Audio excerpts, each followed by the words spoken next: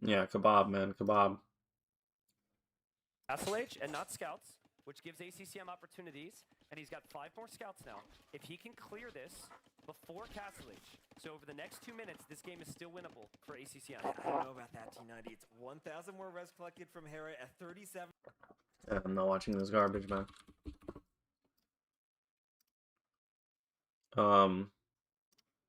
SK, what's up, man?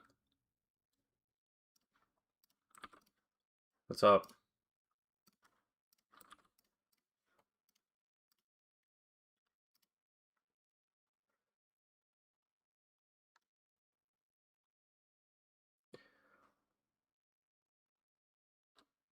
All good? That's good, man.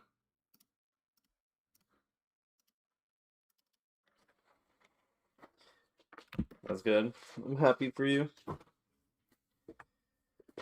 Oh, Shiba is sick, yeah.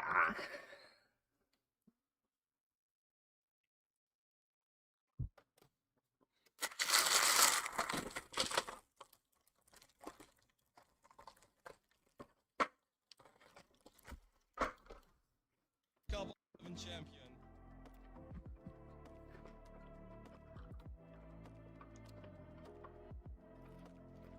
Kev, to be honest, I've never expected you winning the tournament.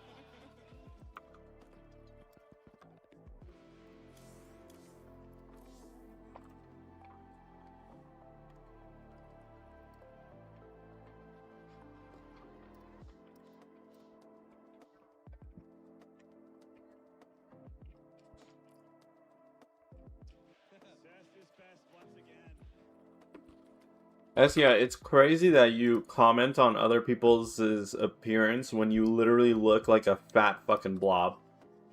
You're like not even a human. You look like an amoeba of fucking meat. I just don't get it. So fucking weird, man.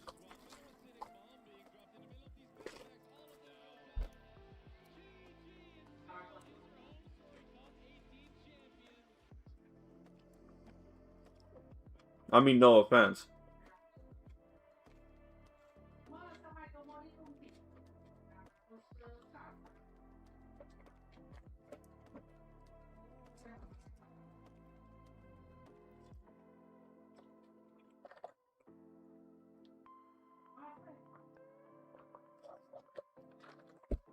SK, when are you gonna do a bathtub stream?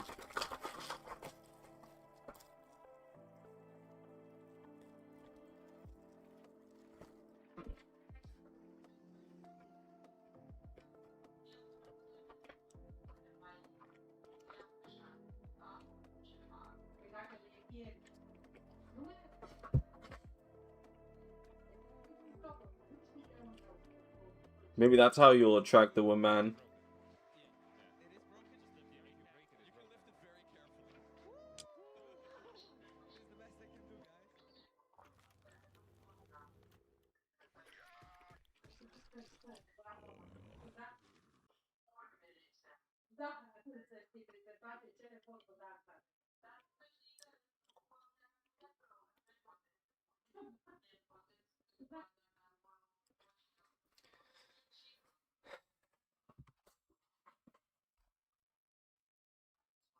What do you mean? SK, you're such a like SK. I don't get it. No one watches you. No one's ever gonna watch you. You're this irrelevant, fucking fat slob. Why are you being so negative?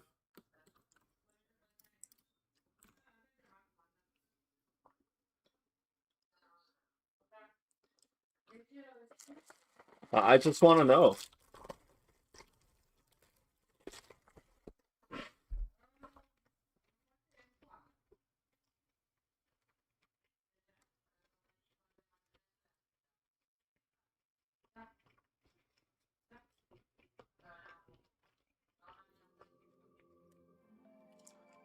I feel like if you talk shit, deep down, you have to feel like you're actually, you're trying harder and or are doing something better than someone.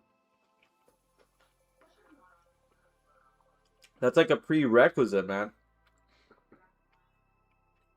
Or you have to actually have shown it.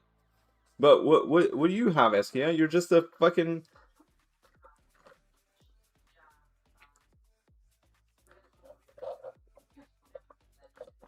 terminally online Twitch chatter. I mean, explain.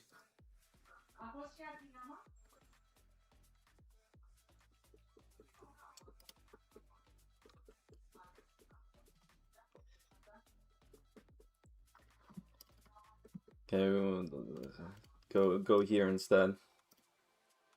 Deserves the applause as well. What a player! Insane. What a play from ACCM. Yeah, seriously. We might not see anyone give Hera that test. We don't know what the final's going to look like, but that was truly something.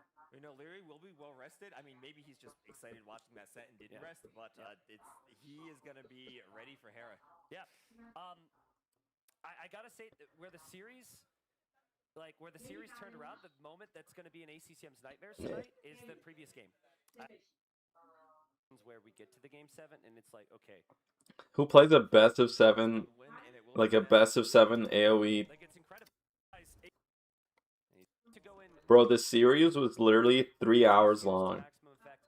The right moment to click up. And Hera was I mean, if that's not that's ridiculous.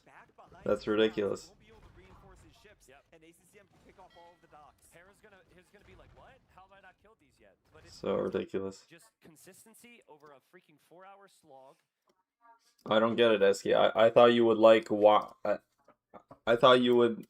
I'm actually nervous, like really nervous. But Eskia, I'm man. also excited in the way. I post. I give fans what they want. Help me talking about our future plans as well, and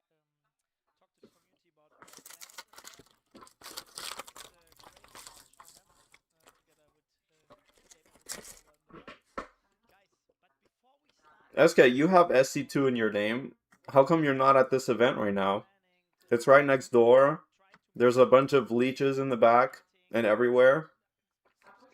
It's the perfect environment for you.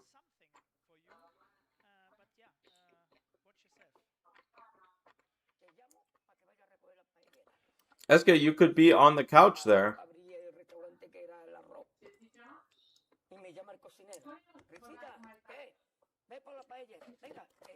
If you tried hard enough, you could be on the couch there, giving your opinion.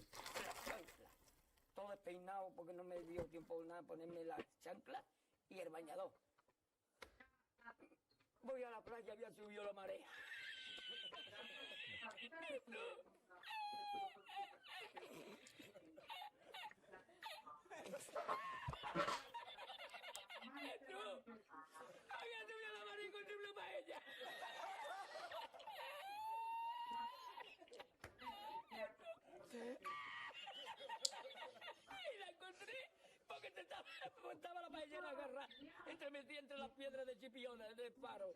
Y cuando entro en el restaurante me ve el cocinero con una paellera y adentro la vende paellera.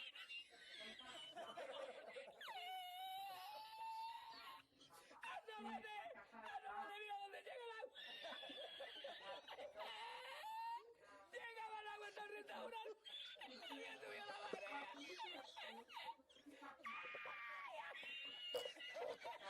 SK, you got anything else to say, man?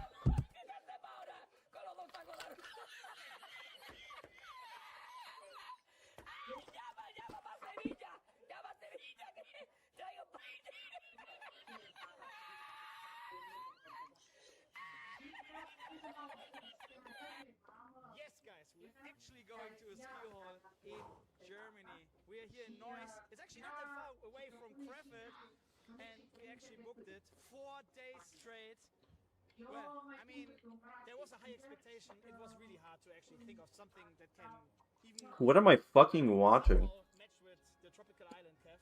I think it's really hard, but we want to find something that is the opposite of tropical islands. That's what I was thinking. You went with the complete opposite. We were very hot and now we're very cold, but it looks sick. Yeah, I mean, it's not only this slope, we also have like this beginner slopes or hill, however you call it. and Silvano, who is a professional. What's your first impression? Right, I'm not gonna go up there, but yeah. Maybe you can do a Homestar Cup and winter holiday together.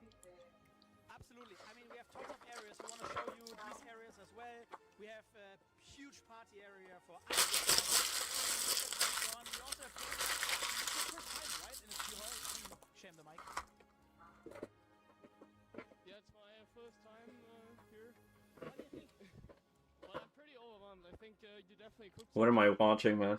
When it comes to expectations, like it doesn't have to make any sense. Like it can be completely random.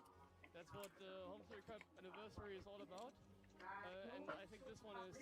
Hero Marine is honestly so deeply autistic, but in like the most lovable, charismatic way. It's insane. Water slide competition. I can think of some stuff similar. Yeah, Raider's already here. This guy actually, he can actually ski, right?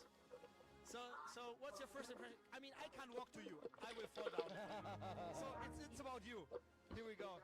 Mr. Rainer, the Italian master. What's your first impression? It's nice, it's nice. I love skiing. And the cold is also nice. It's really hot outside. You lose so I like it. It's super cool. We're gonna show you guys around. It will be in April. We thought of going into January. We tried everything. Was not that easy to match it. That's why we go to the 8th to 11th of April. Oh yeah, Lambo's already here as well. I think he's the best skier here so far. Honestly, I was gonna watch the final, and now. Share everything with you guys. Yeah. Oh, nice. Thank you, Kev. Lambo. What's up? I mean, you thought we are going to aquarium with some fish and so on, but for real. I mean, he kept telling me about going for diving, underwater diving. I had no clue how anywhere close to Krefeld we were ever gonna even find a place that goes that deep with water. But yeah, I'm surprised very positively because I grew up next to the mountains. I love skiing. Yeah, it's awesome. Woody, what about you, man? It's kind of crazy. Krefeld gets better and better. You know, we've been coming here for so long. You've had so many hidden gems. Like, it's how you keep us coming back. Yeah, that's absolutely true. There's so much to speak about, right? For the moment, we just want to give you a first impression. We're going to film a little bit today, just that you know how close everything was. Today, Thursday, you will see this video on Sunday, I think, around the sellout segment here right now. We decided it on Thursday, that we go with this date, that we confirmed also Amy and Mike to move, and so on and so on. There was a lot of talks, a lot of chats and so on, but I'm so crazy happy that we make it work. It will be amazing. We have tons of areas also outside of this ski hall here, I mean still inside, with party areas, with seating area and so on. It will be not a typical experience you expect from an esports tournament with like stage and so on, but we have tons of space, we have tons of fun. And we will have a lot of competitions on the beginner hill there as well. I'm really sure about that. Yeah, guys, let's have some fun. Let's do some random stuff here now. And you just keep following some of the content here. Follow our channels on social media. Take TV on Insta, on X. I mean, you're on Twitter. Maybe I should follow Take TV. Just for Homestar Cup 30, we're going to share that as well with you guys. Just for this content. Single time when we have any news. Because there's so much, we will have shuttles. I keep talking. I will talk live about this. So yeah, thank you so much, guys. I hope you're gonna like it and you support it. Thank you so much.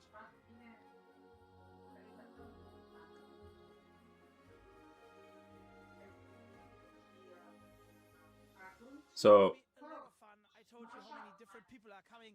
And what the? Well, yeah, and some players are better in skiing than in playing StarCraft 2. One of them is Lambo. So yeah.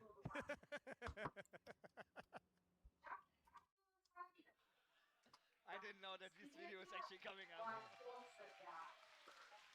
We didn't watch them ski though.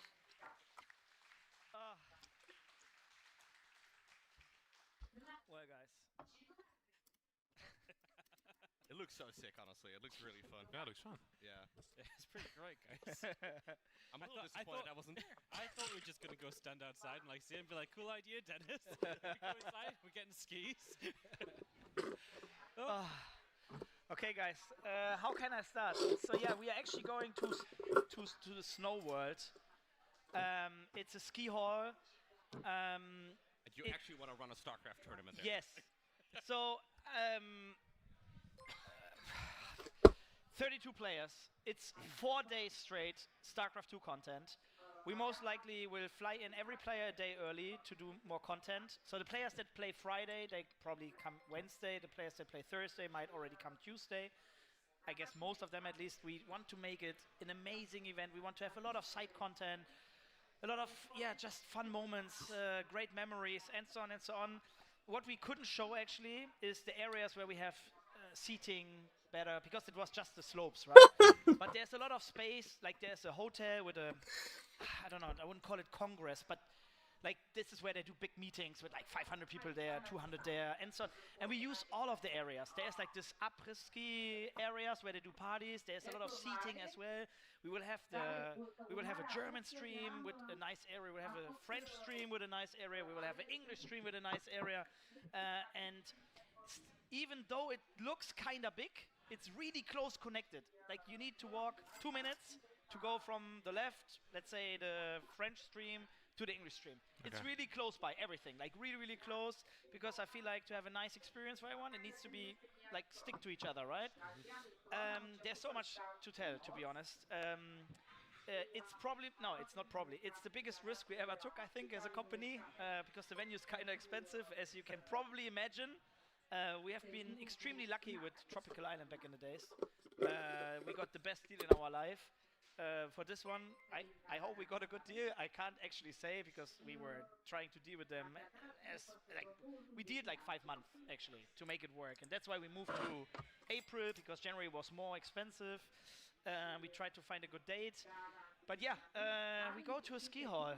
I think it's the first ever esports event in a ski hall, I would say. Yeah, probably. So, guys, we are in the sellout segment. Just that you know, you can support us. We have Ko-Fi, we have donations. You can sub to the channel. You can do the typical stuff you can do at a Homestar Cup. More importantly, first, where do they buy tickets? Can they already buy tickets? Yes, it should be live by now. If you go to the Twitch channel and then go to the chat, there should be the ticketing. I guess HSC 30 might it be. Yeah, you can see the link there. It's just HSC. Oh, just it's HSC. pinned to the top of the chat box. It's already pinned to the top. Yeah. We can go there. Now we are live on the... Yeah, let's go there. There's different tickets. Oh, there's so much... Link öffnen. Yeah. Open the link. So guys, we tried to give you already a lot of heads up. First of all, the event is very close by. It's close to Düsseldorf. Like it's between Krefeld and Düsseldorf. So if you fly in from Düsseldorf, which most of the fans already did in the past, it's really, really, really easy to go there. It's, I don't know, from Düsseldorf main station by train, it's probably 20 minutes. If you fly in, let's say you would take an Uber, it's probably 15 minutes. Like it's really, really fucking close. It has a lot of space. There's one hotel at the venue itself, but there is around 5 hotels, which is just Take 10 TV minutes like away. what Zero But would what be we if he also was do German? is we take care of shuttles. So we will also provide shuttles for everyone from the hotel to the venue, from the venue to the hotel. So this is information we will share with you. I mean, we mentioned it already on the Eventbrite ticketing. In the FAQ, you find some of the day information. Whatever you miss, please let us know, because we also created the Discord, right? So people can meet us on Discord. Two parties. Yes. Yeah, absolutely. Exciting. So, I mean, we will host 2 parties, official ones. We're gonna make it great parties. We have people that want to support us with doing parties and so on. That kind of stuff is also happening. What we haven't been mentioning as well is there's an outside area. We moved to almost mid of April. The chance is not that low that we have decent weather, right? Yeah.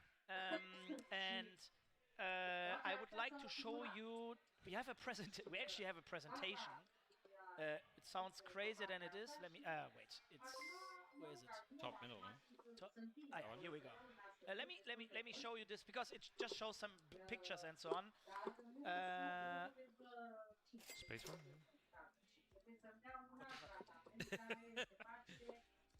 Why is it not moving? That's the classic. What is it? Hey? Wait. Oh, you at the That end. was that last slide. Okay, that makes. Rookie mistake. Okay, here we go. So yeah, I mean, this picture you might have seen already in the video. Let's go. This is just one of the areas you can hang out. So the funny thing about it is there's this big slope, but there's also this beginner area. Yeah, we can do a lot of fun competitions there, by the way. So where are you going to set up the players? So the players is an area upstairs. Okay. It's a first floor. It's inside, not in the cold area. Yeah. And you can watch. You can see the outside. I mean, you can see the slopes, right? So fun.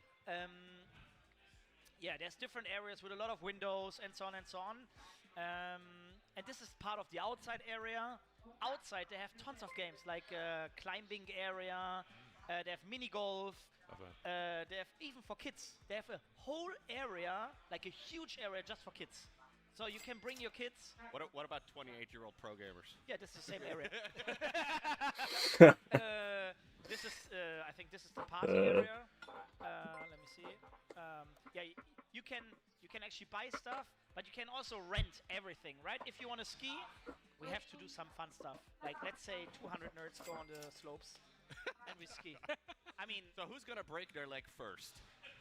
I think we should do bets on it because it will happen. Yeah. But it's a once-in-a-lifetime experience. That's fun. Breaking your leg is. Yes. And at a home story cup. Just to give you some ideas and some impressions. This looks so much fun, though. Europeans don't give a fuck about getting sued. It's really hard to catch up everything because it's so big. It's huge. This is some of the outside area. This is more so for funny. us. There's a different area for the small kids. Yeah, this is also a great place to have some accidents for Terran players. Whee! Oh, yeah. There's the mini golf area as well. So yeah, there's tons of areas where we can have fun. Looks great. Yeah, that looks really nice. And yeah, guys. I mean, we talked. I mean, we talked about it internally a little bit. Like, this is the most expensive event we ever did. We want. Our aim is to get 1,000 people. 1,000 people there. And 1,000 people. Eskia, see you there, man. Eskia, are we gonna go skiing? Yes. I'm not gay though. I don't ski. I snowboard. What's the maximum for us? I guess it's like I would say 1,500 to 2,000. I don't think Eskia even knows how to walk on snow. He probably like waddles around like a fucking penguin and just falls. On the concept, that's what I want to say, right? Because there's so many areas. If we use them in a nice way and have a nice surrounding everywhere and so on, then we can actually fit a lot of people in there, right? So yeah, thank you for your support. Dude, you're white. You're Dutch. On Ko-Fi, you can donate. We keep doing. Eskia, what's your citizenship? Eskia, which passport do you have? And we brought a little. Be honest now. As well for today. We have someone Dual what? who's not living around the corner, probably on the other end of the world. Let's say it like this. I think. Which passport do you have? Probably right now. I don't really know, but I don't know if you can hear us already. Mike? Which passport do you have? How are you doing? Let's see. Mr. Mike Moorheim. Hey man. Which passport do you have, man? It's going great. How are you guys doing? Oh, we're doing great. Man, we're doing great. We just announced the Home Story Cup 30, the location, the ski hall. Mike, did you ever go skiing? You have them both? Yeah, I like. Which one do you use, man? Will there be snow? I mean, they're both like valid right now. You literally carry two passports around. Slope where you can ski actually. Okay. I don't think we'll be. The Devore must hurt him. What are you talking about, Eskia? Like, we might find some new ideas for perks. Someone skiing with you. Eskia is such a judgmental fat fuck, man. Like, I just don't get why he's so mean. Yeah. He's such a judgmental, mean cunt, but he's like the biggest fucking slob ever. It's like just quintessential fucking terminally online retard that doesn't do anything to improve himself, but he shits on everything around him. And then he's like fucking victimizing himself. Oh, life is so hard. Fucking retard, man. God, you pissed me off. It was in November. Yeah, that's right. And this is Just don't get it. I don't even know why you know this. Like, why do you know Mike Morhaime got divorced? Like, I don't give a fuck about Mike Morhaime's life. That was such an Good for him, amazing man. event. It's like, We still talk about it all the time. why do you know that? I just don't get it. Great. So we're very excited to experience Home Story Cup 30 next year. So you bring the family, right? Amy's also coming. The little one's also coming. Like, what does Eskia do every day, man? He just like sits in fucking Twitch chats, man. Like, he's like, Olivia's 11 now. Exactly. he's got like 10 Twitch tabs open, and he's just like typing in all of them. 11 years. Back in the days, she was like 5 or And then he like opens his X feed, and then he's like, yeah, it has. fucking tweeting dumb shit. 4, but yeah. And then he plays a Han game at the end of the day. He's like, that was a hard day's work of being terminally online. We took her to Korea. She watched the Hearthstone finals out there. So she's been surrounded by esports. Oh, that's great. That's great. I mean, we just mentioned it in the stream. I mean, I guess someone's got to do it. Just like, you know, so there's got to be garbage men. I mean, I'd happily work in sanitation, man. You know, it's just like there's got to be garbage man. There's got to be the Twitch chatter, like the terminally online Twitch chatter that gives subs. Is a central part of the ecosystem. Otherwise, this whole pyramid scheme crumbles. You know. Which, speaking of which, Eskia, you owe me some gift subs. A different type of that. So, Mike, it's so nice. You don't think the garbage man doing a civil duty that benefits everybody is way relatable to Twitch chatter? I think it's much closer than you think. And we hope to bring many more great people to the event. I mean, of course, there are things that are more immediately biologically necessary, but Spread the word. Tell it everyone. They can't miss out. feel good today. Long time no see, man. We will. That's going to be an amazing. I think Slardar also owes me some gifted subs. Slardar and Eskia, they both owe me 10 gifted subs each, 20 gifted subs total. Everything that you've done over these years for StarCraft and the community. It's Home Story Cup is such a special event. Yeah, 10. Well, I mean, Eskia, if you're poor, I mean, I think this is great words. I'll accept 5. I'll accept 5.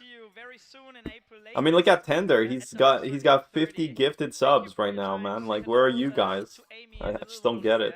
And hopefully see you in April then. Think about all the... Talk to you soon. What the fuck? Eskia, man, save your fucking money, you bum. Very cool.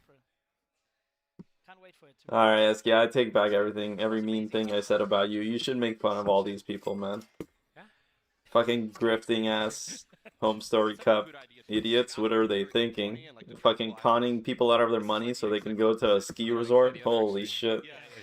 Cringe, man. I can see it 100% work really well. Can you believe that? I hope so. I mean, in the end, it depends a little bit on good planning, right? Like, make Guy's worse than zero, man. to have a good time and They're asking for 25,000 euro. 25,000 euro. He had so much good content for number 20. Like, I'm sure 30 is going to be the same, yeah. 25,000 euro. also learn from 20 quite a lot. Like, I'm only asking for 5,000 dollaroos. I remember that. holy shit!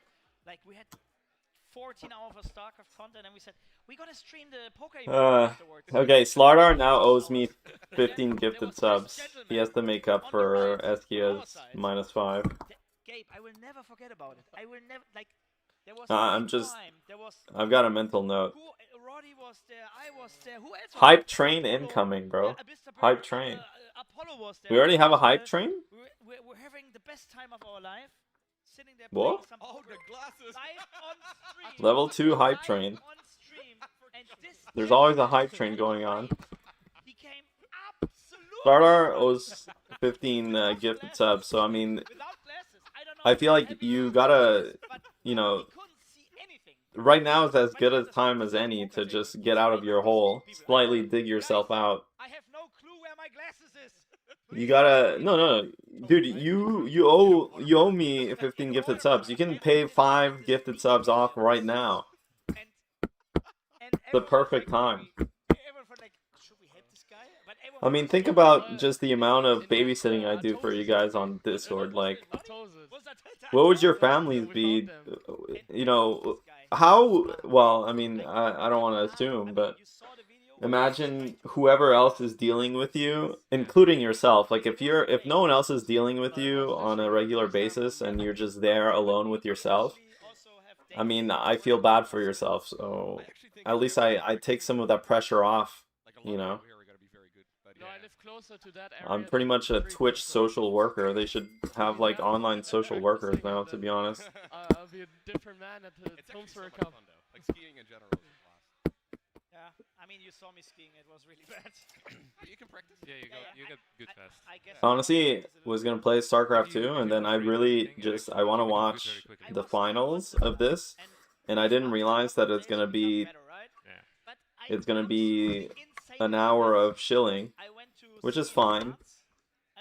I just want to watch the final. Slope that is too heavy for me. I am one of these guys you don't want to have on a slope. Like Twitch psychopath? Am I a psychopath, you think? The slope, and on the left it just went down. But they had nets on the left, but it doesn't help. If I come there with 80 kilometers per hour, I will just fly. You guys really think I'm a psychopath? And I was like, once I was falling down. I'm genuine. I'm genuinely serious. I'm genuinely curious. 10% psychopath. Without the skiers. A little risky. Yeah.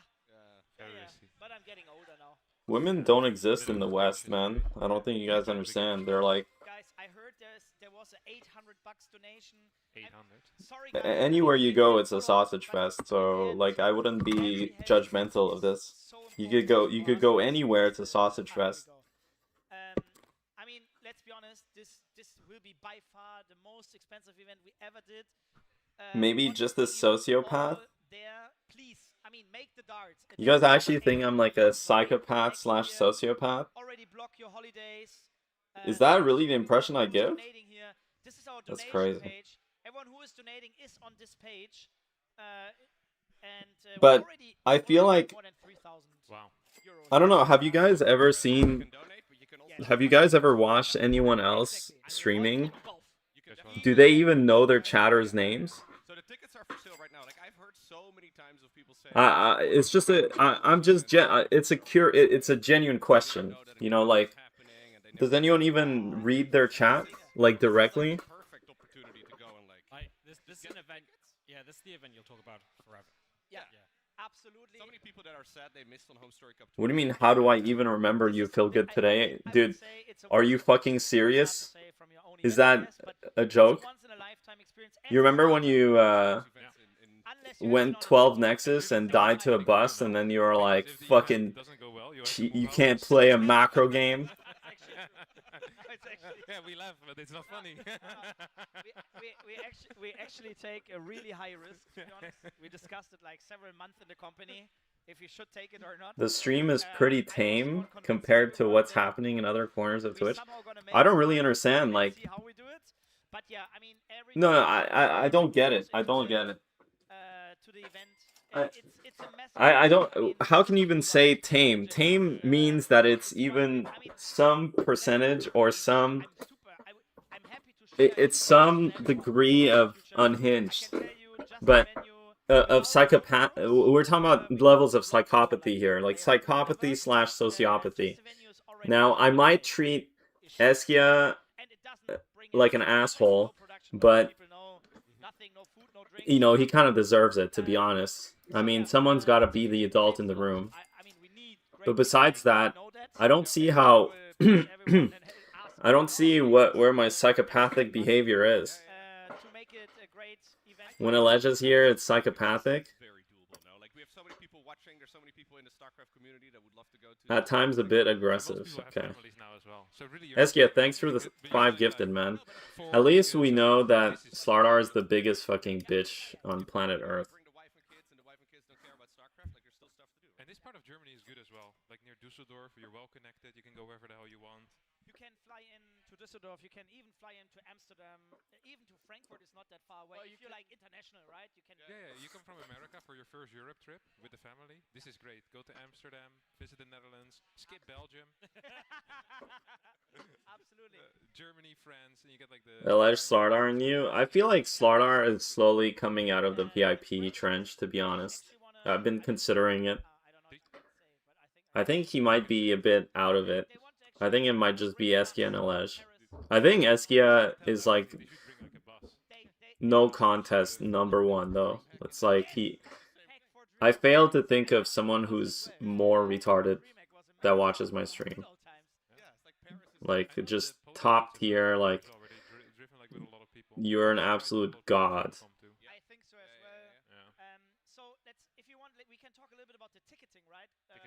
It's important. Feel good today, man. I am sorry to hear that. Guys, go through the page, read everything. So we have I'm sorry to hear that, man. We have a single day ticketing. So if you just come one day without the fee, it's I think 40. This is 120. But I mean, who fucking asked you? You can see the fee there always. So 4 days is 119 euro, I think. If you go a single day, it's around 40. Feel good today, man. You're fucking trolling so hard, dude. Dude, just message me on Discord, dude. If you want someone to talk to, you can private message me, man. I'll answer, dude. Don't fucking take your shit on Twitch chat, man. It's like the worst place to fucking get mental health support.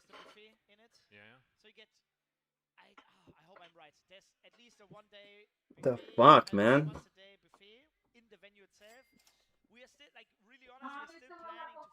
Okay.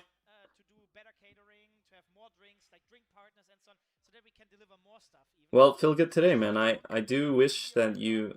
Listen, man, you can't... The thing is, this is not the appropriate venue for me to be the most genuine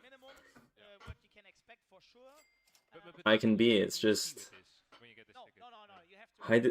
What is... Oh my god, I'm getting bait. Dude, this guy's rage baiting so hard, man. Yeah. Rage baiting me, man. Which part of Heidegger are you into? Like the Nazism part? This is where you can go to the VIP area, go to the players, you get your own drinks all day. You have food as well, you get a t-shirt. I don't know. Exclusive access to the player area. Yeah, exactly. So we make it a nice area as well. It's a little bigger as well than downstairs here, right? Makes sense. And a little bit colder, perhaps. Absolutely. Yes. I mean, I hope it will be colder. Yeah, okay. Absolutely, it will be colder. I'm sure it'll be colder.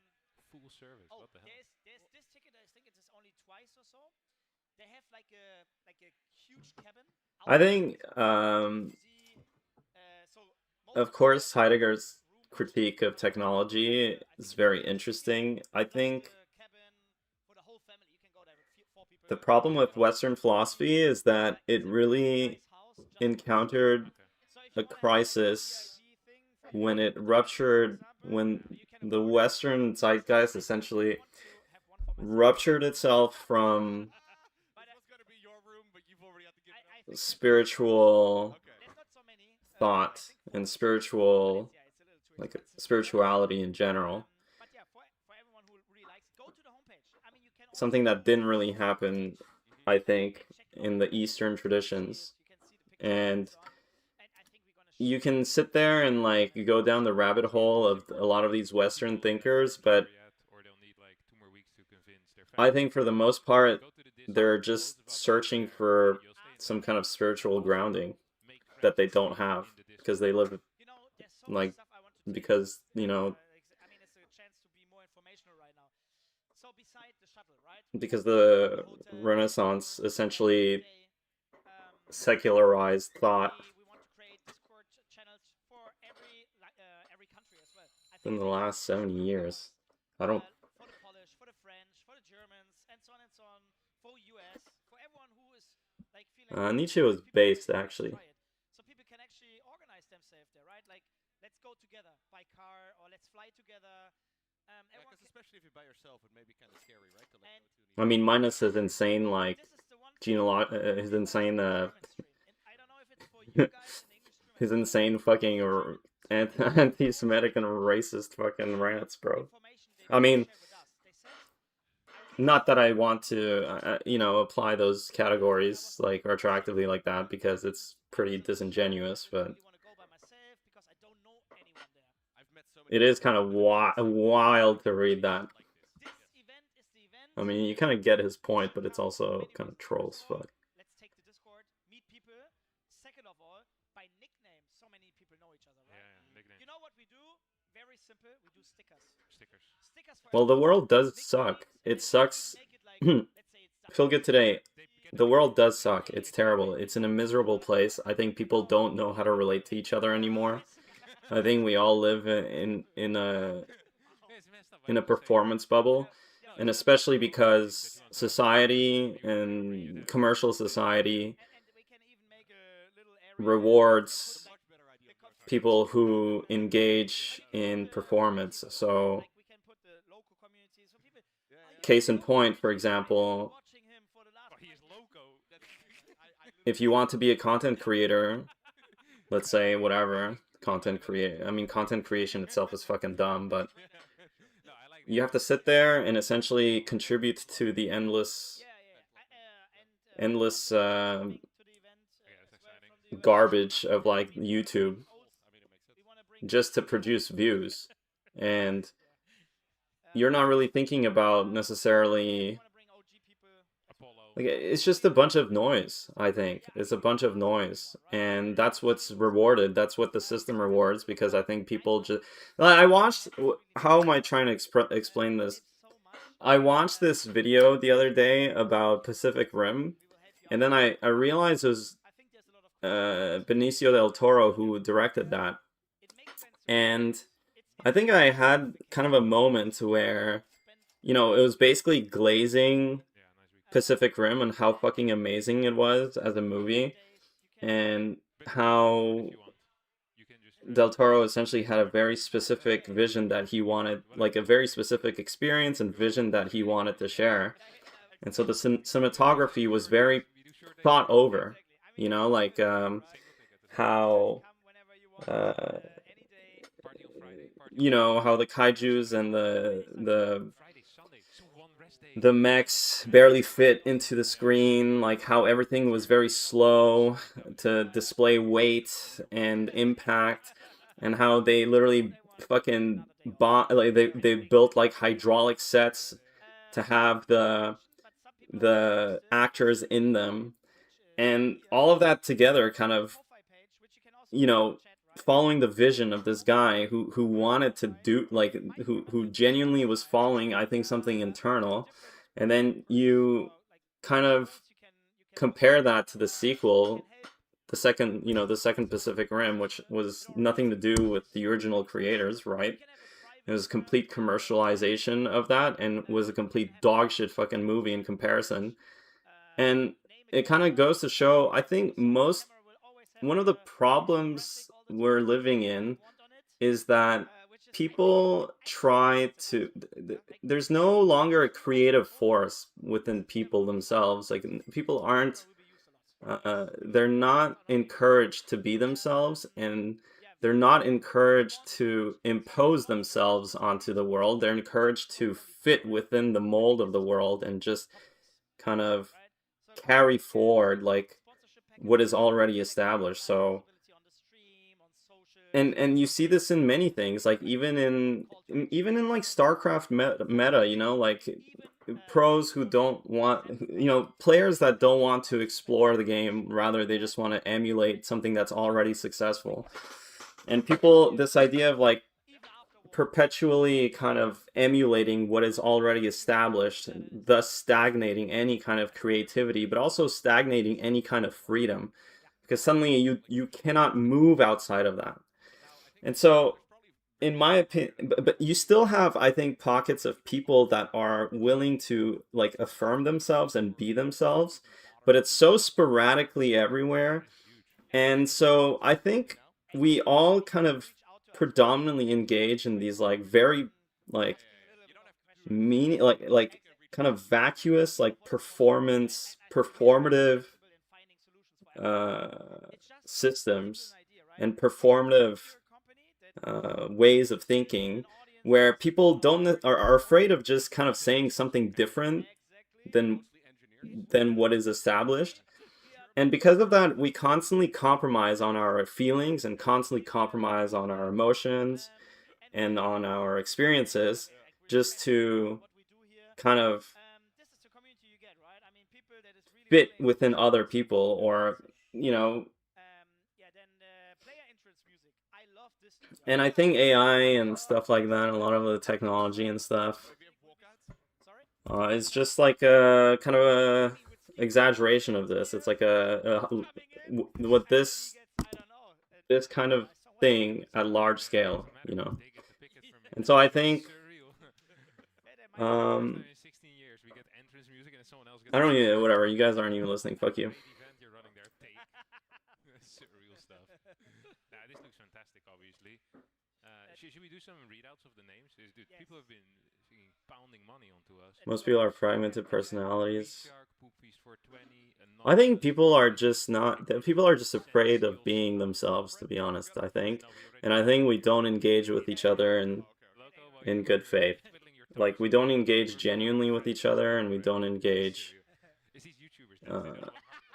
and I think everyone's kind of numb. I think the Matrix was actually, like, very much ahead of its time, and was much more literal and on the nose than anyone really gives it credit for. And I think that is exactly what we're experiencing. People are just plugged into these social norms, and because because they've never learned to deal or to perceive life existentially, or deal with that existential vertigo that underpins, you know, existence. And we never talk to each other from that very baseline experience of you know, just being. And I think it's because of that there's a tremendous amount of suffering. Because we only interact with each other in very superficial ways, and there's no, like, grasping of reality or of life as interconnected with the universe, and it's totally just debased. I think that's why everyone's miserable, and everyone's chasing, like, you know, we're subjugated completely to money. I mean, money literally is our god. It is the penultimate system that controls everything, whether you like it or not. And we have a terrible relationship with it. Well, it's not that we have a terrible relationship with it. We cannot have any other relationship. It is...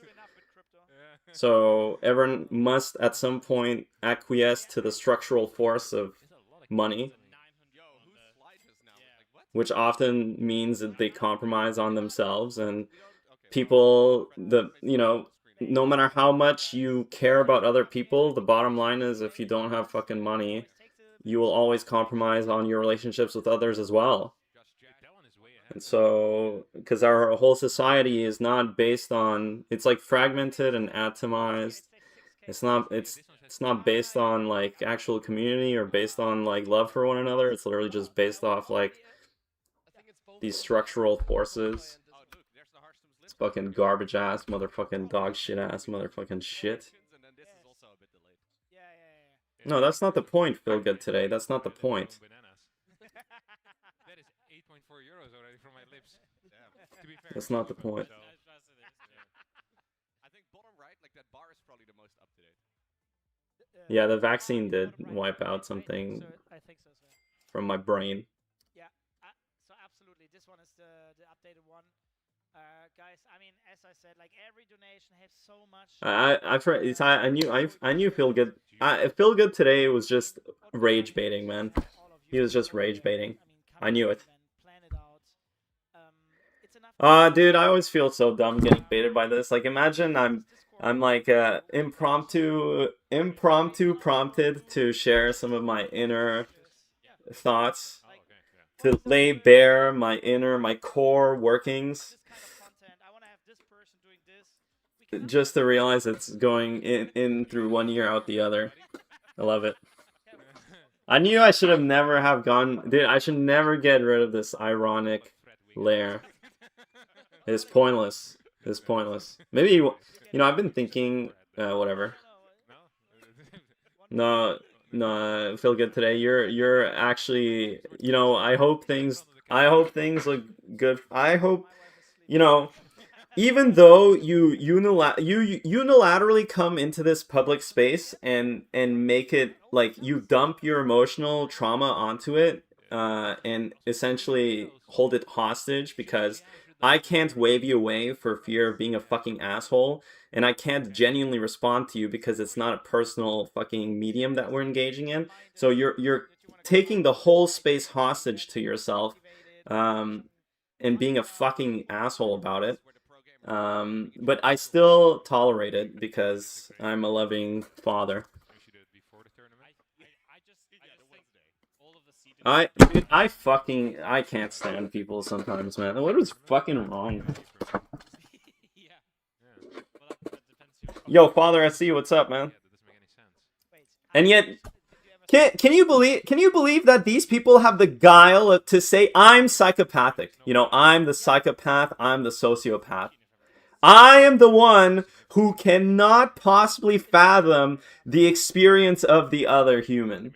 I am the one who is incapable of empathy and sympathy. It's crazy. It's crazy. It's crazy. It's crazy, man. Absolutely fucking rage baited, man. Absolutely rage baited, man. He's still going! This guy! He's still going, man! Feel good today. I don't even know why I would ever not have you as a VIP, man. You're a very important person to this chat. A very important person to this chat. Actually, maybe he was just upset that Eskia... I think he was upset that I said Eskia's #1 retard. He was like, hold my beer, guys. Let me show you something. Let me show you something. I read a lot of books. Guys, I know more about reality and experience because I've read more. I have you know, people tell me what to think, and therefore I know better what other, you know, what experience is all about. I love it. I read a lot, so I'm very cultured. I've honed my mind. I'm a fucking... I read the meditations from cover to cover. I'm a stoic. And there's other players that really like to play poker, and fans and other people we're gonna invite, right? I'd be a great therapist. I genuinely think I'd be a great therapist. You guys would be surprised.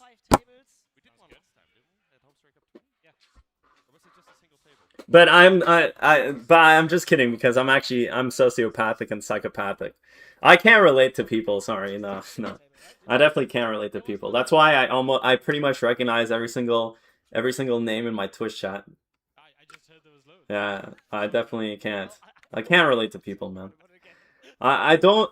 That's why I have a hard time not responding to someone in chat. It's crazy.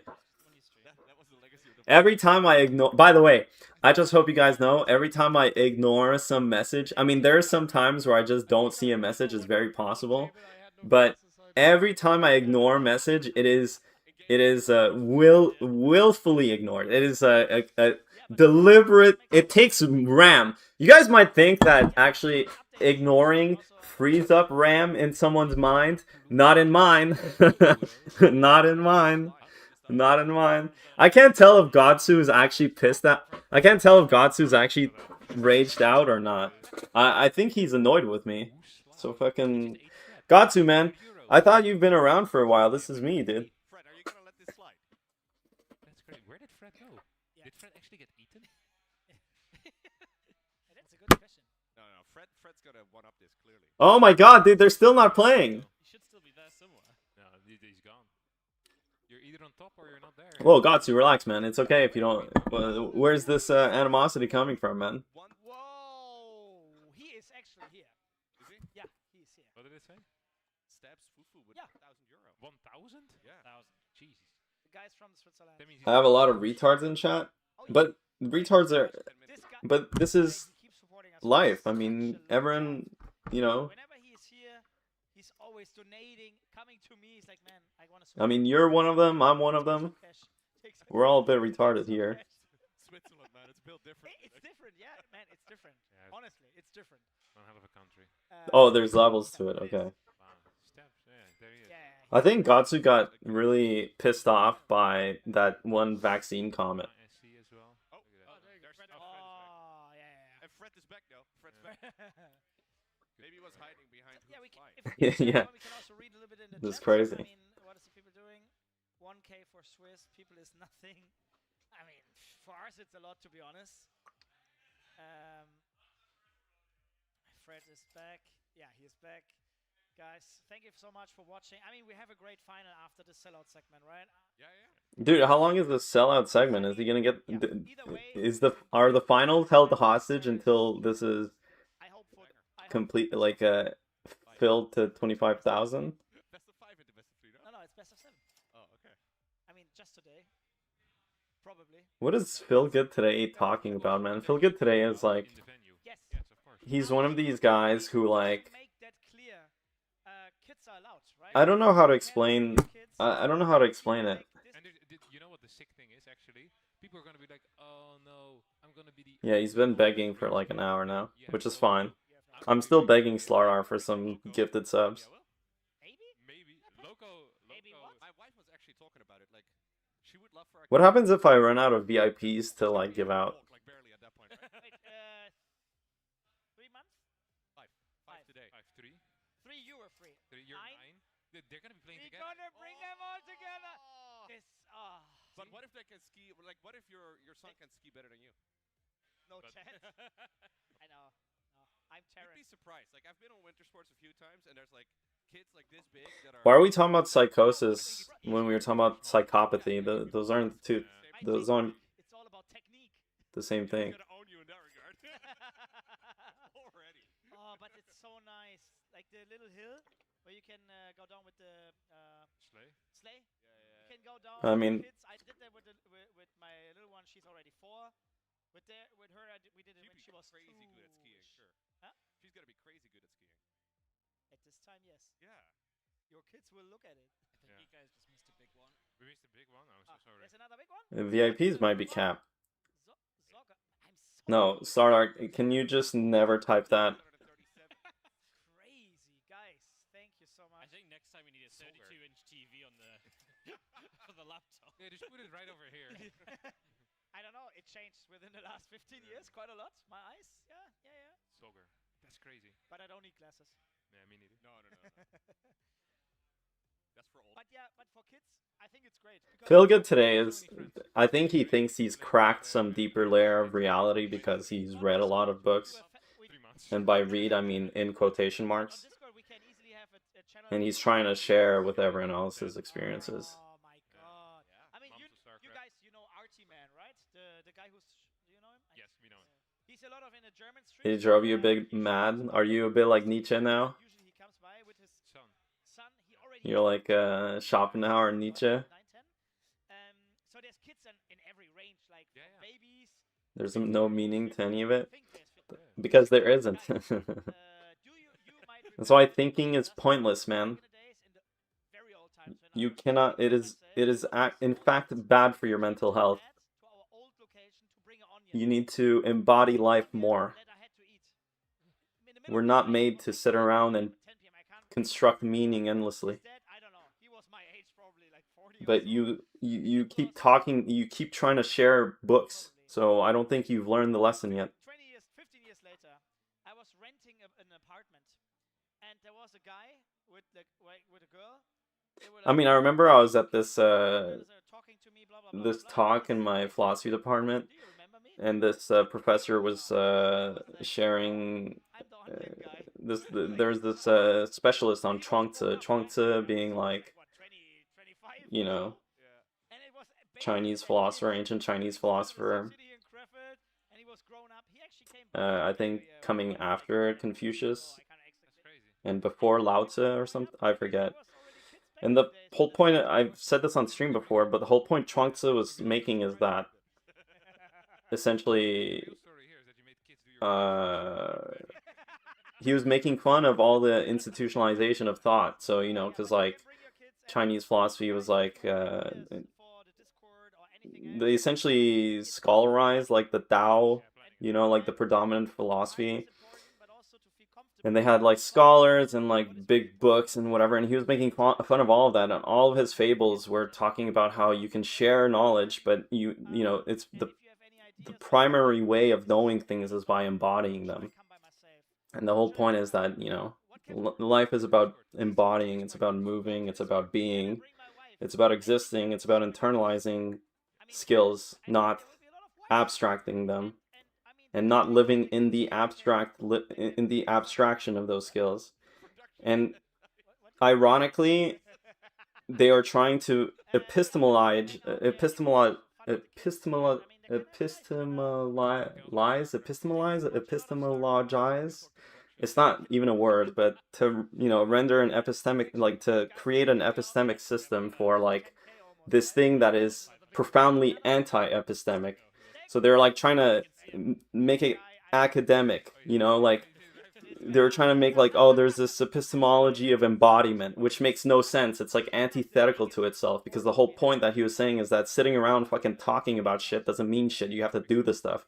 But it was like a whole room of people that are sitting around and just kind of thinking about it. And like, that's when I knew, like, holy fuck, I need to get the fuck out of here.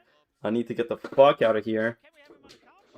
No, you're not too retarded for this conversation. I'm just being, I'm being psychotic.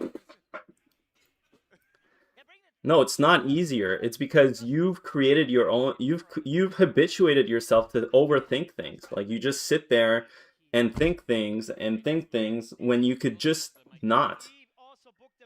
It's a habit, man. You can change the habits that you have. You can change your identity. You're not like, it's not something that you know. You're such a great supporter, man. We can't wait to all go to the Homestore Cup 30. No, yeah, depends on. Let's hear it. You know what? I'm so glad. I feel good today. Feel good today. You don't need to gift sub, man. I'm doing this public therapy session just for you, man. Public therapy session just for you, for free. No gifted subs required.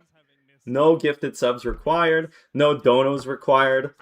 Just free mental health just for you, man. It's definitely cool to see something really ambitious happening in the StarCraft scene. I think a lot of people... Chinese philosophy is based. I think most East Asian, not even East Asian, Southeast Asian, whatever. The thing is Buddhism and like even Flash. Hinduism and stuff. Is like, it Flash, dude? Or thank is you. it I love cock. Yes, yeah.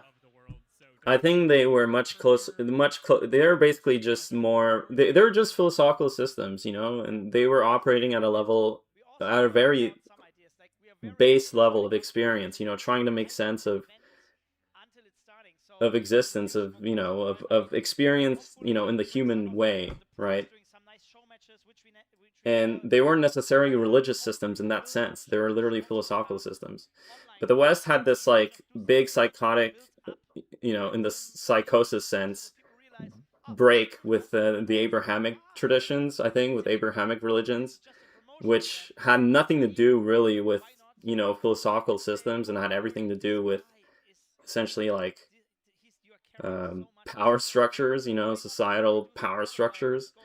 And then I think on top of that, industrialization and like modernization and like the essentially scientific schism as well, this like kind of overly logical, overly positivistic way of thinking was a second kind of like schism, where people were even further divorced from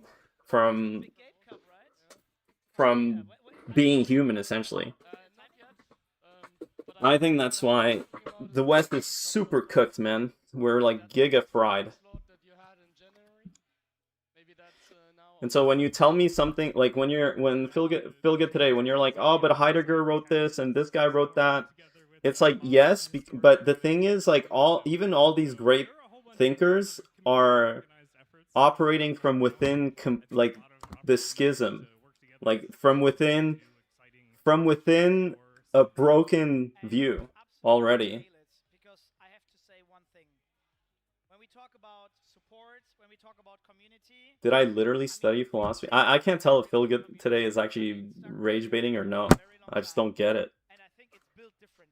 It's built different. It's built I think there needs to be a reversal to religion and spirituality. I think people need to be more in touch with just existing. I think people need to be more in touch with existential thought. And I think humans need to be more humble about their role within the universe. I think we think that we live in this world of abstraction where we think that human thought, because it can we think that rationalization is like the deepest level of reality, and it can capture reality as it is. So in other words, when we say that we know something, or when we say that we can explain something, that's when we really think we can touch the thing. That's why you hear people like, oh, do you really know that? Do you really know that? And all they're really trying to say is, do you have an explanation for that? Do you have an explanation for that? And we act as though human reason, which is just the human way of living in the world, it's something that we project onto everything, but it's not exhaustive of it. Human reason is limited in that way. And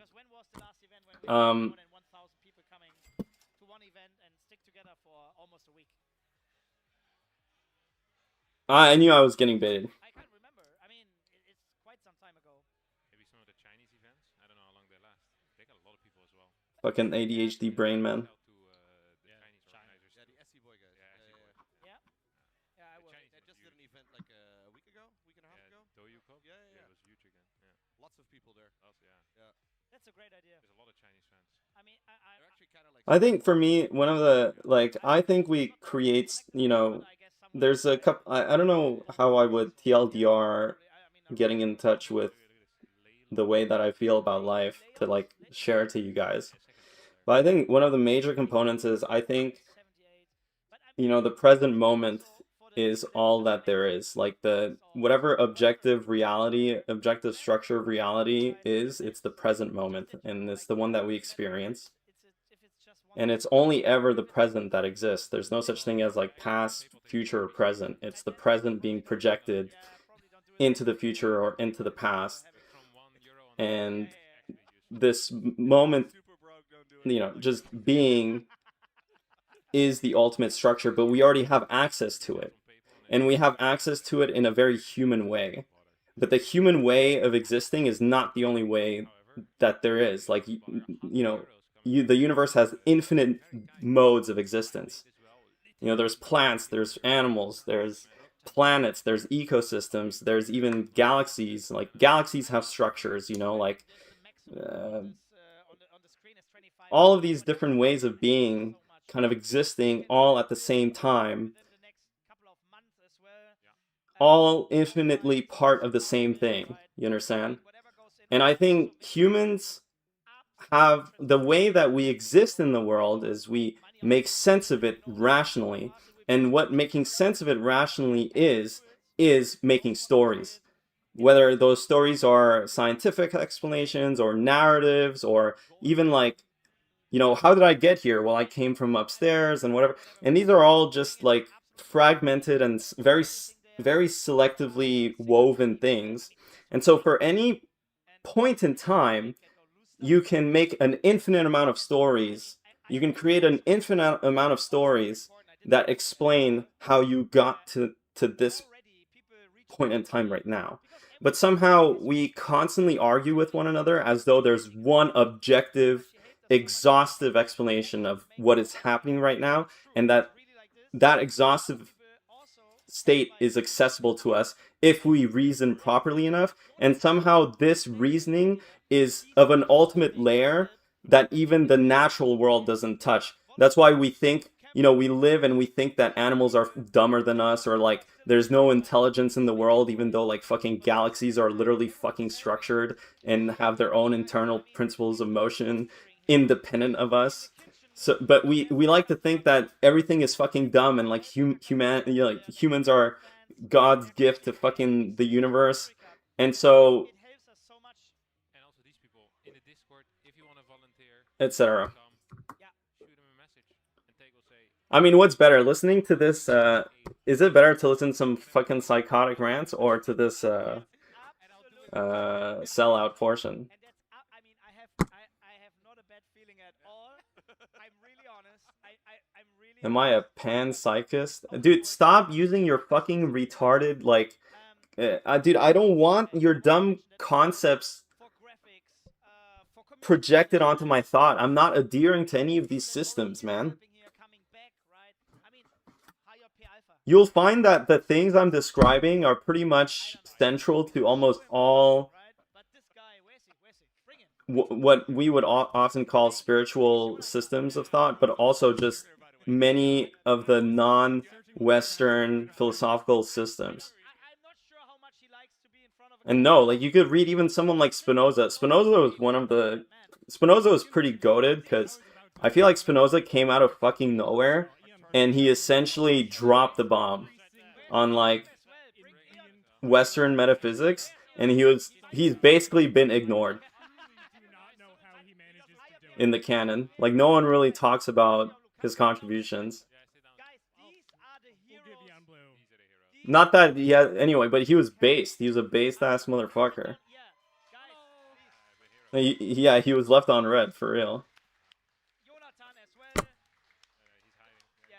So, Lanny Langasm, I think people just, you know, people don't like thinking that our systems of meaning are, in a sense, people don't live comfortably with that existential vertigo that is meaning is constructed. So for me, I think existence is primary and meaning is secondary. It must be like this.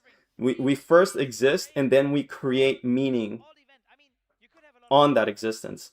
But we live in a world that has inverted that relationship. We think that meaning is the ultimate thing.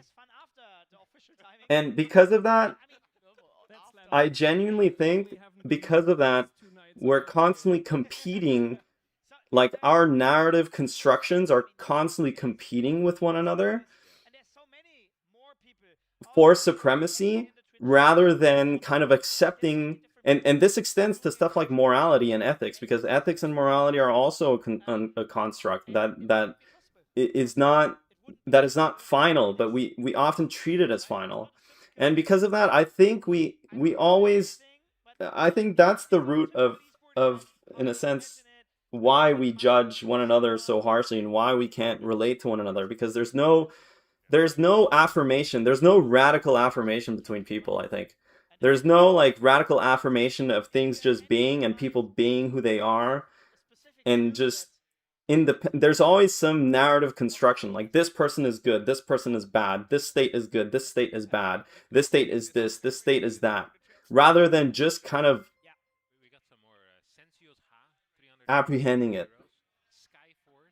There's no truth. Well, there is truth. The truth is right now. You know, the truth is like what you're living right now. Truth is being here. Like no matter how much I talk, I'm still truth is like the physical reality of existence. Like no matter how much I can sit here and babble to you guys and your fucking minds are wondering or whatever, I'm still in this moment right now. Physically bound by this body. I'm breathing. I cannot escape reality. Like I cannot just turn it off. I can't. This is what ultimate truth is. Like just being, existing in the moment, which is the present, which is ever present. That's what truth is. But no, the way that we talk about truth is in this narrative explanatory conception of it. That, oh, you need to have a story, or you need to have this, or like some... It's not the same. It's a rationalization. Like we think truth is a rationalization. No, but you see, Ratslaw, that's the problem. You see, like you're stuck in that circularity of it. You just have to step out and just see there's nothing other than the present moment, bro. See, Ratslaw, with all due respect, I know what you're saying, but you are, in my opinion, you are right before you're at the door, man. You're like knocking at the door, man. You haven't walked through it. You have to abandon science, man. Science is just another story among many. That's the thing. Like, even as you know, what's funny about Eskia is that he might be fucking VIP retarded, but he actually, some part of him actually gets this, which is surprising to me. I mean, we all have redeemable aspects. Science is just another story we tell ourselves, and this is the modern. I think it's the modern sickness. We think science is the ultimate story. It's like we live in a religion of science, of scientism, really, these days. Especially for the Germans, I gonna bring back I can't wait to hear Phil Good today's take on this. That's a scary one. Yes. It's my fast. I know. I'm making sure you remembered who made you. I know. Yo, this is the best stream I've had in a long time. I never watched it. Well, this is so eye-opening. I'm having trouble against cross-spawn Nexus first. Is possible to play it without having to pull the boys? Yes, it's possible. You don't have to cross-spawn Nexus first. You shouldn't pull the boys. Cross-spawn Nexus first. The thing with Nexus first is if you play, like, if you have a... So Protoss actually need... They have a lot of different 12 Nexuses they can do. Most of the 12 Nexuses they do, they cut probes to be safe against busts, especially because they can't guarantee that it's cross-spawn. So if they do a version that cuts too many probes, they're actually not that far ahead. Against 12 Nexus, if you let them have 12 Nexus, the biggest thing you need to do is to prevent a third base very fast. That's it. If you can keep Protoss from expanding before 6:30 or 7 minutes, you're in a good position. That's the... But Ratslaw, do you see how you're using scientific terms to justify science? Like, it's circular. You're assuming the premise of what you're trying to prove. Like, you're saying, like, real science is that which it is. I'm not saying religion is a good thing. Yes. So science is, like, I'm not saying that. So listen, our systems work. Like, our technological systems, our symbolic systems, they work to produce things of meaning. Like, we interact with the world in a meaningful way because of them. But what I'm arguing is that it's a very human way of... So the way we perceive science is that science is the ultimate reality. Like, we've somehow touched reality as it is, underlying everything. Like, the base metaphysical form of reality is how it is science. But the point I'm trying to say is, science is but a human way of apprehending reality. It's a very specifically human way of apprehending reality. But we don't treat it with that level of humility. So I'm not saying that the science and the technology that we create is useless or worthless. I'm just saying our relation to it is incorrect, or our relation to it is narrow. That's what I'm saying.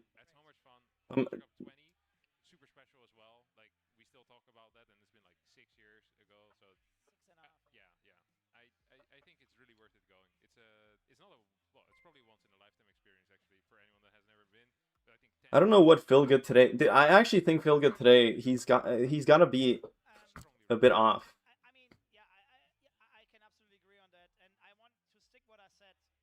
Like, he just, instead of actually just, I don't care about your authors, man. Like, who's he talking to? Is he actually being like a schizo? Who's he talking to? Is he being a schizo?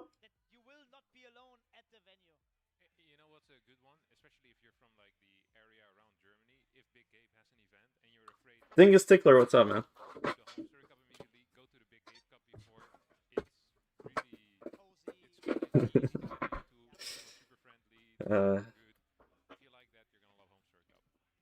I wonder what proportion of my chat thinks I should be in a mental asylum and what proportion of my chat thinks I'm cooking.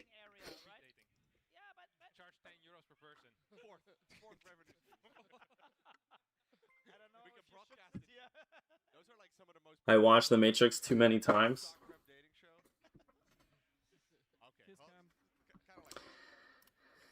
Could be, man. Could be. Sylvan Librarian, what's up, dude? Okay, guys. I mean, it's getting late now. Slowly. It's 11:30. Yeah, there's no inherent right or wrong. It's okay, guys. Everyone. I mean, morality is just like a system, a coordination system. I think most of our systems are coordination systems.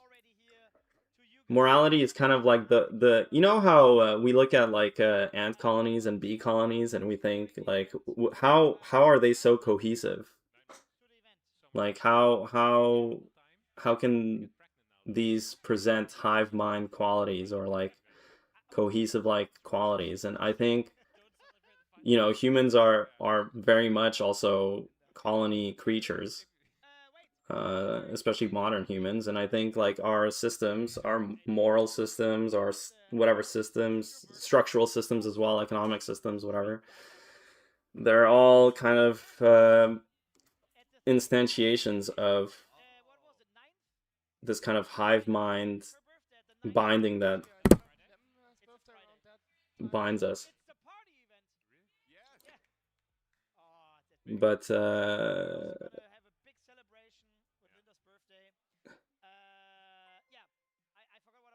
quantum physics contradicts our existing laws of science. Are we blindly worshipping something false?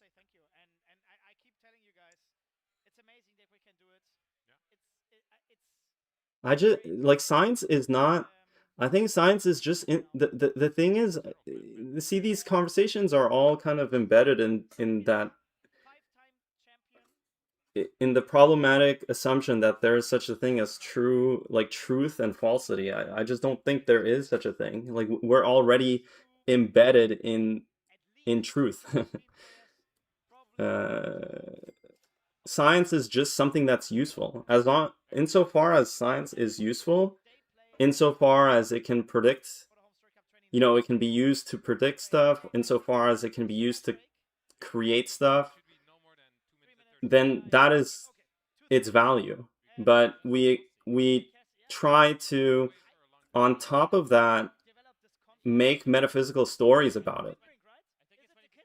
So, you know, for example, people, you know, I think this positivistic kind of, the scientific intuition to ask for false, you know, for falsifiability or like for truth conditions, which is part of the scientific process. It's part of the like the philosophically defined process of what science is, you know, of empiricism and so on.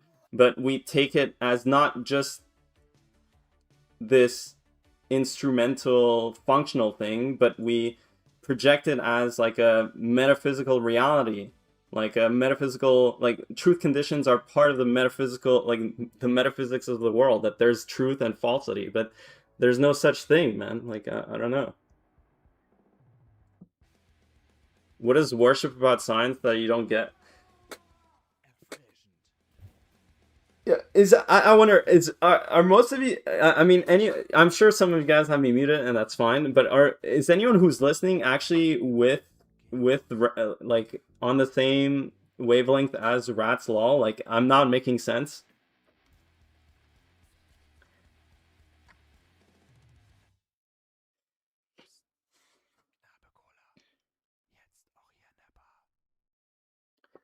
I'm a moral anti-realist. That's fine. Epic. Dude, I'm getting dragged back into it. I love it.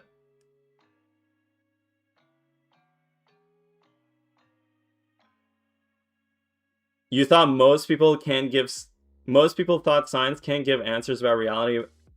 Yeah, Inside Job USA. I think most people think that, though. I think. No?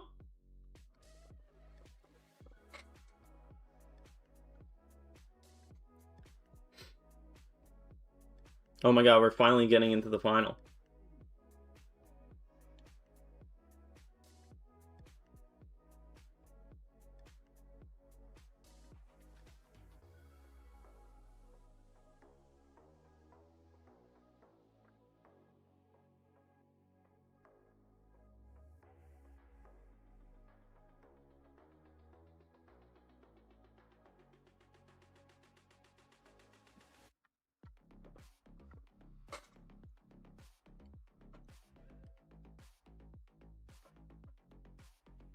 I'm trying to remember.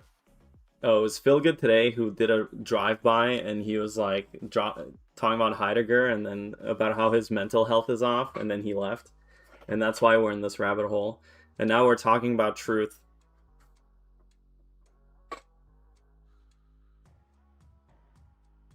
The whole pulling science down to the same level as religion and using religious words to describe it pisses me off. But science, like...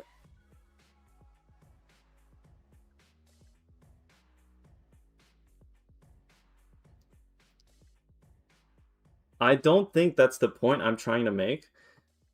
I do think that science is, in a sense, more functional than religion. But I think our relationship to what science means is similar to our relationship to religion. Okay, it's a bad word then. I'm sorry for using a word that pissed you off. I could use a different word. Yeah, okay, now we can have a semantic debate on words. I love humans.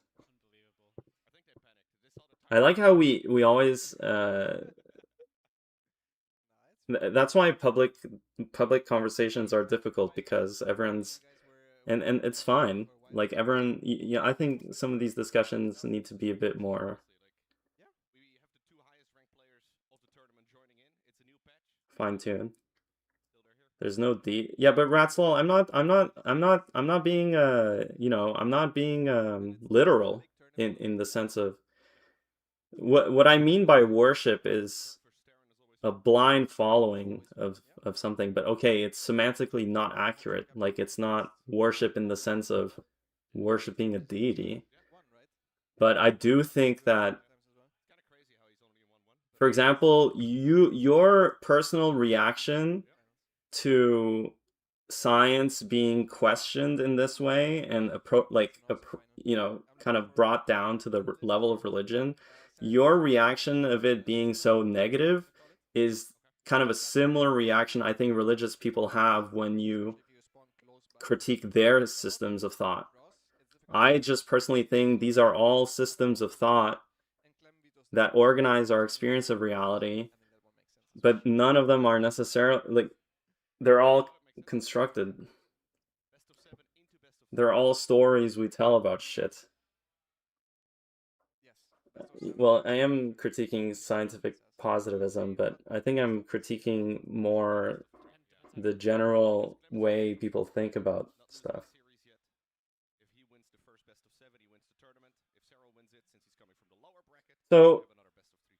So there's okay, but Ratslaw, I think there's also a distinction that needs to be made, because there are different.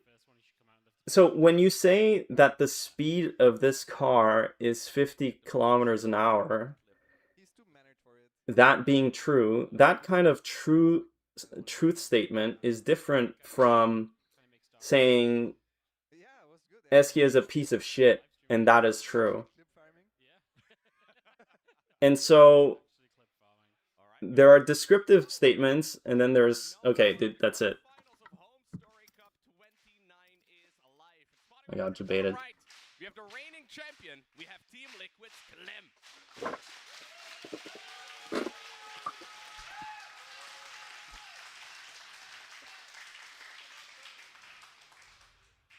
And of course, in the top left-hand side, we do have the red Zerg player who completely. I mean, Ratslaw, I'm sorry, man.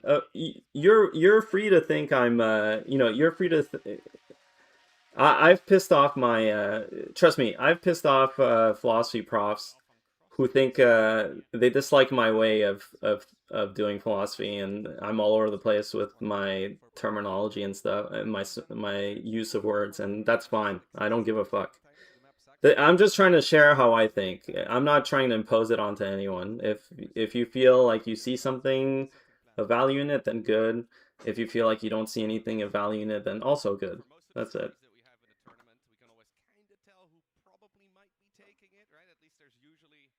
A strong suspicion on who's going to be the better player, but Cero versus Clem, I mean, they've played a bunch of times. Maybe Cero has the slight upper hand, but yeah, I'm really not convinced. Feel good today. Thanks for the sub, man. I don't know when you sub, but you sub. I appreciate it. The least you could do for my free mental health. Look, feel good today. You've essentially induced me into a psychosis, so. Do you guys actually know if it's the quickest to scout through the tubes or through the sand? I mean, I think so. From natural to natural, is that faster? I understand why you hate religion, and I think Abrahamic religions especially are even spiritually bankrupt, to be honest. But I think most of the alternatives in the West are spiritually bankrupt. Because we think only in scientific terms. We think only in terms of like I don't know how to explain this. I feel like you either get what I'm saying or I don't. It's like our systems of value are so cooked. I just want to see what Clem does. I can't believe Rainer lost, man. It's a different RAM from all the other maps. No, you wouldn't. I would just. Yeah, it's weird. But what Zerg players can do, the reason he's walling it is you can send a drone just randomly at some point to scout the main base, and it's a rats, man, rats, lol. I just don't get why you're so mad. You're as mad as like Christian people are when you tell them I'm Jesus. Like, do you not see how you have a very similar emotional reaction? Like that's what I'm trying to point to. Like I think you have that kind of unwavering belief in science. It's not science. Like science doesn't even have. It's not even a valuative. The problem is, you know, for example, this psycho Sam Harris, and how this idea that we can somehow map human emotions quantitatively and scientifically such that we can create like ethical systems that track the maximization of those values. Like that's what scientism leads to. It's like when you start seeing the world just in those terms. No? Like I don't know, whatever, man. I guess I'm a bad communicator. I should just shut the fuck up. This is why I don't fucking talk about my I don't talk about my takes on stream usually. Just always a bad rabbit hole.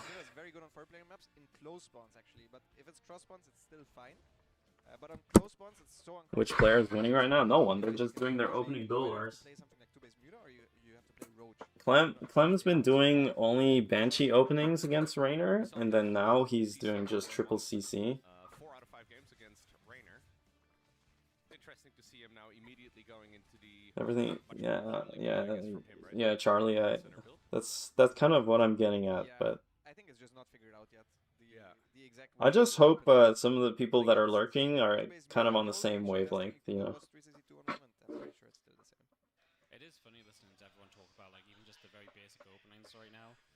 Telling me how to, like, you know, Reaper expand, and you Ratslol got fourfold. I mean, the thing is that I totally get Ratslol. I get it. I get what you're saying. I get what you feel, and it's very hard to pull people like, because I've also thought in that way before. It's very hard to peel back the effect that modernity and technology has had, specifically like secularism and again like scientism. Like how else would you describe it? Like this view that reality can be explained this view that reality can and must be explained, like this drive to explain everything is the problem.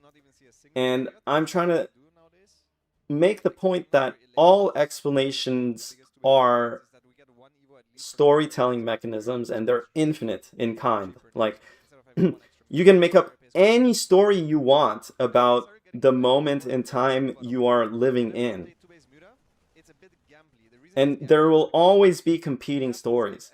But you know what's not competing? Just being, just existing in the moment, just living, just this physical reality. No one can take that away from you.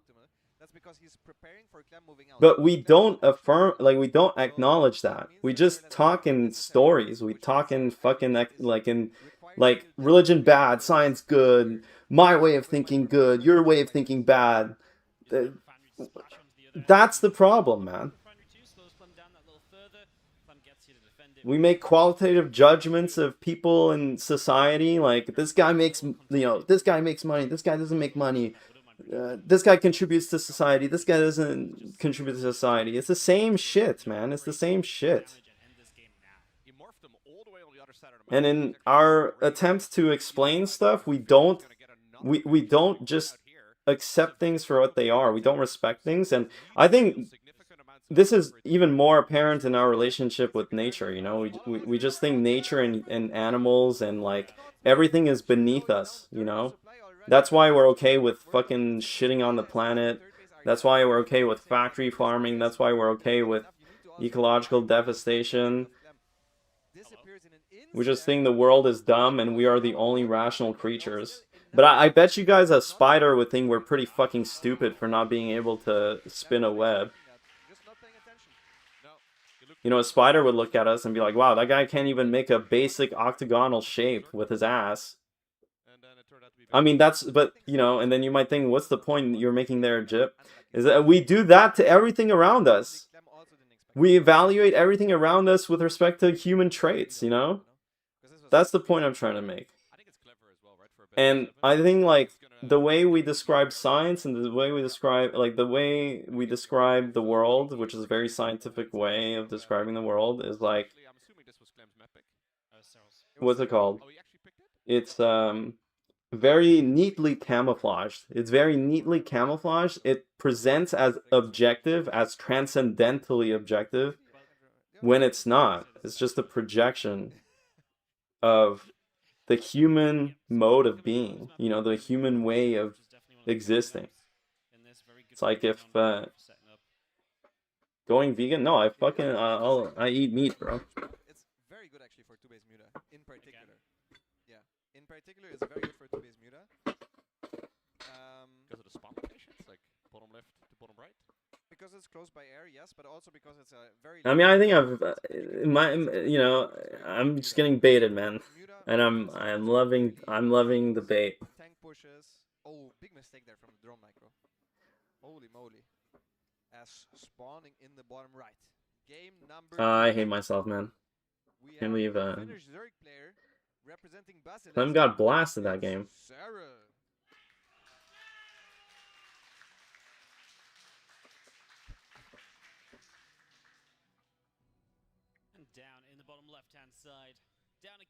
I mean, everyone has fried takes, man. You know, everyone has fried takes. I didn't want to. The reason I thought of Sam Harris was like it was the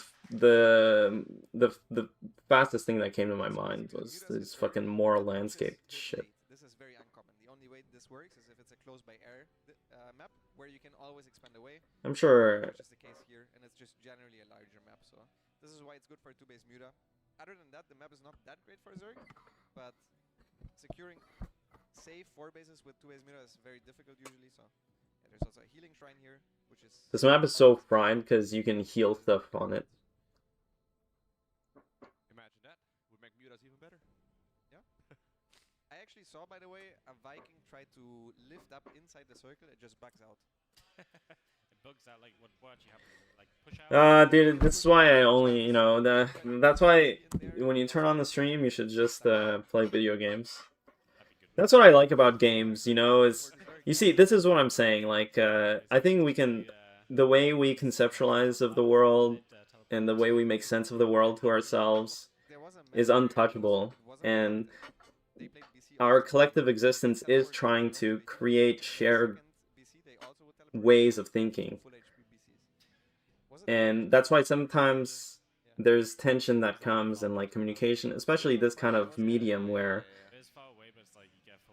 I'm yapping and then so many people are also trying to, you know, so many different people are trying to chime in differently. And it's always about trying to find some resonance, even though it can get very aggressive at times. Like, oh, you're fucking dumb, I'm fucking dumb. But I like, that's why I like games, you know, that's why I like sports, that's why I like living in the physical world. I like living in reality because the game gives you predefined rules and then you just move within it and there's no contesting it. Just like there's no contesting being in physical reality.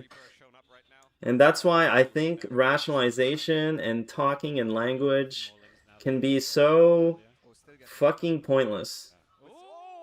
Can be so fucking pointless. Gets away. Also losing a Zergling with 6 Zerglings is really not that good. Yet I constantly do it. Isn't it ironic? Love it, man. Feel Good Today should just be permabanned, to be honest. Fucking retard this guy is, man. But I have too much love in my heart to do that to him, even though he thinks I'm a psychopath. Isn't that crazy? Shiba. I need a break from Feel Good Today, man. I can't take him too much, man. It's crazy. He's just fucking crazy, man. That really was just brutal. Yep. He could also mind game with it. We know that Cyril made a build against Clem actually, where he went for a +1 carry base Hydra Ling all in. I don't think we're gonna see it here. I think it's just gonna be a 2-base Muta.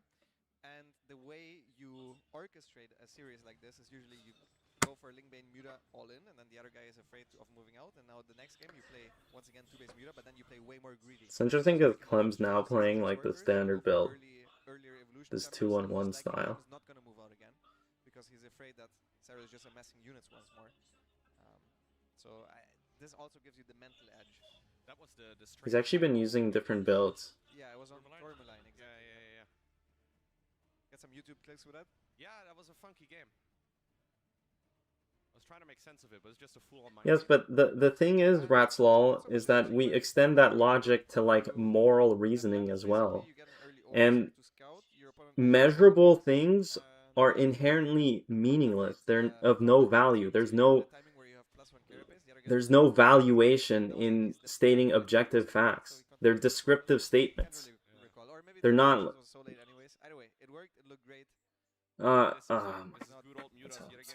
Blow my brains out, man. This is what this map is good for. I'm not surprised to see this here. Yep, Clem also clearly expecting it then, right? With the triple CC. Oh, he's getting caught again! No one contests that like a Ferrari goes at like an F1 car goes at 300 kilometers an hour. But what we do contest is whether or not developing F1 cars is worth the resources that we currently have. Speedlings is about one of the hardest things to do in the game. So in that sense, like there's no like this idea, positivism does not there's no valuative content in positivistic statements and statements about the world. Like yet when we use concepts like truth and falsity, which are again descriptive statements, we use them valuatively as well. Like there's a moral truth. There's like a what's the truth about this narrative? What's the truth about, you know, like there's an objective fact that this person is experiencing that and this person is not experiencing that. Like we use these concepts in a way that beyond the scope of what they, beyond the scope of what they can capture. So as long as he doesn't take any damage against these mutas, Mutas, Clem is in a good spot. Overall, if you're playing against 2-base Muta on the ladder, I would suggest that you copy exactly this, because this is basically the bread and butter response against 2-base Muta. So you're taking a page out of lasers, but going for the early Burrow as well. I like it. That's a fun mix of the Yeah, I mean, you know, I do apologize. It is a bit bad faith. You know, this medium, engaging in these discussions in this kind of medium is a bit bad faith, because I can't give you Ratslall. I acknowledge the disadvantage that you're at in describing your thoughts and ideas versus myself being able to just yap here, and I don't, you know, I do. I wish it were different, of course, but that's for another. You know, it's my fault. It's my fault. It's my fault for having gone baited by Feel Good today.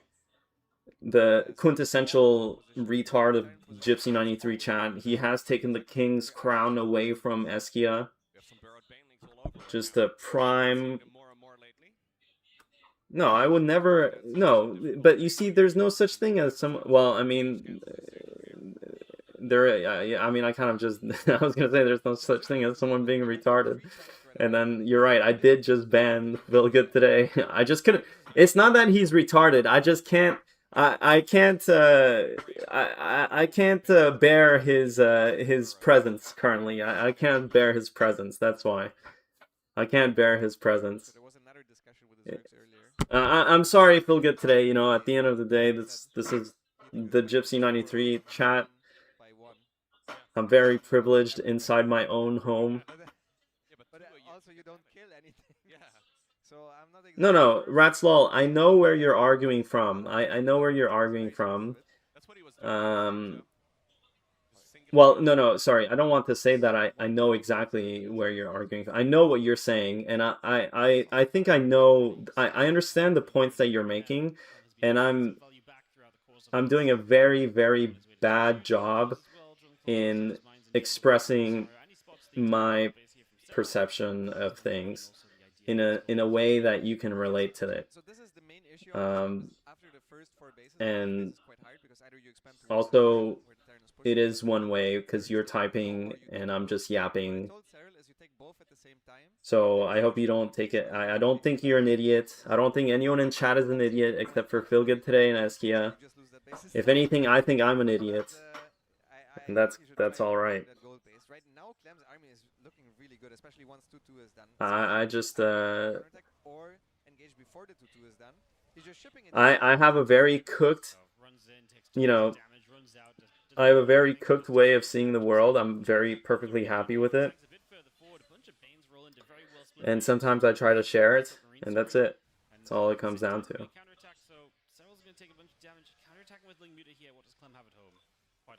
A lot, actually, yeah. Both Widowmines shoot right away, but the Zerglings automatically didn't take too much damage. He's trying to dive the Marines right now. There's no Widowmines here.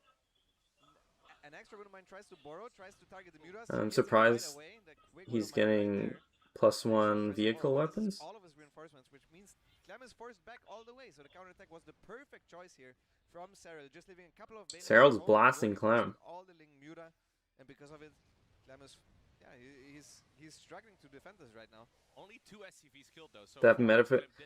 I told you what I think truth is. I think truth is what is already embodied. I think just being like how is this like such an alien thing to say that existence is truth? Like truth is just being. It's existing. Like and this relates to even the original conception of truth. Like you know, you can even look at a Wittgensteinian, like the late Wittgenstein was very like he wasn't analytical anymore. He was very continentally coded.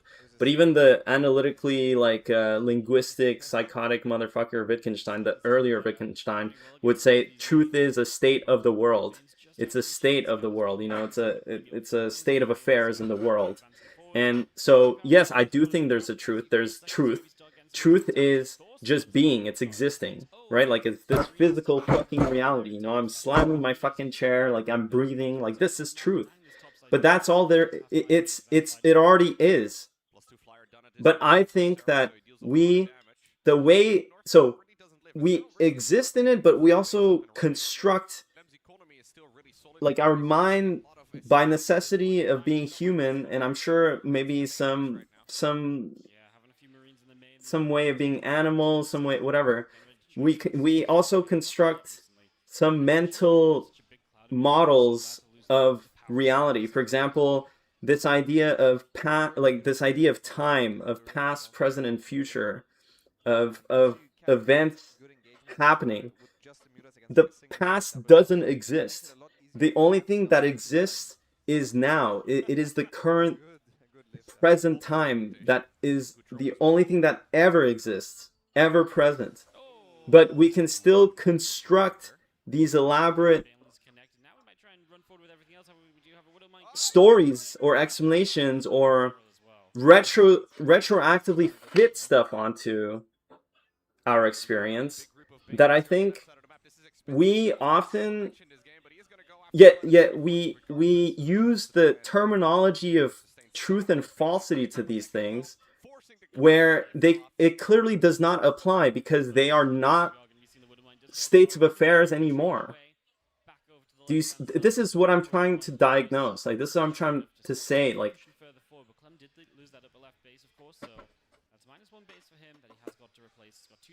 past denier. No, the point of fucking debating ass motherfucker. Anyway, but this was Nietzsche's one of Nietzsche's big. Not that I was trying to explain some of my ideas. I remember I had a prof that I was corresponding with, and I was trying to explain some of my ideas, and he was like, "Oh, dude, this sounds like Nietzsche's retroactive projections of causes or whatever." And like Nietzsche was basically saying like causality as a whole is like just a projection after the fact. Like our ideas of causation are just retroactively fitted to the present or whatever. And I'm like, yeah, that's pretty much how I see things. Yo, Violet, what's up?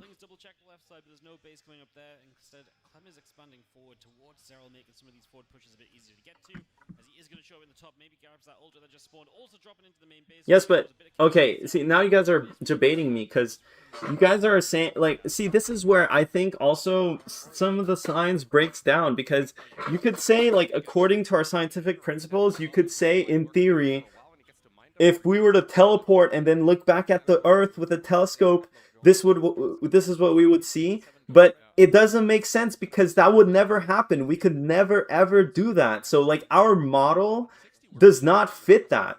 Like, yet we use it to we use it as a predictor of something that is impossible to us.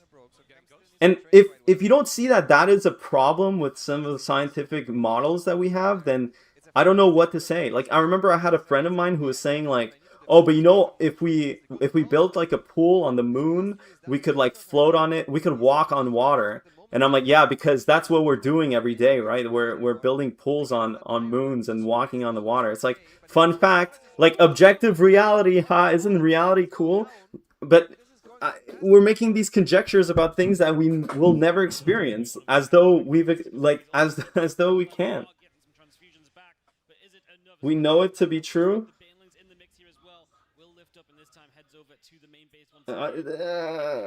Okay, I won't argue with that. Okay. I'll leave it at this, and we can agree to disagree. But username number 404, aka Dan, the goated Protoss Romanian of the asshole. Listen, I think that is precisely what I'm pushing back against. That idea that our mental models somehow capture reality in just that way, I think is not... I think it's an overreach. I think it's an overreach.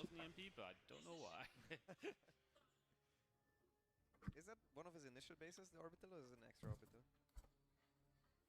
Okay, it isn't. It actually isn't. So you can still lift that base as well somewhere else to mine from. Reality depends on light. No, but yeah, for sure. Getting that forward base here is really good for Clem. Cyril is starting to go broke here. He's playing a pretty. I mean, who fucking knows what reality depends on? You think we'd have a theory of relativity if we didn't have eyes? So hard to like fully commit all the way through. He needs a fungal to do a little bit more damage. Just I guess plants don't really live in reality. They don't really experience. I mean, I guess they experience some kind of light. They don't really see though. How do physics affect? How do non-seeing beings conceive of physics? Like, I just don't get it. Why is it so? Am I dumb? You guys think I'm dumb? Is it so obvious to me how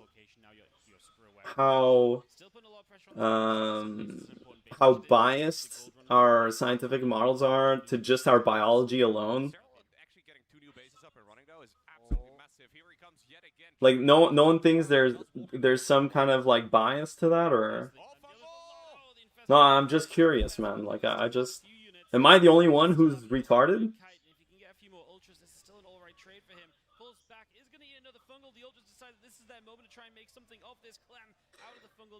What else? I'm not saying that they shouldn't be biased, but the thing is,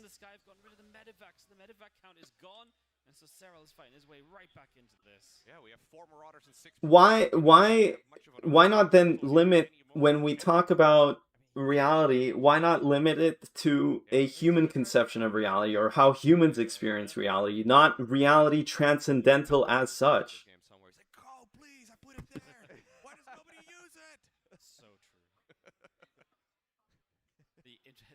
Whatever, man. I'll happily live in my own psychosis, man. I mean, I don't mind. You know, I'll be psychotic till the end of my days.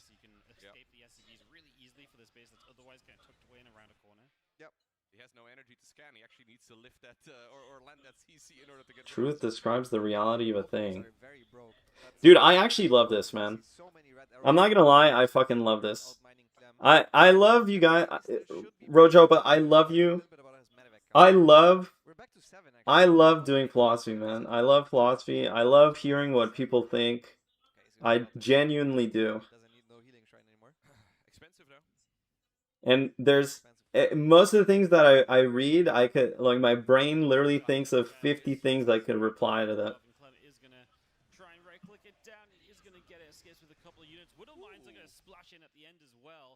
To think about, so we have to go the way we see things is, of course, the way things really are. Cupo, thank you. I appreciate that at least someone is making me not... I'm not gonna lie though, like, I do feel a bit concerned, because I think, Cupo, that's one of the first comments that actually makes me think that at least someone gets what I'm saying.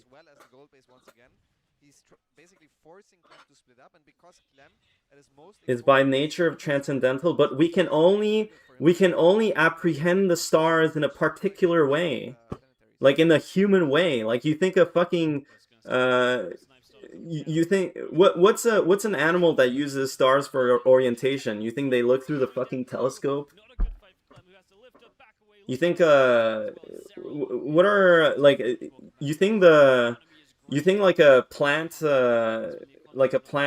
that's photosynthesizing is like trigonometrically redirecting itself towards the sun? It's like using quick maths.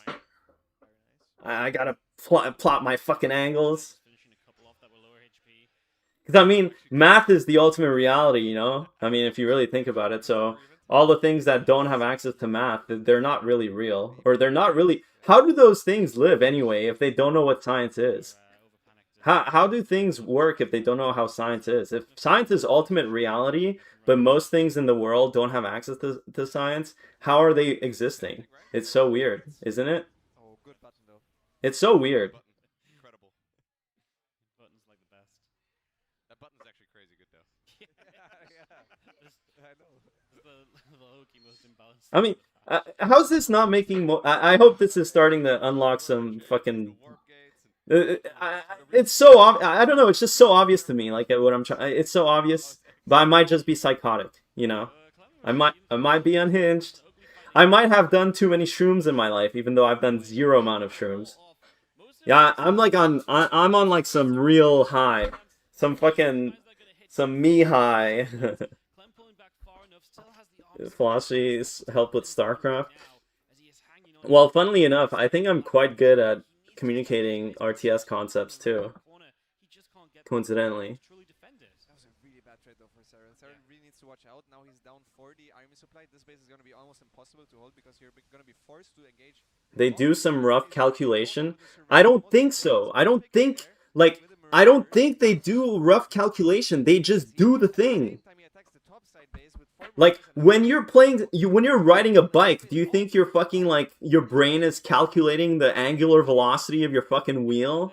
Like beep boop, and then the way that we turn that into a written model is what's happening in your brain, and therefore every other creature that moves within the world also is subject to those same calculations. No, those are just symbolic systems that we have externalized in a way in to communicate with ourselves.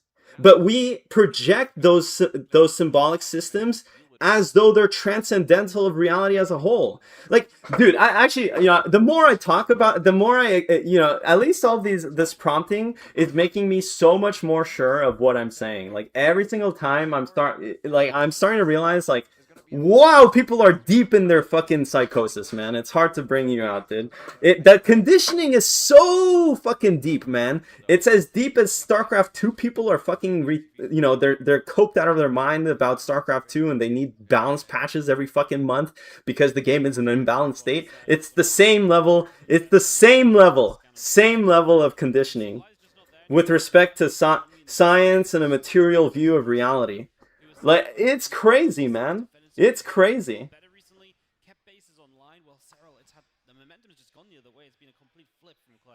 Okay, Rats Lol, absolutely. I 100% agree with that statement. I 100% agree with that statement. But wouldn't you say that most people do not, most people assume that it does have bearing on other organisms. Don't you think that when humans talk about science, they assume that it is the fundamental structure of reality, and that only humans have access to it? He doesn't obviously have a choice, right? Because he's just being poor. Getting fresh bases is tough. The one base that's new, that's a planter, he's obviously just holding strong. And yeah, he has. He lost that base against the Zerglings. If they do but I think they do. I think that's what I think. Am I the only one that thinks this? I think most of our breaking down in communication is because of this underlying assumption. He was just making a comment. I think that one died. I think that one got cancelled. Okay. Yeah, he has 5 orbitals, so he has 2 more orbitals than his initial 3 bases. That's crazy impressive from Cyril, though. The fact that he managed to pull that off. Yeah. You guys exhausted me, man. I was gonna actually play some fucking games too, and like now I just want to take a break. If you're in their you gotta make a calculated guess as to what the opponent even has. It's such a hard position. Yeah, it's difficult to judge. I think at this point you get a good feeling that you're losing as a Zerg. I'm not sure from the Terran side if it's that easy to know if the Zerg is a bank or not. I mean, I'm retarded too. I think if anything, I'm the biggest retard. Sometimes I'll watch my own VODs and I'll watch my own ranting and I'll be like, holy fuck, how does anyone watch this? Escape over here on the SCVs. He's pulling them earlier and earlier. But that's okay. We all have our quirks. Eskia is retarded. Phil Good today is retarded. And Jip has retarded rants for some reason. He can't help himself. Discord debates. No, I'm good. Oh, an extra lurking infestor also doesn't get a fungal because Clemmo's kiting away from it already, which means that Serid can't keep. I think these kinds of conversations are best left to. I think they're best left to personal interactions. I think when these kind of conversations are taken to public spaces, that's when people start compromising on themselves, because there's quickly one dominant narrative or one dominant way of thinking quickly catches on, and it often supplants all the other ones. And when I do talk about these things, I genuinely just like talking one-on-one or talking in very small groups and like really trying to just see how people think and try to share how I think, and I like it being like that. I think public discourses always have issues in terms of, you know, even though, I mean, yeah. But again, it's just not going to be enough. Now we're sniping again for more ultras as Clem, a 23,000 resource lost advantage as Cyril tries to hit the bottom left, and once again the SCVs play evacuation. Dude, that little sneaky path. Bring back writing letters about this shit. What do you mean? People write emails about this shit all the time. Base design on that map, right? But we've not really seen it before, but it's No? so sick. I mean, I tried. He can only produce marines now. I don't think he's mining any gas at all right now. Like Most props don't want to hear your shit though. They just want like, oh hey, I can publish this. I'm like, okay, give me money. Fucking losers. Or like a ghost. So it's obviously his gases on these bases that keep getting forced to lift. Dude, the gold sector actually mining out. That's crazy. It's died so many times, but Cyril, very persistent. That actually simplifies the game for Clem though. He only needs to push the bottom now. If he doesn't need to care about that gold base at the top anymore, the game plan becomes very simple. You defend your bases and then you push the bottom slowly. And that's exactly what Clem needs to do. Yeah. Cyril is playing really well right now to actually make this game even. I'm very impressed. Because this planetary is mined out. So the only two bases that Clem is mining are the ones that are constantly getting lifted. Like once again, we have quintuple arrow that is red at the bottom. And he's attacking this base once more. Every time. Yeah, Cyril is relentless on this bottom left base. He's been great in that top left. Oh my god, I got debated, man. Fucking Take TV. Fuck Take for selling out for 1 hour, man. Cocksucker. Even and close this game stands as the phone call does catch though, and that's the medivacs and the drop on the right side going down. A bit of reprieve for Cyril. I think Clem is in a bit of trouble because Cyril is mining off like the half gold base at the bottom. Yeah, Ratzel, I love you, man. I appreciate you engaging in good faith. I hope it wasn't too miserable. As Cyril is moving forward now, I don't think he needs to do this necessarily until Clem actually secures a new base. That's once again a bad fight. As I said, like every single time basically you watch a fight. AoE healing like Dr. K. Wow. Really? I think the thing is, I never turn this. I don't turn the stream on expecting to have unhinged rants, and my thoughts are not. Well, they're very structured to me, but they're not ready to be systematically fucking broadcast in a way that's accessible to every single person that's watching, so I am trolling. Not that it matters. Who gives a fuck what I think? I'm just an idiot, man. No one gives a fuck what I think. No one should give a fuck. Who gives a fuck? What am I? I'm like cats now. I'm gonna put hashtag philosophy. This is a philosophy channel, guys. We talk about philosophy. Be a better gamer. That's his plan all along. He's just trolling right now. He's just like, I don't want to time myself out too much. I want to in this best of 3. Yeah.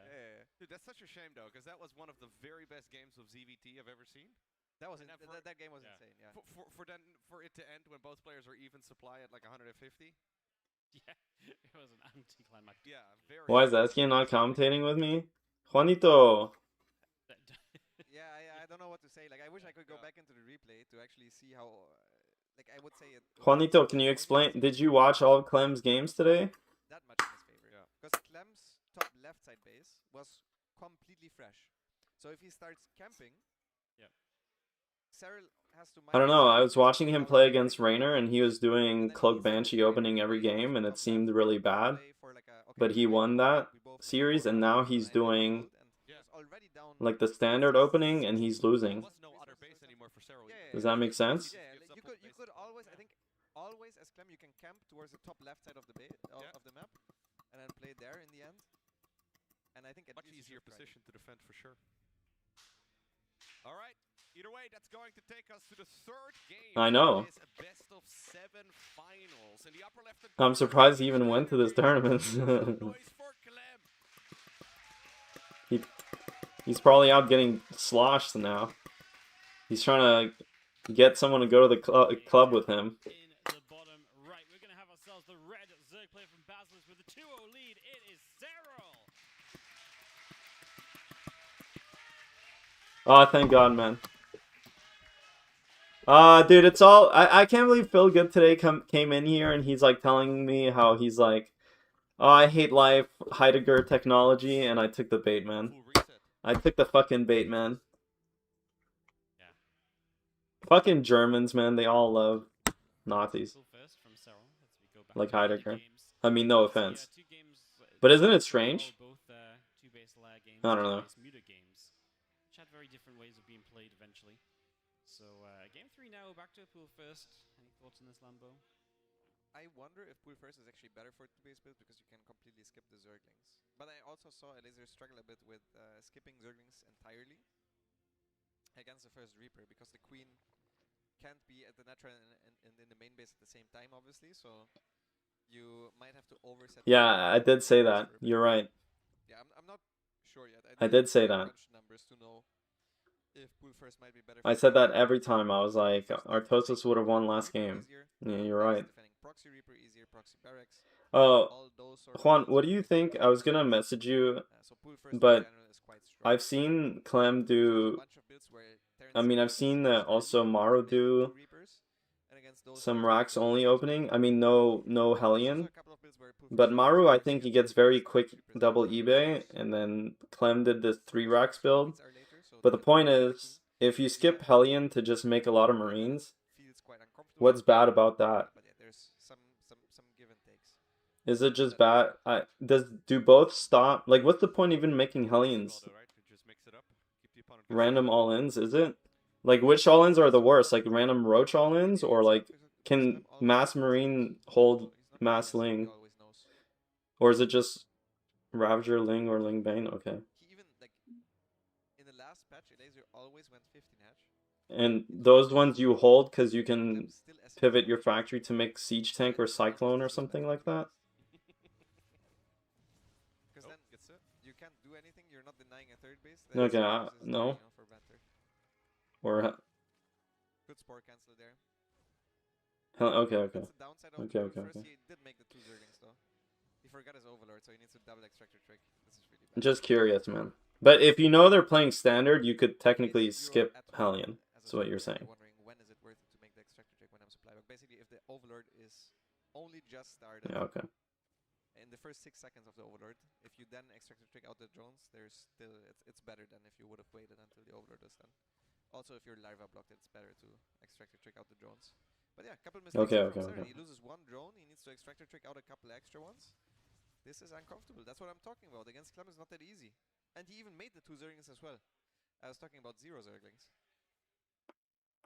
Yeah, great job by Clem early on here in this game 3. Needs to turn momentum back into his favor a little bit. He's going to swap that start. I mean, he does this build every game, but I look at it and the Cloak Banshee comes out and it does no damage every time. And then he's behind 10 workers.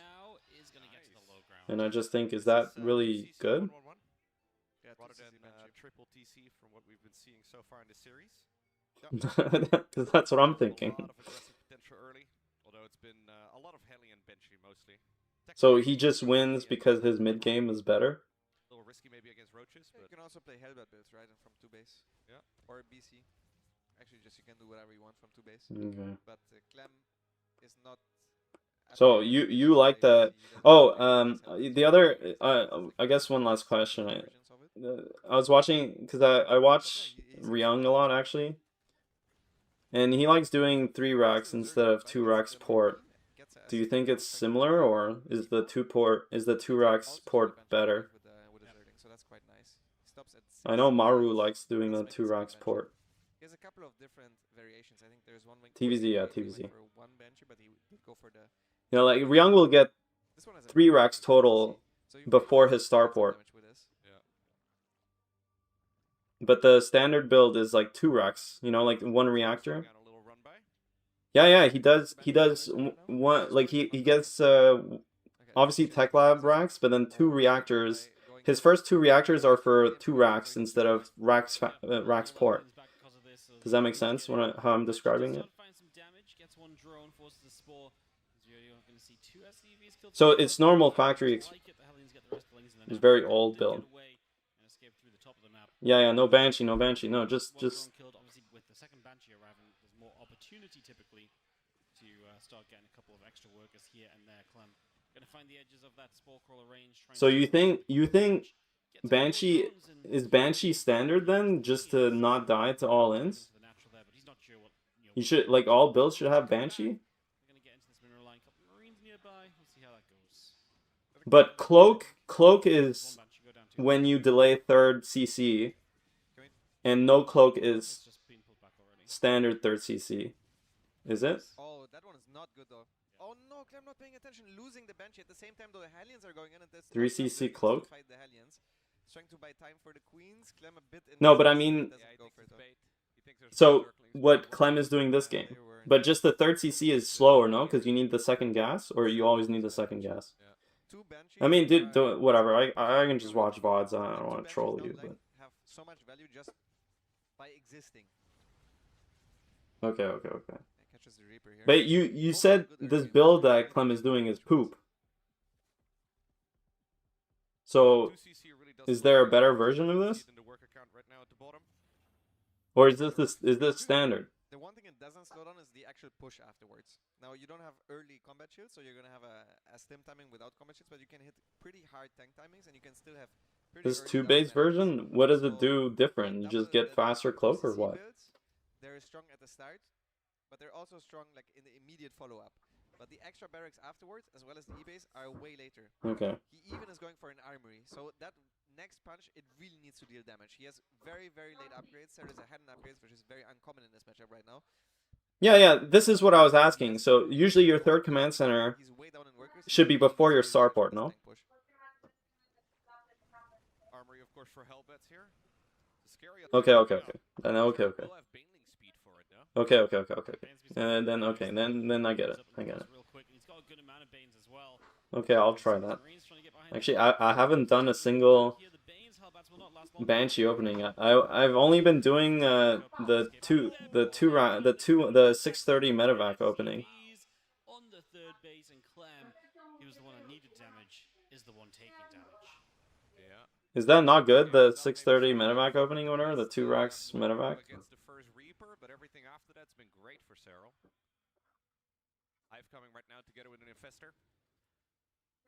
Headed into Ultras, I would imagine. Yeah, also the fact that Clem is going for siege tanks is quite bad for him. Against pure Ling Bane into Ultra, that's basically what you want to play against. 3 CC, 4 Hellion, 1 non-cloak. Okay, I will try the different ones. I'll try the different ones.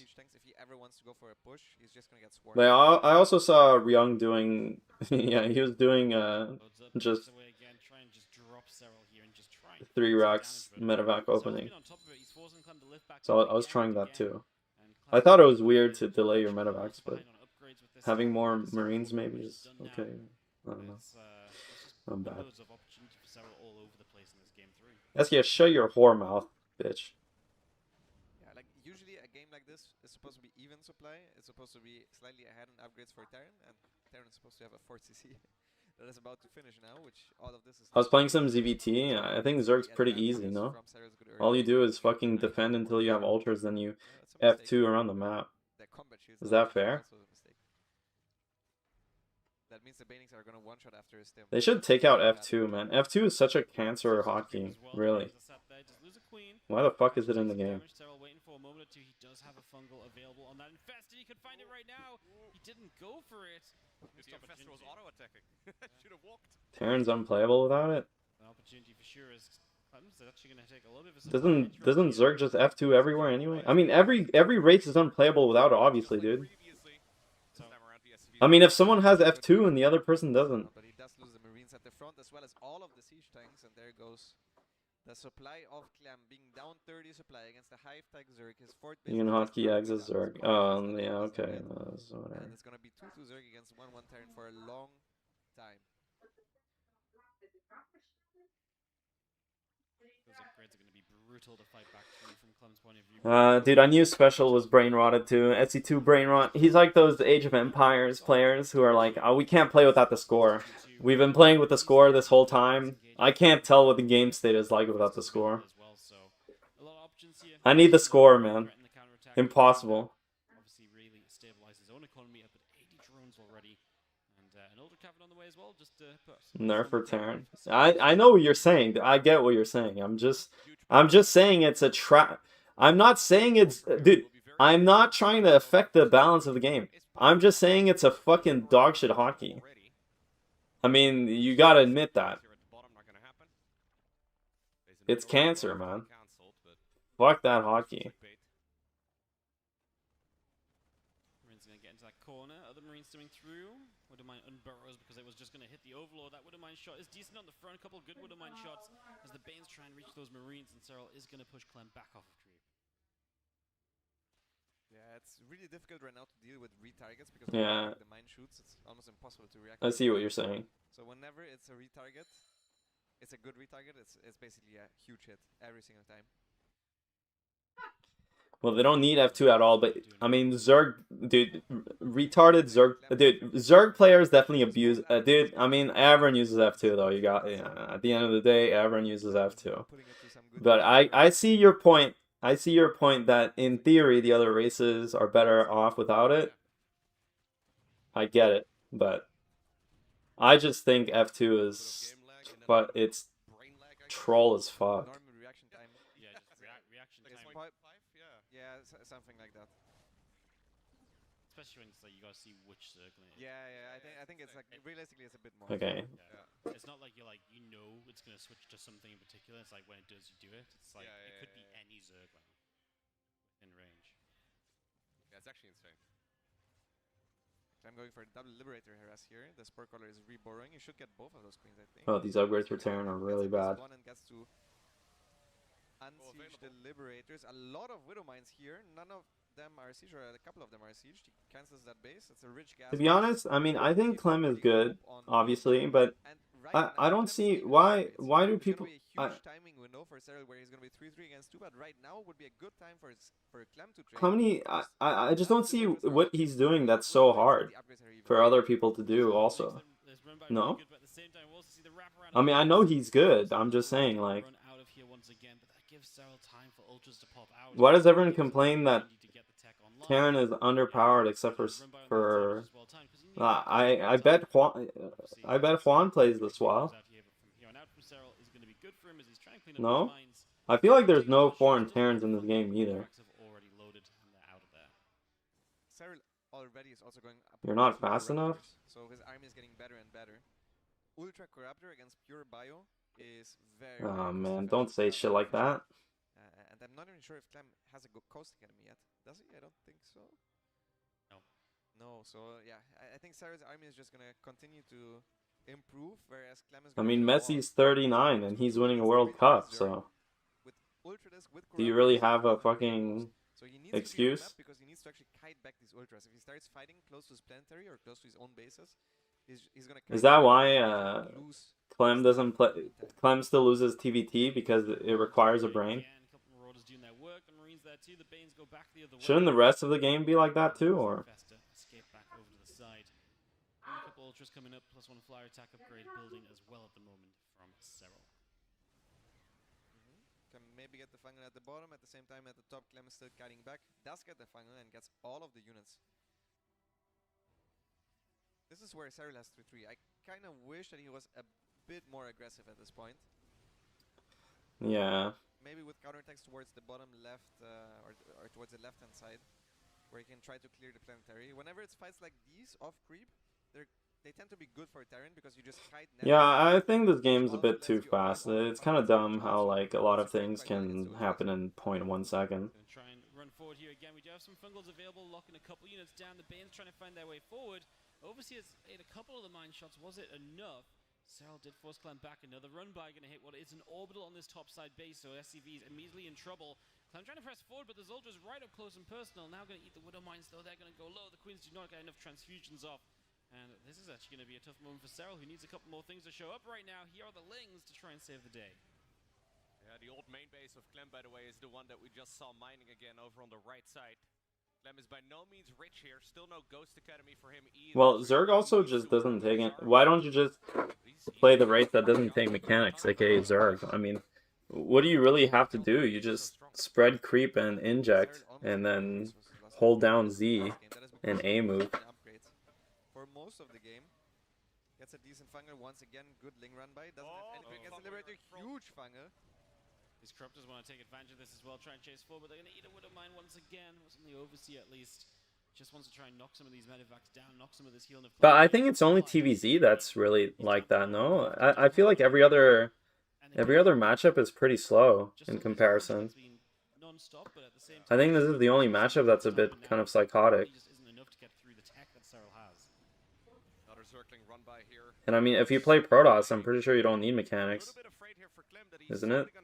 He does snipe the base over here, which is nice. Those drones can find another home really easily here. A little bit too hard. I think it's just TVZ, man. Clem just doesn't have a whole lot going, right? Like, I mean, even TVP, it's... I think the problem with in TVZ, everything scales so fast, no? It's like triple command center is the standard, and like Zerg drones so fast. But like TVP, for example, is way slower paced. All the Protoss matchups are slow paced as fuck. Up at the top. This time he is in position. He has a tank together with Liberator as well as some bio units, so this is a very good trade for Clem. Anticipating the counterattack of Cyril. Okay, he's going to be finally able to get this, to take this base down over here in the middle.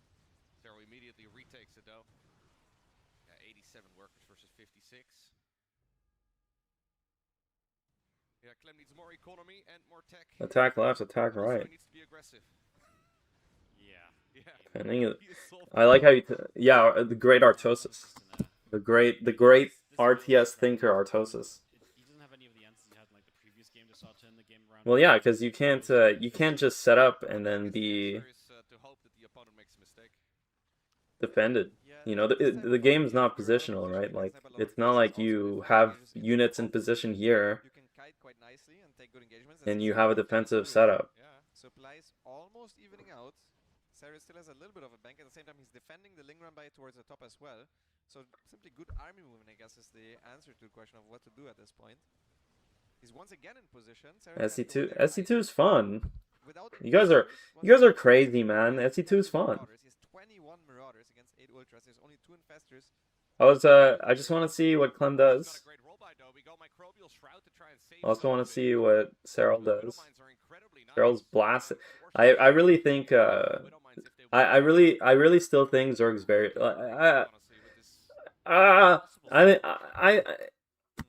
you know what's crazy? I think Zerg is so easy in this game. I don't know, like you know, I was around the Zerg cabal in Korea, like one part of the Zerg cabal in Korea. I don't understand how Zerg players complain. I don't in this game. I really don't get it. I don't think it's like imagine in Brood War, imagine fusing Protoss and Zerg together. Protoss is pretty cancerous. Yeah, it's true. They do complain about Protoss only. I bet they complain just about Sky Toss too. You think it's good to have the mothership in the game? And like Tempest?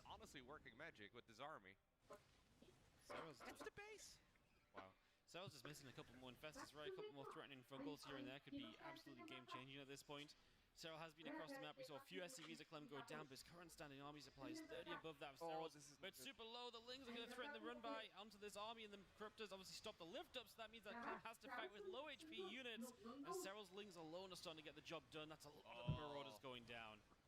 Yeah, he's going to try and snipe this base again over here at the bottom. It worked once before, but Cyril this time around prepared for it. I think this game's fucking trash.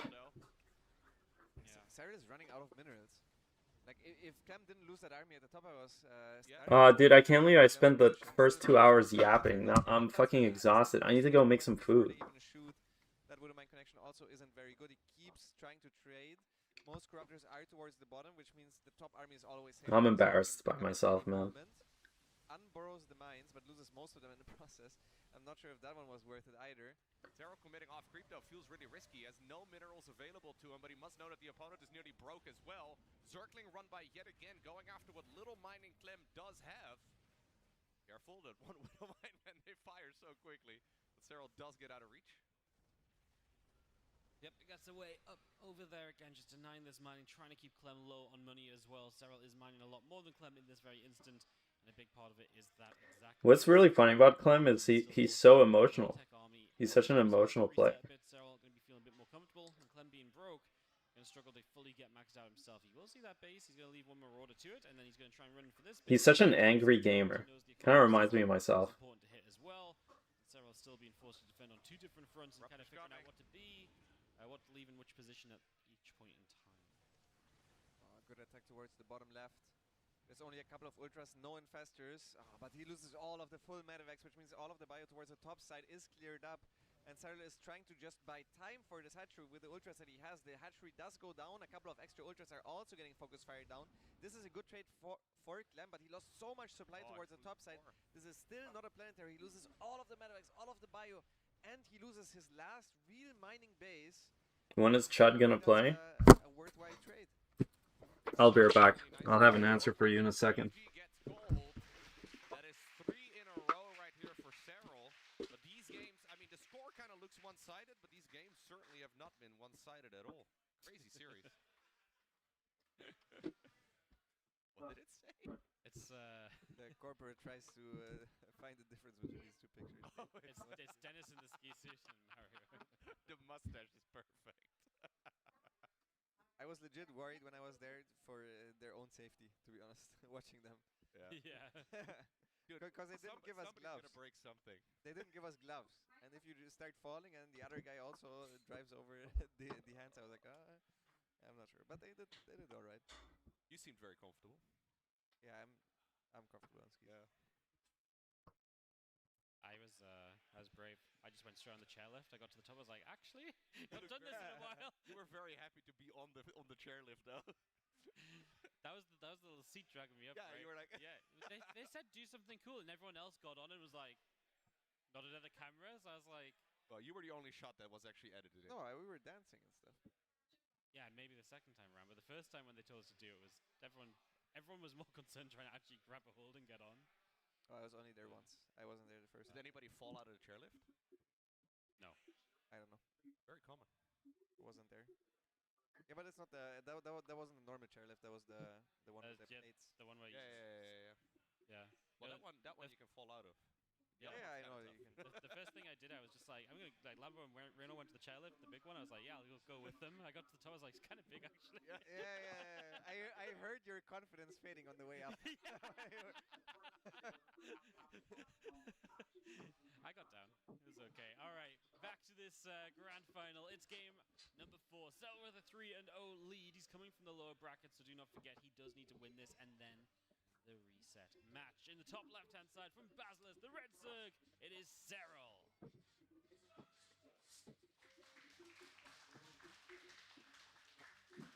His opponent down over here in the bottom right, playing some excellent StarCraft, but unable to get a score, or a point rather, on the scoreboard so far. It is Clem.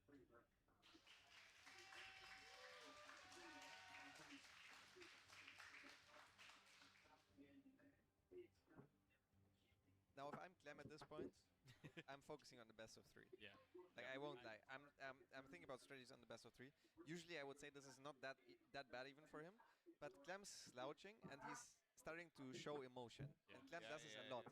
And I'm wondering why the hell doesn't Team Liquid force him to take like a sports psychologist some lessons. Game 2, I think game 2 kind of destroyed him a little bit, right? Like he was almost more even and more. in supply. But the last game I was paying attention to his camera, and the supply was even, and the guy was like. There were some big size there, yeah. I saw that too. Yeah. So I don't know if in the last game, if his start isn't so god awful, he has the money for a planetary at the 5th base. He wins that game. I'm pretty sure.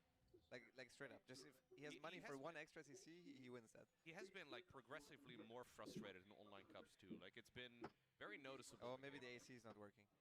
He just changed something with the remote.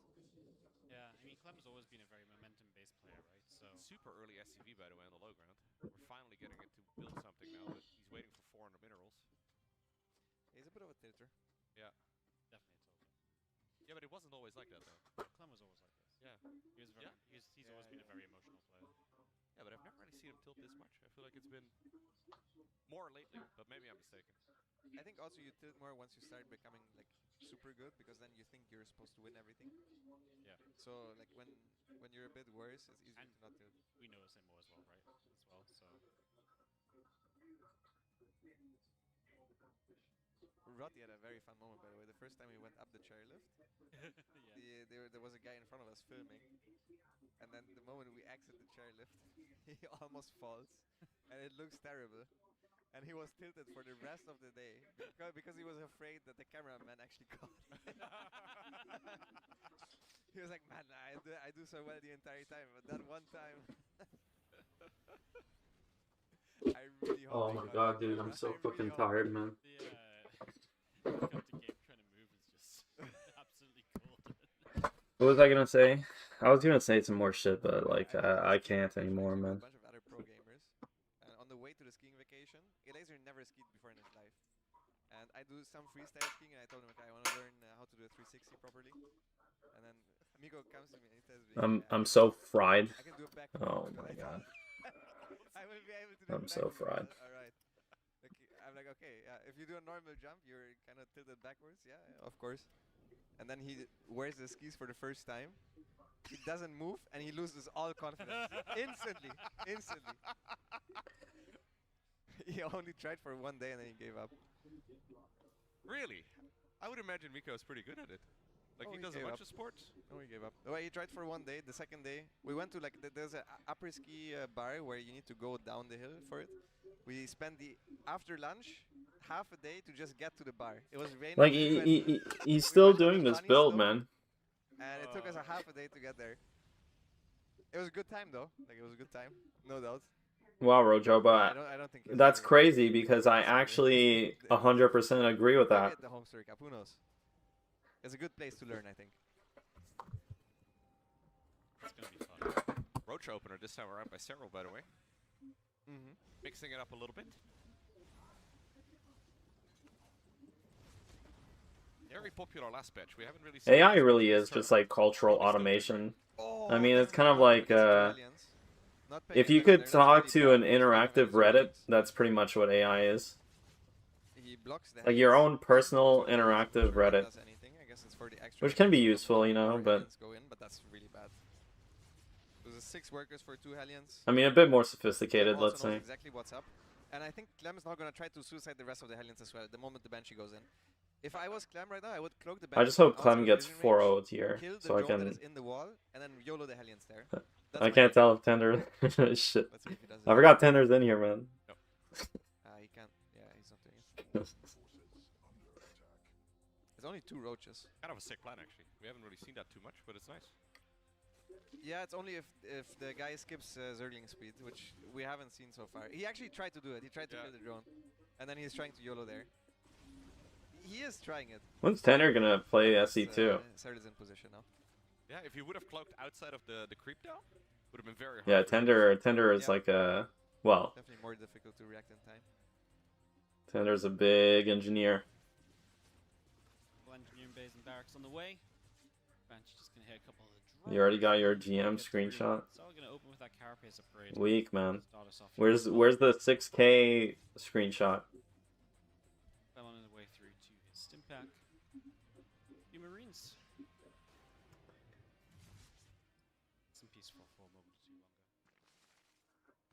longer. I think it's crazy because I got like a latte, like an iced latte, right before I turned the stream on, and then I got debated into ranting, and that's where all my fucking energy went. It's time to focus on the best of 3, man. Yeah, I think you like take the rest of this game to calm down. I'm basic? What do you mean, man? You don't like lattes? I just like, I like, is Juan, I think Juan is 6K on NA. Right? Yeah. And, like, just let go of it, just play. I think he's like 60 to 100.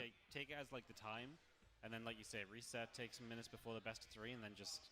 Because also, winning 4 in a row against Cyril instead of winning 2 out of 3 seems... I still don't know what those numbers mean, but that's okay. So, yeah, I think he needs the mental reset. Puckcraft 2. He needs Sarah to go and grab the trophy right now. Oh, this is going to be a forever meme, isn't it? Poor hero. I was feeling so bad for him, yeah. Yeah, I felt so bad. I thought for a second he was trolling, but he wasn't.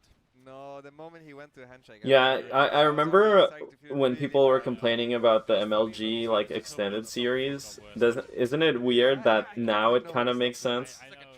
I also yeah. But it still kind of doesn't. There, How do you not tell them? it feels bad, like it's kind of unlucky if, for example, if you lost to someone in the upper bracket and then you face them again from the lower bracket, being at a disadvantage sucks, because had you faced anyone else, you wouldn't be at a disadvantage. So in that sense, it doesn't make sense for the one who's on the lower bracket. But right now he's struggling. The armory also. Well, yeah, I mean, I lost that New York land to Jaeyoon even though I was up 2 maps on him. He starts an extra factory. I mean, he's gonna try to bring this back from behind. In the last game, to his credit, he was also very far behind, and he almost brought it back. So it is not impossible by any means.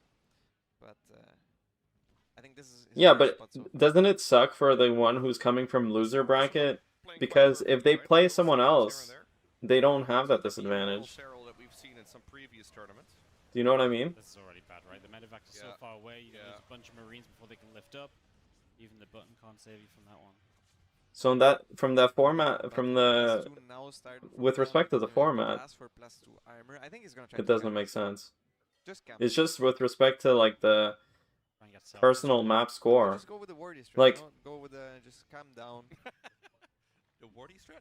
Yeah, that's what the wardy just suggested. I think it's good. Okay. You just take this time. Yeah, I don't think they should do. I think bracket. Like series resets are dumb. I mean, the wardy, whenever I watch him, It should just be like a 1 map advantage. I don't think you can do that against Cyril. Or if they played before, you could have some kind of extended series then. Like if he lost 2-1 or 3-2 or 3-0, then... Well, imagine you lose 3-0 and then you're down 0-3. I mean, that'd be... See, like, that would be kind of troll, no? Like, if you lose in the semis 0-3 and then you play the same guy in the final, best of 7, but you start 0-3, I mean, that'd be insane too, you know? So it's like... Because like you say, I think he is just setting up to play passively. Sit back and let Cyril kind of do the attacking into him. I think lower brackets in general are just dumb. Like, they just shouldn't exist. Just extra CC, he's trying to sit back. I like that he always scans forward to not get caught by a funnel. I think that might tilt him even more. He's trying to focus fire. I think people think too much about, like... dude, I'm getting debated about this again, man. I think people think too much... They care too much about the format. Like, it doesn't have to be, like, 100% fair. It never really is. Microbial shred to try and kill a planetary. He's going to be able to get rid of it if he targets it. There we go. 2 CCs, actually. And now he's going to be able to go... I mean, anything. Like, you could play, like, a best of 99 versus someone, and then you could say, well, this guy just lost... Like, this guy's just better at playing fewer games. This guy's better at playing longer games. Which one's fair? Like... No, you're not a retard. You're not a retard. No. Dude, this is more like my internal dialogue. But you don't think that's the case? Like, for example... Don't people always complain about the formats because they want the objectively most fair format? Like, it's always like, who's the... Like, the tournament should always show the best players. Like, I don't think that's the case, though, no? Not much more. Like, a tournament is just a it's like a show, you know? Like... Let's see how quick he starts 3-3. It's not meant... Like, people take it too seriously, you know? It's like...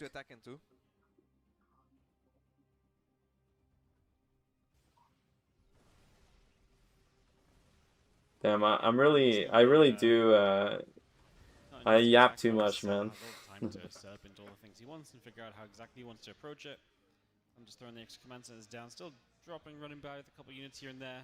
Preemptively since towering up this base he's about to expand to as well as he moves forward here. It's on Rainfall. What is the extra reactor in Clem's main base for? Yeah, I think SC2 people are very far up their asses with. Yeah, probably. Can maybe use it for a star put down the line. I mean, I've heard the SC2 players. They also, you know, they're complaining about the balance. They complain about like 4-player maps because they're not. There's too much variance and like stuff like that. They just, I don't know. I'm surprised Harry is not. I feel like they just don't get it. These are also. This is not a good siege tank position. Like if there's blinding clouds here, they're basically perfectly bunched up. Yep. Usually you don't get 5 siege tank in one. Well, I just realized Clem's massing tanks. Is this like Brood War? Which means he doesn't get it. Will most certainly lose almost all of these ultras. It's a decent timing for Cyril to attack. Why did they randomly give Zerg a Dark Swarm in this game? I think against siege tanks you want some Vipers at least. Kind of surprised not to see any Vipers on the way now. Still. Yeah. Then they just like randomly add Dark Swarm. They're like, here you go. Infestors and Vipers. You don't have enough spells. In terms of Microbiltron and Blinding Cloud as like a position breaking spell. But I do think against mass siege tanks, I like the 6-drop alerts. Better. That's good, yeah. There's a gap in terms of the sensor tower vision, where he can drop the main base without Clem being able to see it, as our observer is showing us here nicely.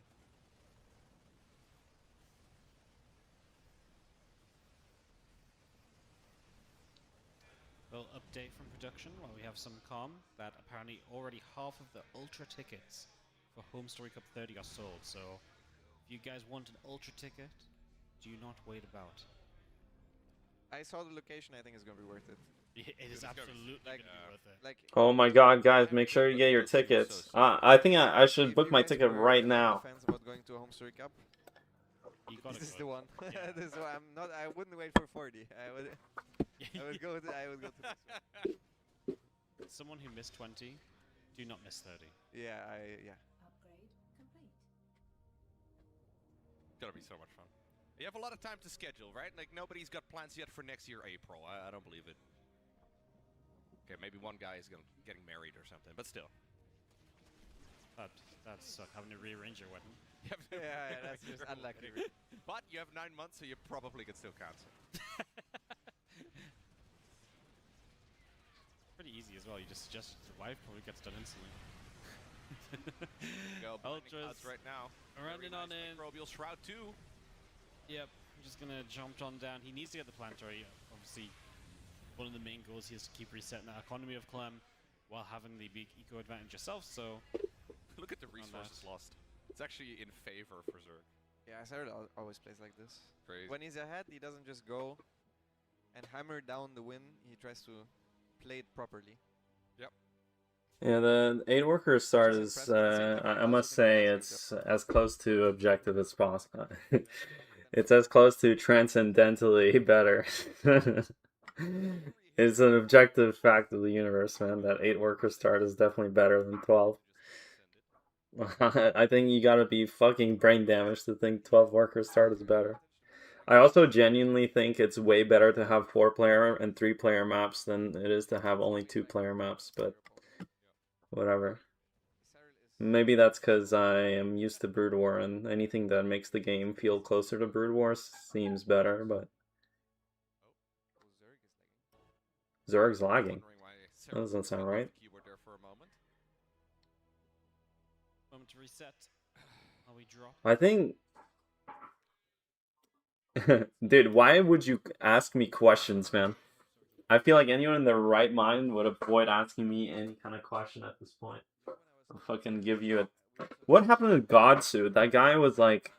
He was like typing like, why do you care so much about what people think? Blah, blah, blah. And then he just left. I think I was thinking about this, as I do about many things. But,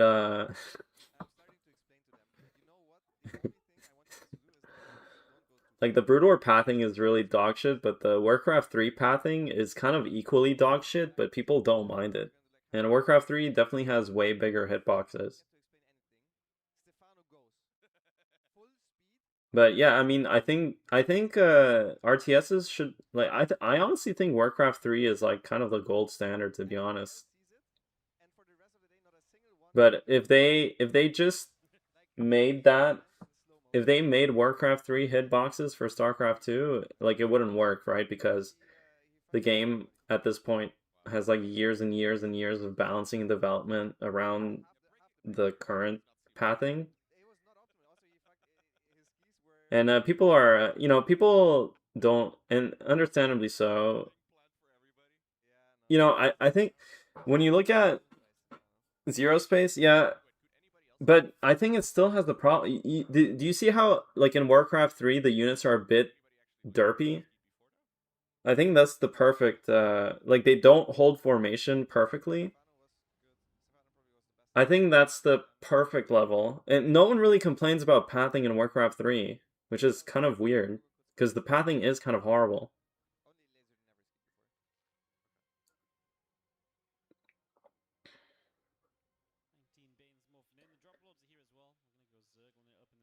How are you supposed to beat Zerg?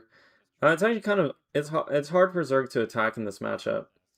Because Zerg always attacks it. Like, actually, Terran's quite good defensively, because when you float minerals, you can just put down a bunch of command centers, and they soak up a lot of damage, and generally Terran gets really good trades, and if you take two inefficient, like, even though Zerg has a big bank here, he can potentially take, like, a lot of very inefficient trades over and over and run out of the bank.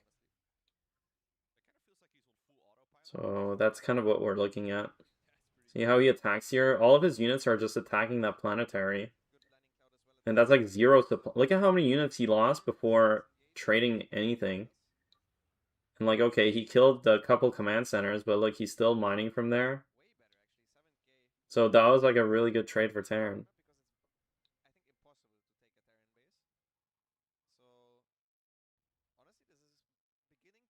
Yeah, the StarCraft 2 pathing is very good. I mean, I think the reason why the game is not positional is because the pathing is too good.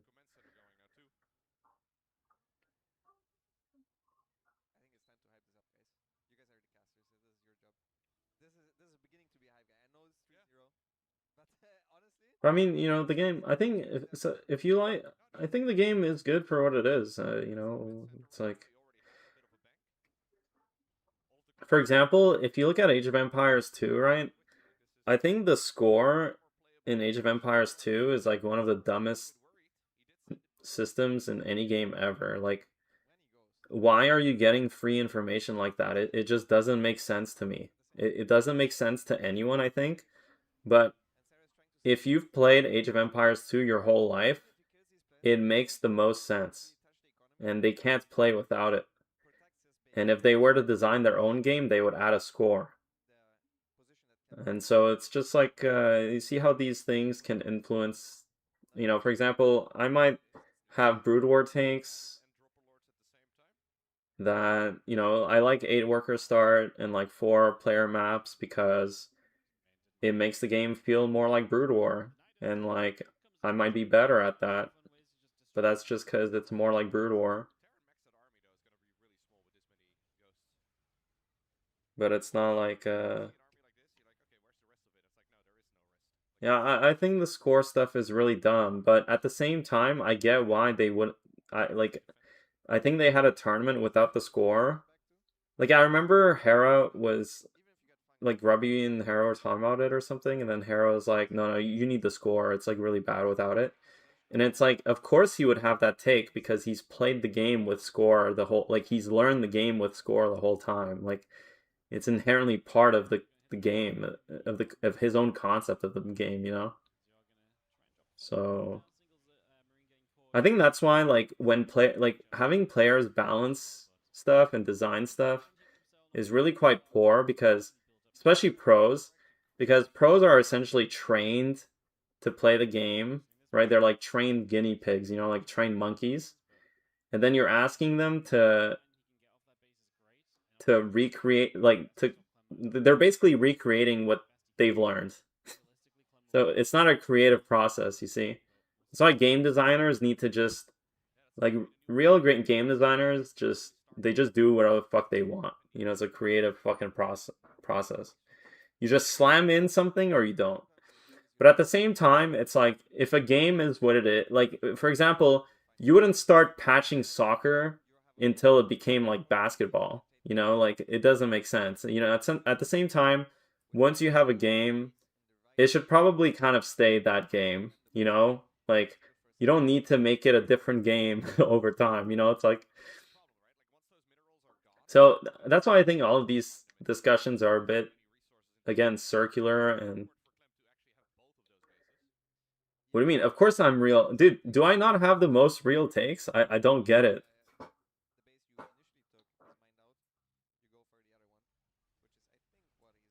I know I'm a bit crazy, but I think my takes are fucking nuts. No, SK is a big fan, man.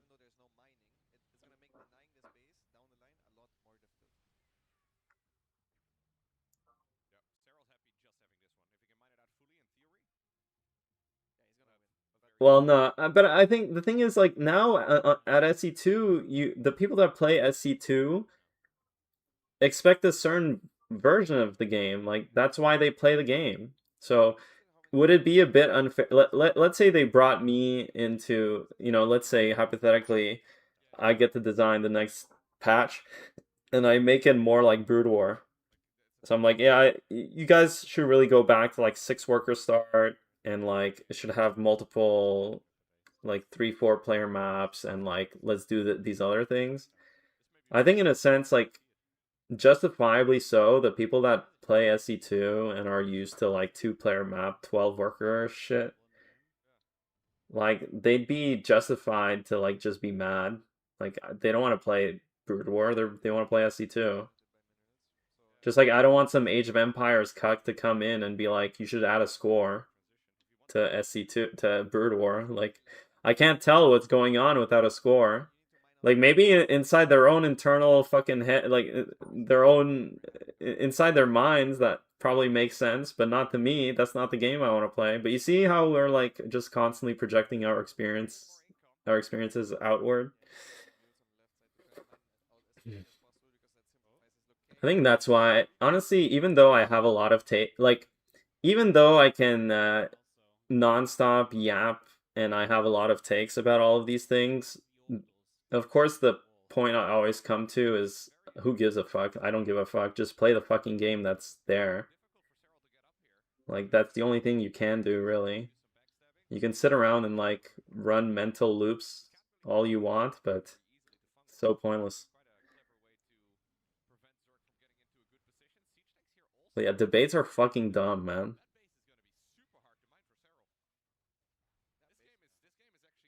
No, I'd be terrible at debates. I'm like I'm very emotional and very like I think psychopathic people are good at debates. Like people that don't give a fuck about others.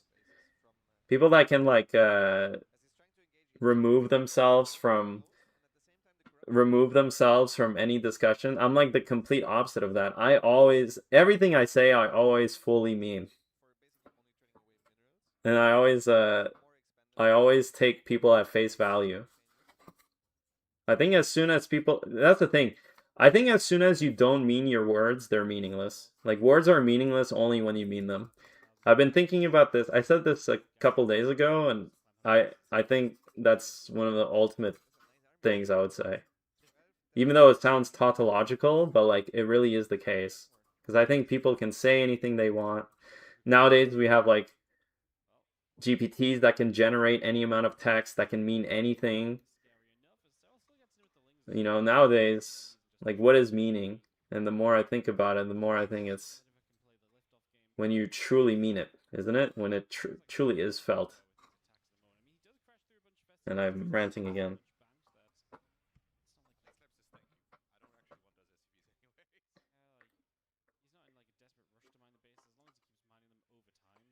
Dude, I'm so tired, man. Too much fucking yapping. This kind of game, honestly,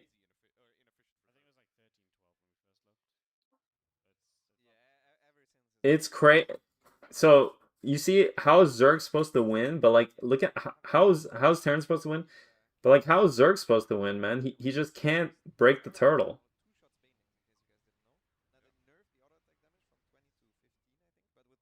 I think you gotta admit, there's no game in Brood War that ever looks this degenerate. I think that's the beauty of Brood War is even the people that play Brood War, I think they vary. I mean, the most degenerate thing I can think of is like when Protoss, like when Zerg busts Protoss natural. I mean, that's pretty degenerate. It happens all the time.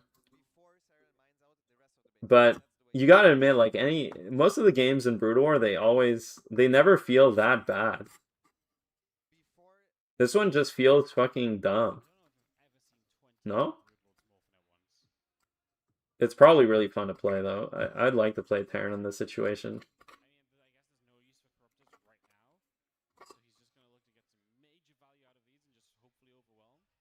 I mean, they're both at 10k bank, which you know there's something wrong with the game if that's the case. I think.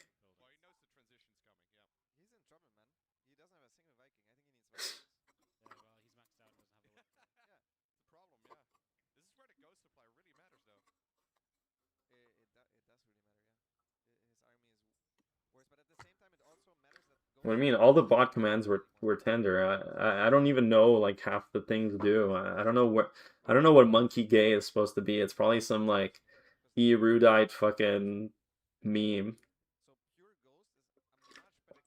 Yeah, the size one was pretty good. That was a good one. Oh, that's pretty big.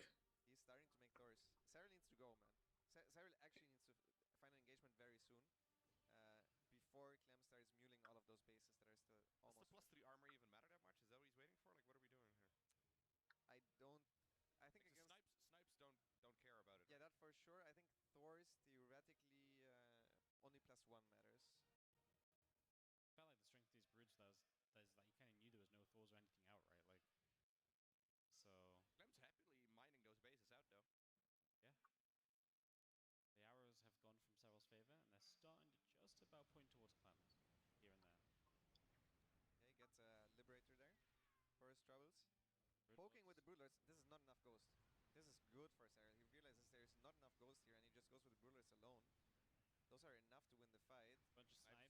Bunch of snipes, but we gotta be careful because the Broodlords will bring the tank fly towards those ghosts. We need some detection right now just to help us out. Maxing with more ghosts. So the ghosts at full energy only have 2 snipes available rather than 4, which is what they used to have pre-patch. All of these ghosts are pretty much full energy. I mean, this base doesn't even matter. There's no more. The thing is, none of them are incentivized to attack.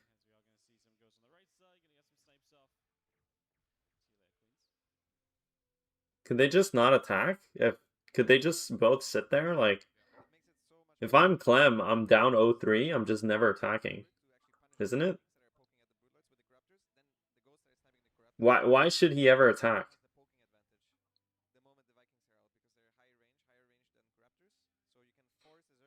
Oh, they both have 10k.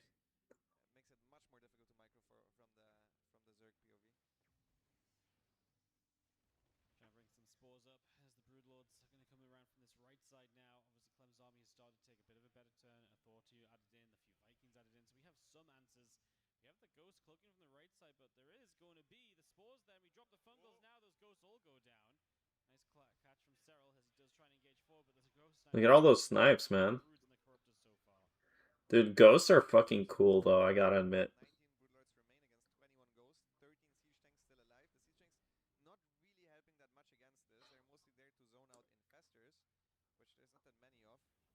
I just wish I can play as a ghost in the upcoming StarCraft third-person shooter.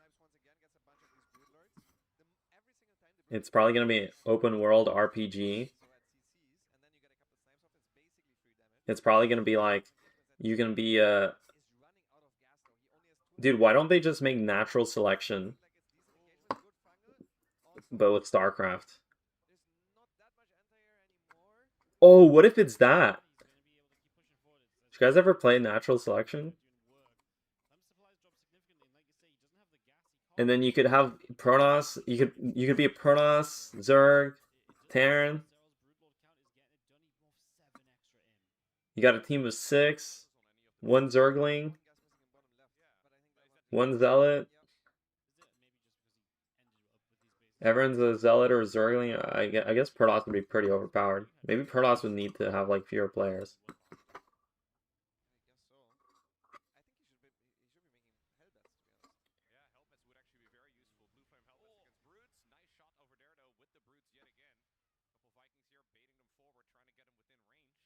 Basically, every time you see an engagement where the broodlings land before any snipes go down, it's going to be a good fight for Cyril, as he's going to try to snipe a bunch of corruptors. Now he's starting to snipe the broodlords, but Cyril is threatening, even just threatening. Broodlords are honestly such a. Which lets the broodlords take a bunch of extra free hits, and these are really efficient engagements. This is the way you want to play it. You mine as much as possible from the map, and then you go. What the fuck were they smoking when they made Broodlords, man? Look at how Cyril is losing so much workers, so many workers.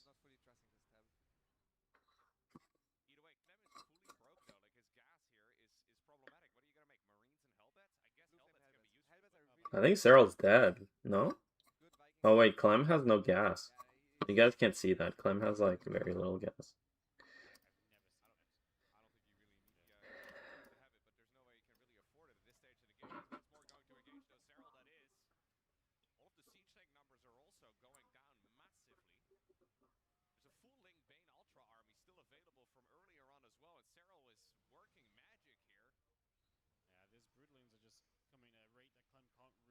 Deal with. A lot of this army is Marines right now, so it's a lot worse than what it was, as the Ling Bane Ultra is going to come crashing through as Cyril looking to finish off the 4-0 for the first match of this grand final. It's not going to happen just yet, but this was some serious progress.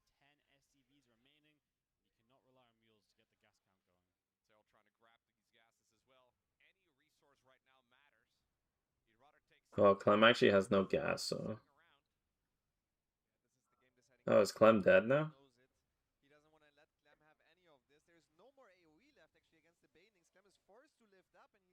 This is, you guys think like this is this better or worse than Age of Empires 2 macro game? 30 minutes. This kind of looks like Age of Empires, no? He's like fucking flying, trebbing his ass.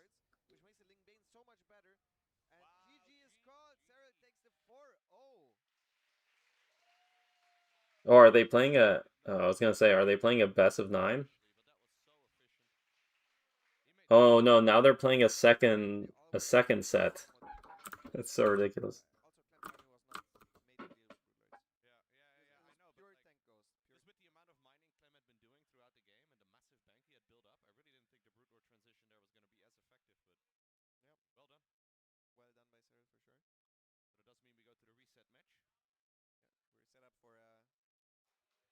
Potential 2-5 loss victory. Can't wait. Classic. The 2-5. It is possible. The haters of this format will basically cheer for it. Yeah, the players want a little bit of a break. Can't blame them. That's all good. Are we going to go to break as well? Stretch our legs before we... Alright, man. I'm done watching garbage, man. I can't watch this shit, man. I don't know. I baited you guys. This is like one of my worst streams ever.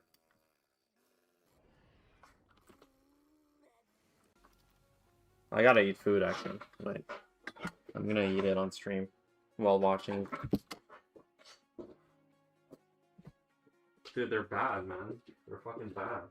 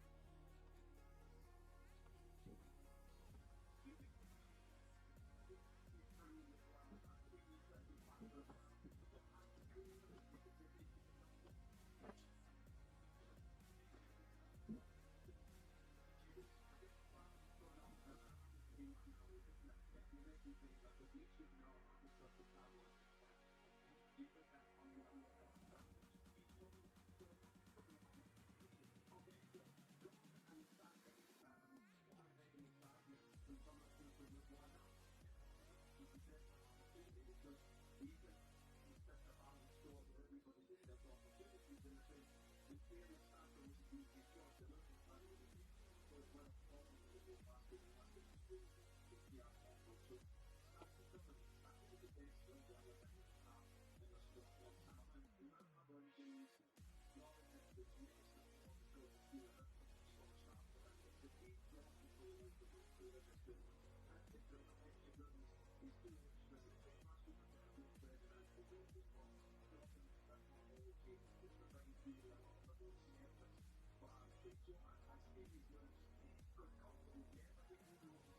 we're going onwards with the tournament, we've got another Grinch match. Same rules as earlier today. This time around, however, we have the biggest of Gabriels facing off against one of the audience members here. All right, we can get the game started.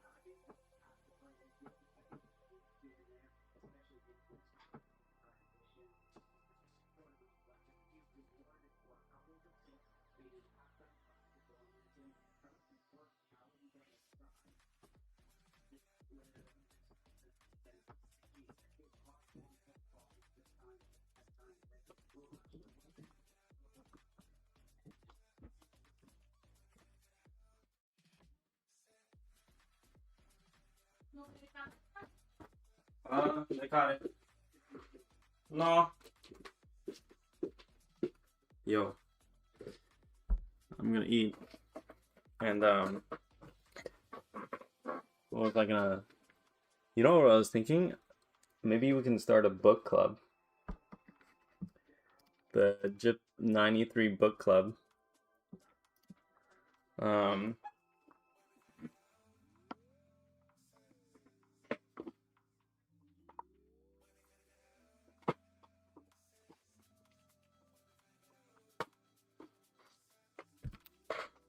Let's see.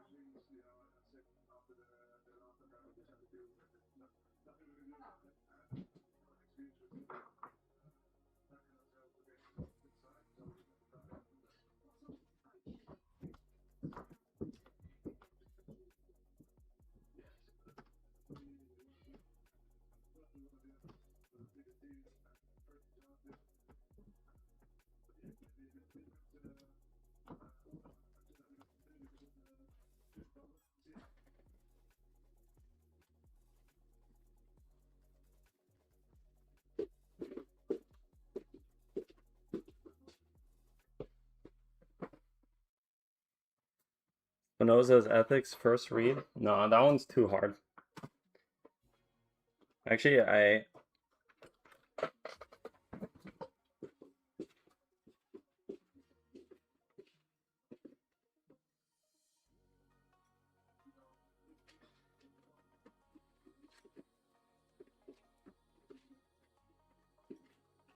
think Spinoza's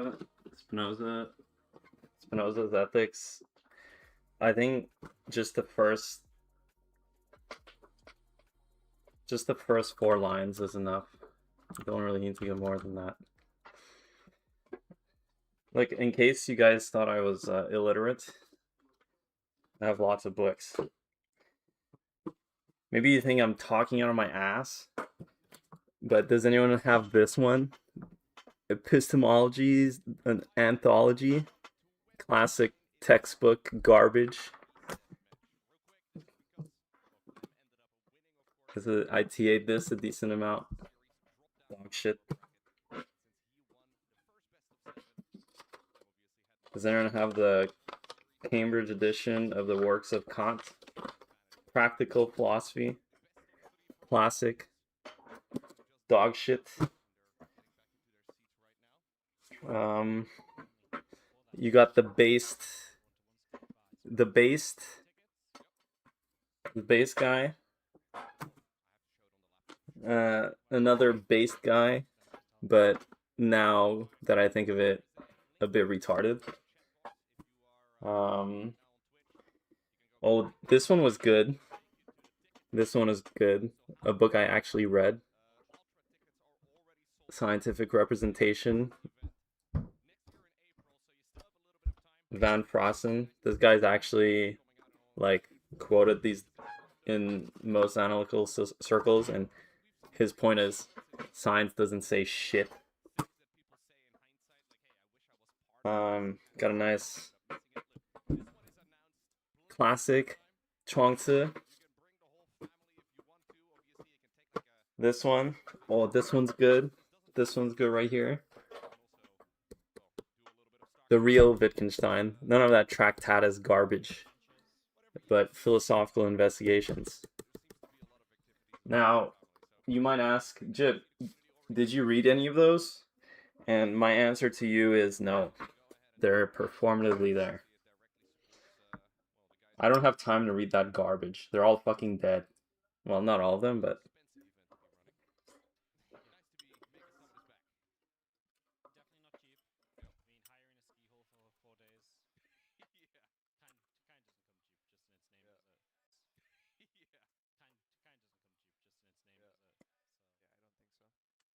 Nah, some of them I read.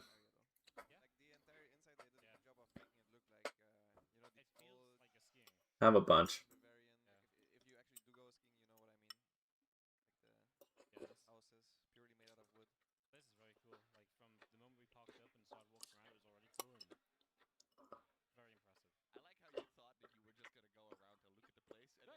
No, I think it just Phil Good today that was losing his shit, to be honest.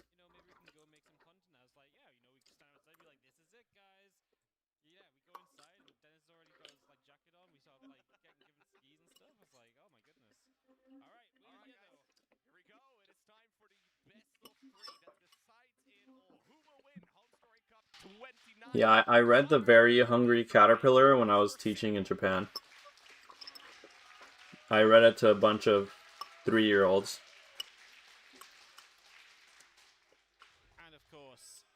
I mean, can you imagine that?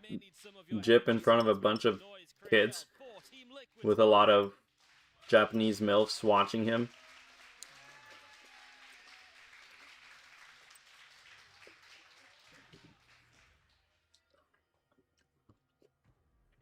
And the maps are here. We're going to play Sanctuary, then Blackrock, and then Rainfall. I mean, I'm just saying, there's a lot of MILFs. Can Clem turn it around mentally? He just lost 4-0 against his opponent. But we just saw this a week ago between Cyril and Tiro. It was a 4-1, but it was pretty one-sided series at first, and then... Yeah. Was I in Tokyo? No, man. I was in Mie. Ken. I was in the Inaka. Literally like Spirited Away in one of those random fucking train stops that doesn't even, that has like an old man working as a train guy collecting the tickets, physical tickets. Fucking stamping it or clipping it. He sort of had checked out already, and then he still made a really solid match out of it. He did not have a good start. I was biking around to like the different schools. I had like 4 or 5. I had like 6 schools, and I had to bike to all of them. In my dumb fucking suit. God, that was dumb. Yeah, no, I really think stepping away, actually being out of the series. Yeah, I love MILFs, man. I do think there's a little bit of resetting to be done there, so... I love women. A little bit better, and like you say, bring some of that energy from games 1 and 2 of the best of 7, because they were awesome. Obviously, game 1, there was that little mistake, but that game 2 especially was very ferocious, very feisty. Really back and forth. We also didn't get to see this map yet. Yeah, it was a warm-up set. We didn't get to see all of the maps. Of course he GG'd 4 times, man. He was playing against the GOAT. We're gonna see here, because those are the more even maps, the ones that you don't want to pick right away. So yeah, we're gonna have a bunch of maps we didn't see yet. Sanctuary, Blackrock, and then Rainfall, the one we just saw. Well, he shouldn't GG. He's the best player, man. I just hope Clem gets off to a better start this time around. Let's see what the Reaper can get done. It is against the Hedge first. He is French, after all. If you do survive this without losing any Zerglings, I think it's good for Zerg. I think SKS, shut the fuck up, man. Zergling at this point, honestly, because of how early the Reaper is. This one already was good. He forces the Reaper back down. Maybe needs to more of a Spore Golem. Not even. Nope. Clean. Clean so far here for Cyril. Mine's more gas than 100. Well, I know you do, because you're a fat fucking slob yourself. You have no other choice. The moment your 100 gas is done. No offense. Mining, you don't actually have the Zerglings out yet to defend the drones from the Reaper at the natural. That's why he mines a little bit more. Just trying to get out extra efficiency out of those drones. Goes for 3 queens as well before the 3rd base. Not going for a 2-base Mira build or anything like that. It's just a normal build order. Normal and safe. Also doesn't want to get scouted here, because this looks like a 2-base build for now. It's a bit more difficult for the Tyrant to tell in this meta. At this point, I just accept that my stream is just daycare for like 10 people. And those 10 people need to start paying up. Like Slardar, you're behind on subs, bro. Where Clem is actually going for extra Marines, as Starboy is going for a Hellbat build. Oh my god. Well, Eskia can redeem like 2 or 3 sessions at this point, but he keeps dodging. Don't really know what's happening. This could be extremely dangerous. Yeah, especially if he decides to just stick around on Lynx and Queens for the time being. Queens are obviously Like really good. BO, I think BO is the only one who he's living purely off charity, and that's okay. I've accepted it. That is bad for Cyril. That's basically one less queen that he has to defend this build with. Oh, that's a huge scout. Did he see the medevac? I don't know, but this is a very obvious scout, because I like how BO just nonchalantly writes that. I'm glad my stream's on a list now. BO's in cybersecurity too, so he should know these things. It's gonna be difficult. At the same time, it's huge Zergling run by. Two new Hellions are about to spawn though. This might be decent timing for Clem. Ooh, full wall off over here in the natural expansion, not going for the 3rd, instead wanting to break open his main. Yep, he's I mean, I really am a social worker if you think about it.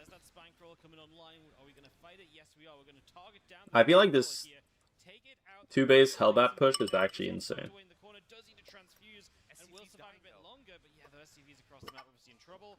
And Clem trying to get a few more queens at the tail end of this Hellbat attack. Yeah, the queen damage is really nice, but losing 5 SCVs here in the process is really bad. Maybe make it 6. But the Hellions also somehow die in the reinforcing Hellions, because 2 Hellions were spawning. I thought it was only like 5 Zerglings on the other side of the map. Maybe it was extra ones incoming. 1 Hellion went down on Clem's side of the map. The work account looks good for, or looks fine for Clem, but he doesn't have a 30CC. The Hellions go down, GG is called. Oh, he had nothing left anymore against the Zerglings. Yikes. That is not the reset you're looking for, Clem. No. Oh. No. So that one Zergling getting in, immediately telling the full story. Spinecrawler starts up, and then 5 Zerglings or so killed. Maybe it must have been more, It no? must have been more, yeah. I don't know. It must have been more. Either way, he needs to like lock in. Like genuinely, he just needs to lock in. He needs to focus up. It didn't, like, none of these games looked hopeless. It's not like after the series, even though you're getting 4-0, it's not one of those series where you're like, okay, I can't play standard against this guy. He actually was behind in almost all of the games, and then still almost won game 2. He almost won game 3. Game 4 also was somewhat close. It's, I don't know. I hope he sticks to his guns and tries once again. Yep. Well, Zero is beastly though, right? Like just not really relenting in any way at all. Like always doubling down. Like it's been a long day for both of these players too, but still relentless on the scouting. Yep. Instant response as well. Not second guessing himself at all, ever. I never see Zero really being indecisive. Like maybe in some very niche scenarios, but props as well to Zero for the very quick reactions. And always double checking. Like it's really easy, especially when you start getting a little bit sleepy, to maybe forget about the Zergling scout or to not be paying 100% attention, but very sharp. I mean, this feels so hopeless for now, but it's only 2 maps. He's only 2 maps away from Clem, that is. He can do the meme. He can do the 2-5 victory. It's perfect. It's perfect for the guys that hate this format, because they're going to be, he lost Tor 2-5. He doesn't actually... Do you like the format, Lambo? I think this is the most fair format. Fair, yeah. All right, well, here we go. It's a massive map. We find ourselves on Blackrock. Spotting right here in the top right-hand corner, we have none other than Team Liquid's Clem.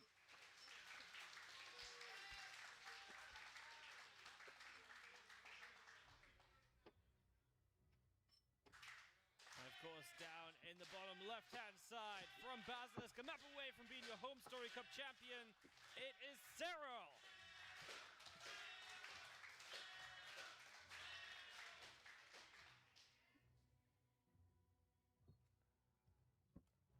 Blackrock the map.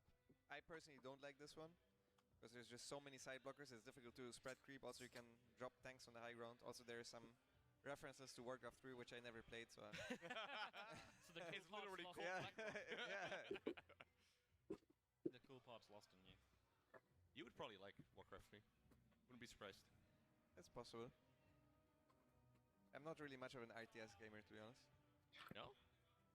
I never played any RTS. Norway won against Brazil? That's crazy. Nope. Only reason I played RTS is because it was highly rated in some gaming magazine. Unironically, right as I bought my first PC. Right. Good timing. Good timing. Well, Blackrock is a very short map. It's actually the shortest. How much I charged for coaching? Of the maps. Positions. It's also difficult to 35 USD these days. More so for Terran. So the one good thing for Zerg is that Terran can get stuck very easily on 4 bases. Sarah's still having massive support from the crowd. Those are already up 5-0. Fans are fired up. I think Clem needs it a bit more at this point, to be honest. But yeah.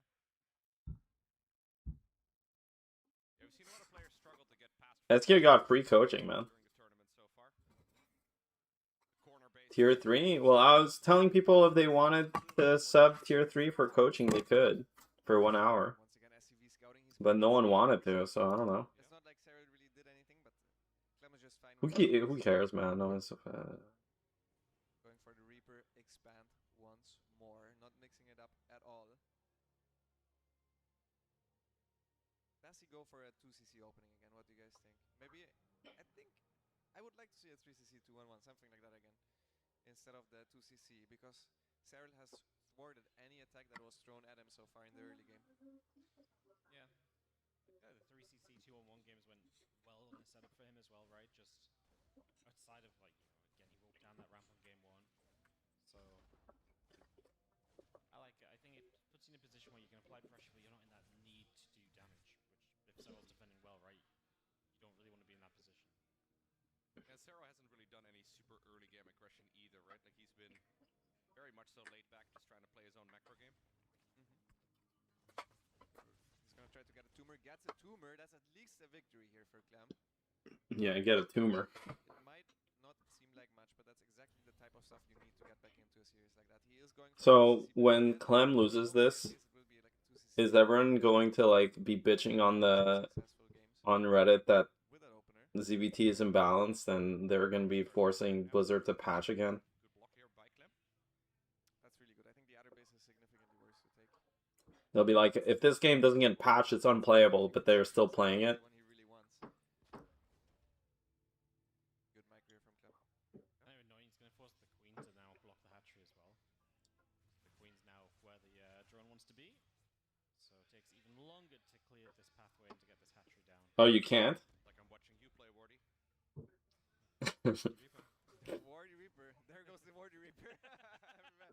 Basically instantly. 4 Zerglings are alive. I really Maybe Terran should start with an orbital. You ever think about that? Reaper stays more accurate, and the Banshee and the Cloaking coming up as we do get a couple extra Hellions in on the way as Serral. I mean, you're going to build an orbital anyway. What's the point? If your first 2 command centers are orbitals anyway, why should they give you... Why should you even get there in the first place? I mean, why not just skip that whole process? I mean, that was David Kim's logic, no? They are floating gas.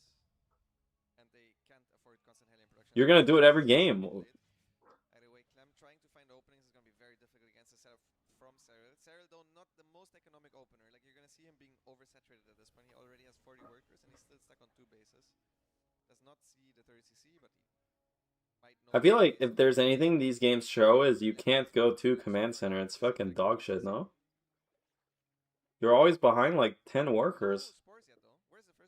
I mean, I think you're behind 10 workers any time.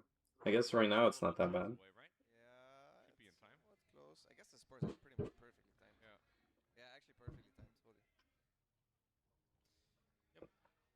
First Banshee will not find much lag. It's because of larva. Actually perfect. Yeah, done right like now. quite literally perfect. Yeah. Maybe queens should cost a hatchery. Transfer 1.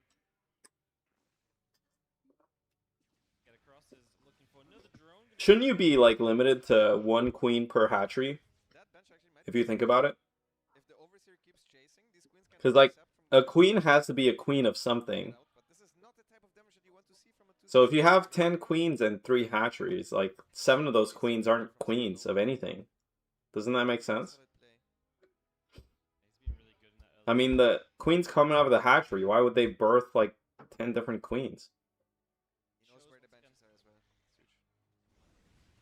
Things gonna have to make a bit of a dive here. Some of the Hellions will go down. How far do you want to chase? Not too far. Let's that other one live.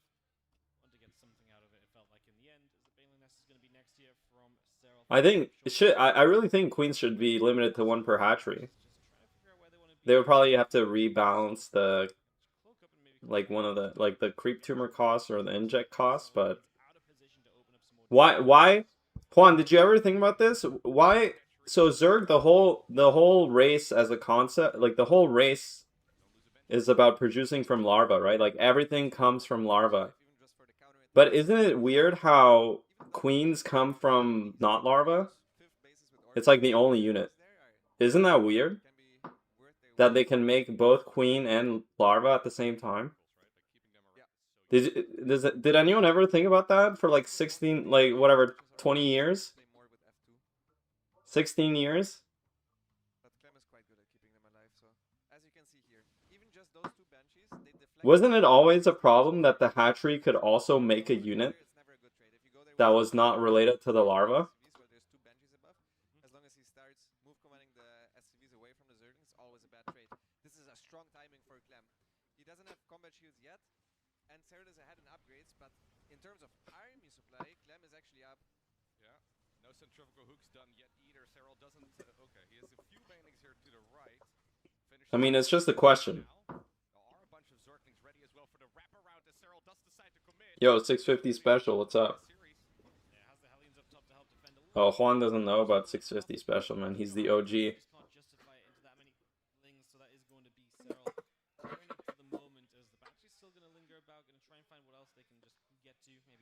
What do you mean? You're special underscore. He's 650 special. Those are two different names, man.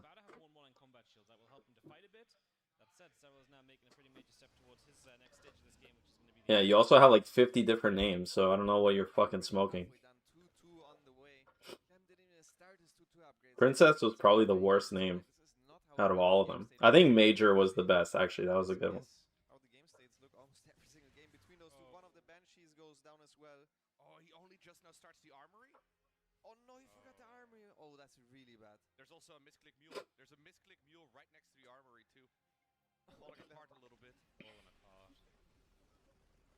Series has not been pretty to him as the Ling Vein gathers up. We are going to look for a bit of a dive towards those Marines. The Medivacs lift up, going to try and take us in toward the main base, but there's units already over here, so this drop's not going to do much, even a small relocating. We're actually going to continue to drop. The Ling Count trying to run in to clean this up will force Clem back. I really think SC2 people are really brain rotted. Like, what do you think they mean when they ask for variety? Like, what do they mean by variety? All the people that are complaining, they don't even play the game, is it?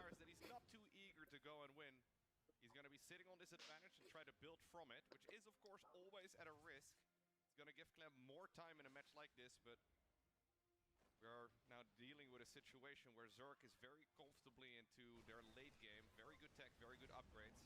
Clem is not quite there yet. It's a big timing advantage. Cero basically ahead. But then you have people like Loco who also repeat that. So, I don't know. Does that make sense? He doesn't play either. But he's a caster. It's weird.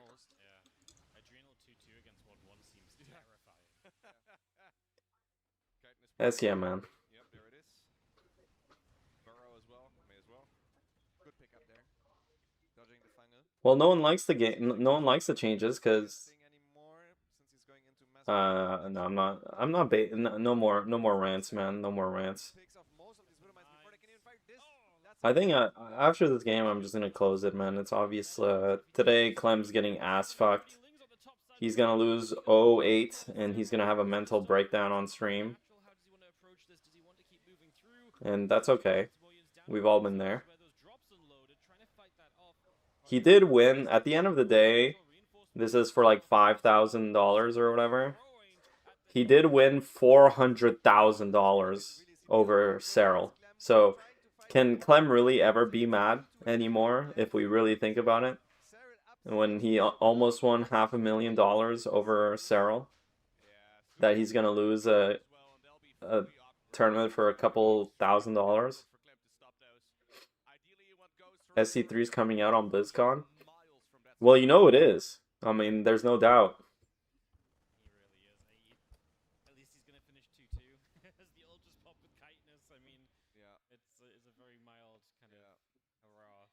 As Clem is horribly behind. Gonna try and get in here with the mine drop denied instantly. Cyril's back with the Lings with the ultras as well, and he is your Home Story Cup 29 champion. Incredible performance by Cero in this grand finals. Going after the would like to have it, but there's no way you can really afford it. Difficult for the Oh, it's just the best of 3? well, BlackRock is a very short map. It's actually the shortest Rashness map. That makes no sense. So they reset the bracket just for a best of 3? Okay. Why reset the bracket then? I don't get it.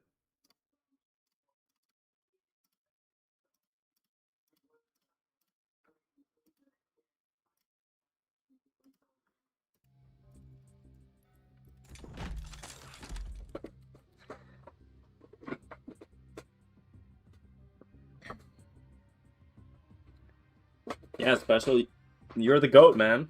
You're a legend.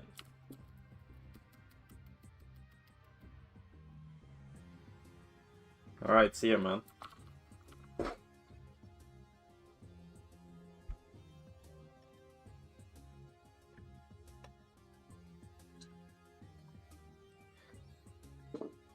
It's crazy. So many goated gamers come to my chat.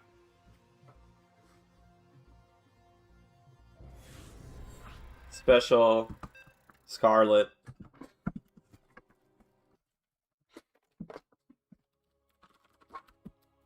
What do you think the common denominator is?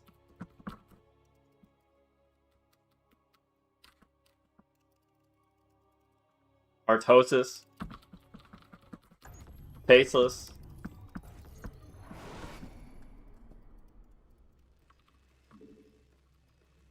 Oh shit.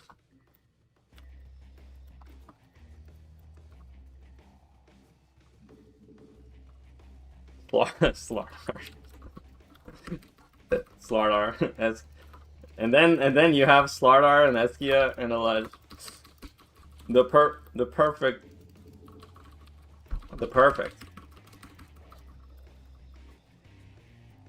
My retired firebat, thank you. I appreciate your You think if I'm more positive it's better? I appreciate the feedback.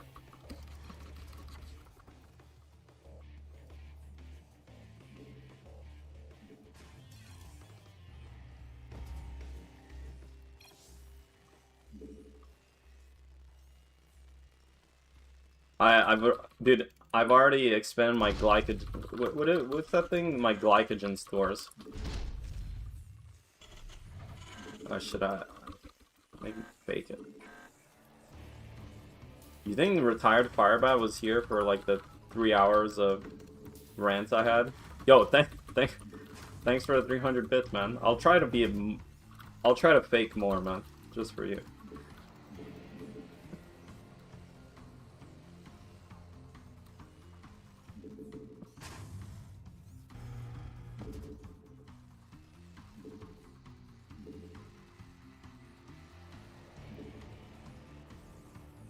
Just for you, man.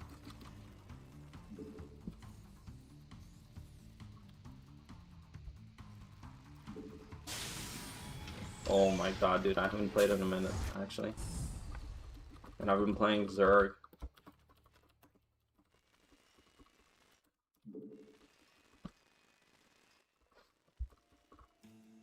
Retired firebat, I appreciate it, man. That's very kind of you to say.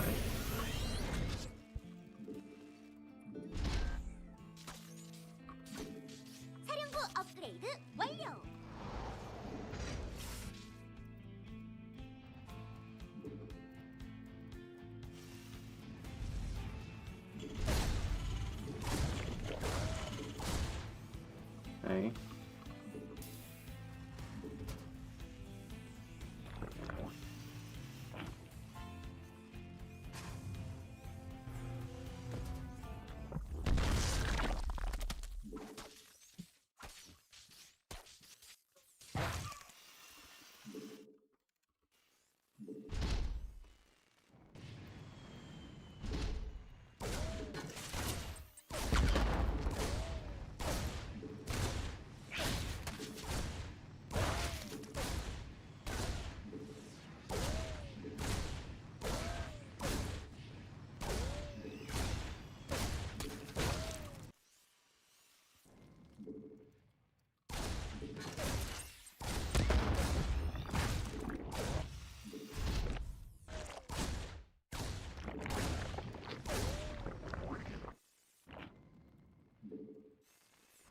부속 건물이 준비됐어.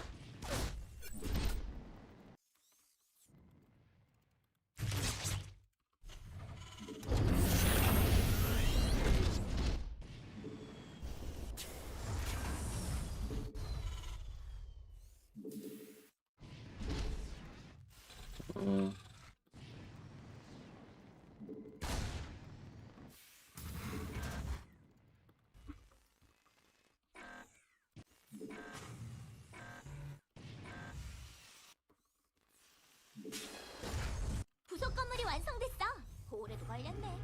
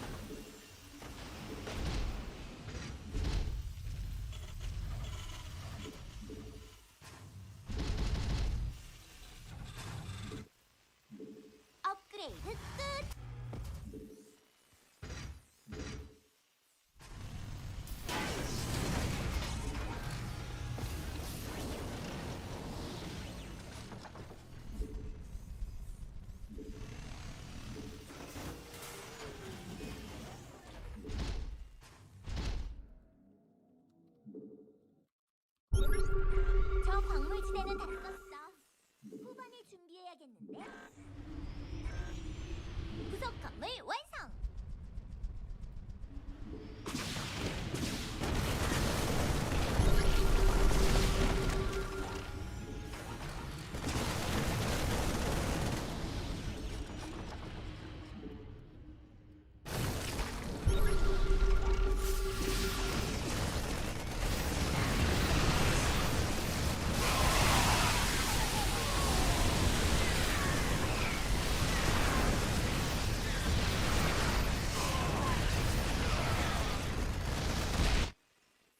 우리 전사들이 적과 교전 중이야.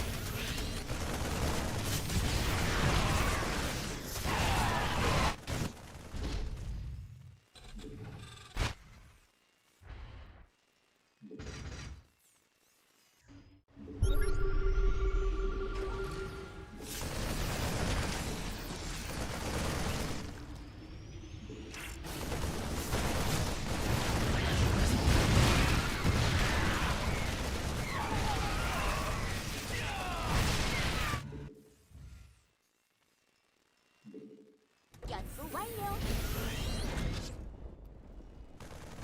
적과 교전 중이야. APM 건물이 준비됐어.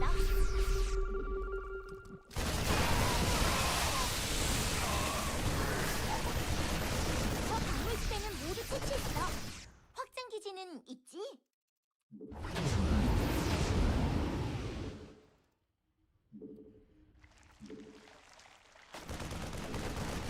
광맥이 고갈됐어.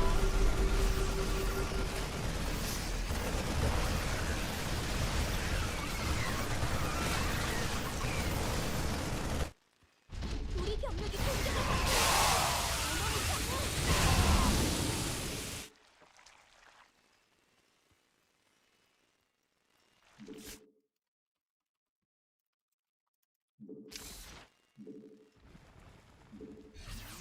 업그레이드 완료.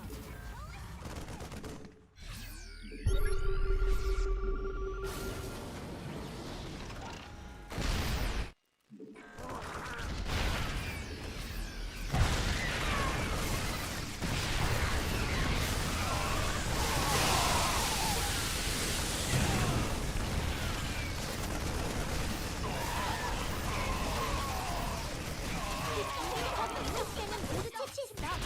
확장 기지는 있지?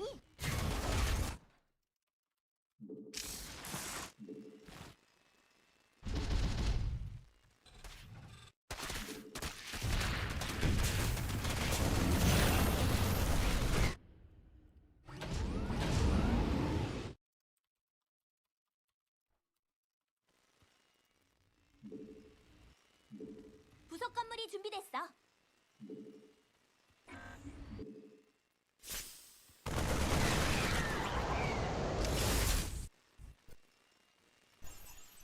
광맥이 고갈됐어.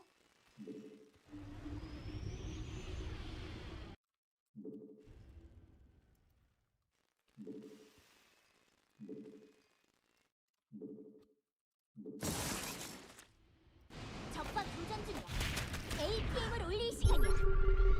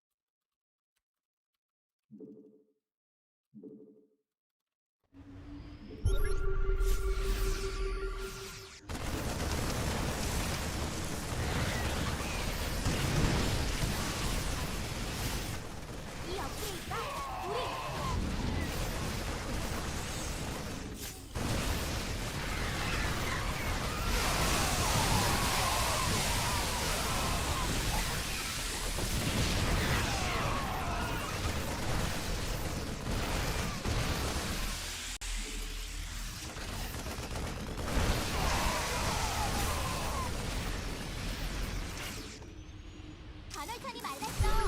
황금가스도 있으면 좋을 텐데.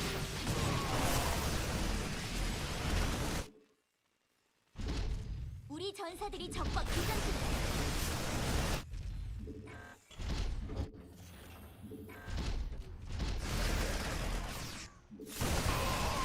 이 업그레이드가 우리 유닛을 강하게 만들어줄 수 있어. 목표는 바뀌었어. 후방을 준비해야 돼.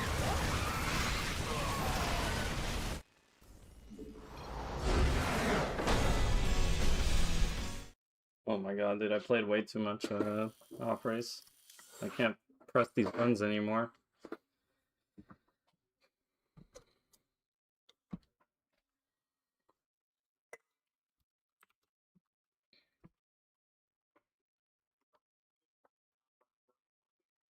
.420 shredded physique. Dude, that's a nice one, man.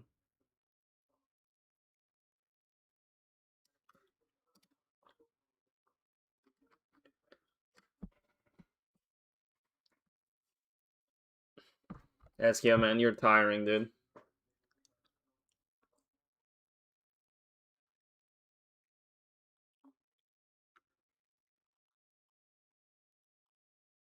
I really did spend all of my energy on that fucking rant earlier. Ah, fucking 씨발 새끼야, man. 존나 씨발.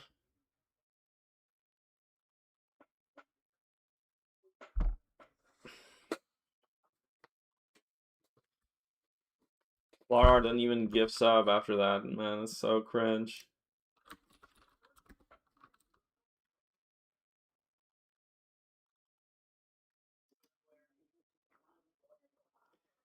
뉴요크 버전 오디세이 어떻게 생각하시나요? 근데 좀 수정해야 될 것 같다고 생각하기는 해요. 근데 이번에 리어크 버전 오디세이는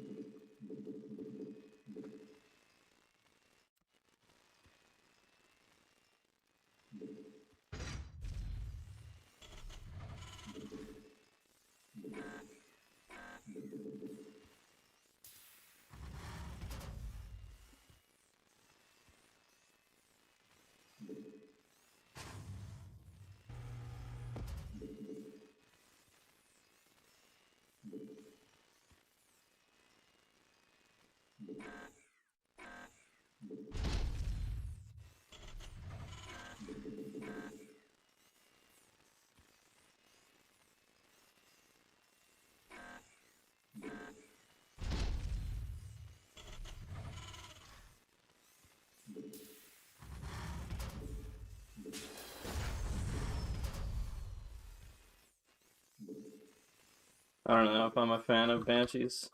BH.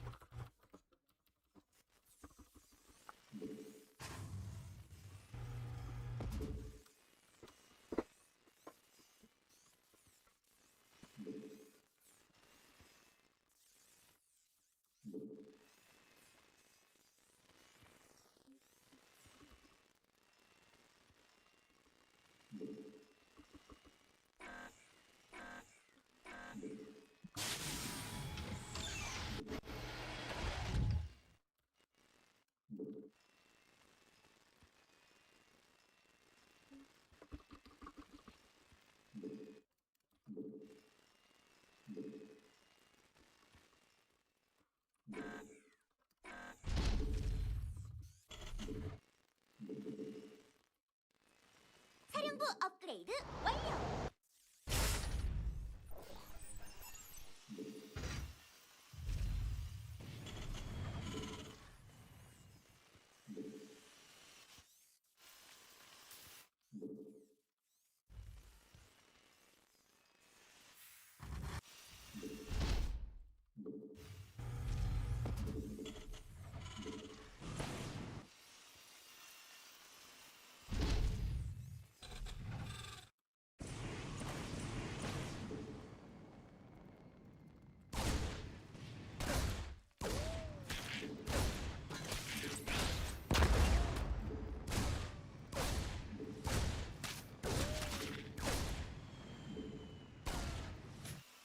교전 중이야. APM을 올릴 시간이야.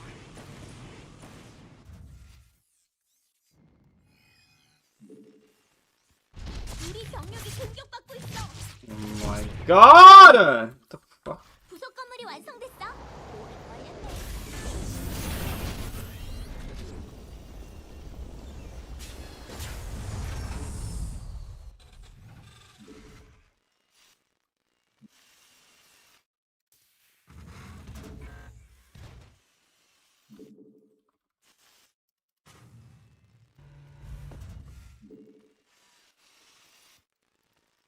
부속 건물 완성.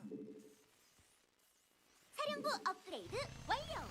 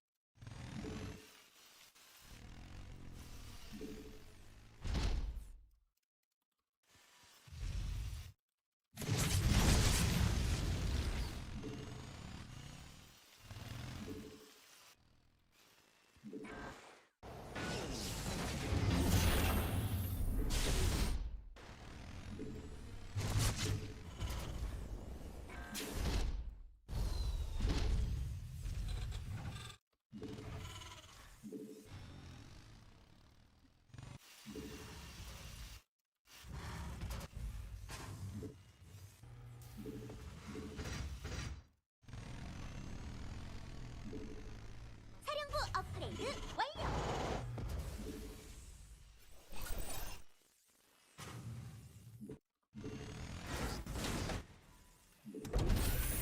아군이 공격받고 있어.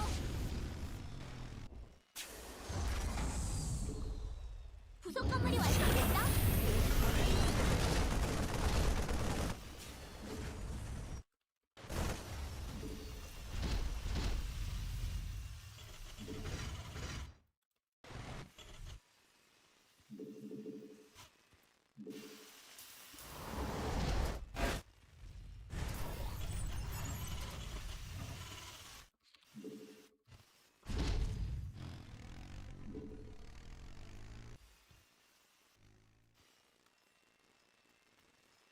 연구 완료.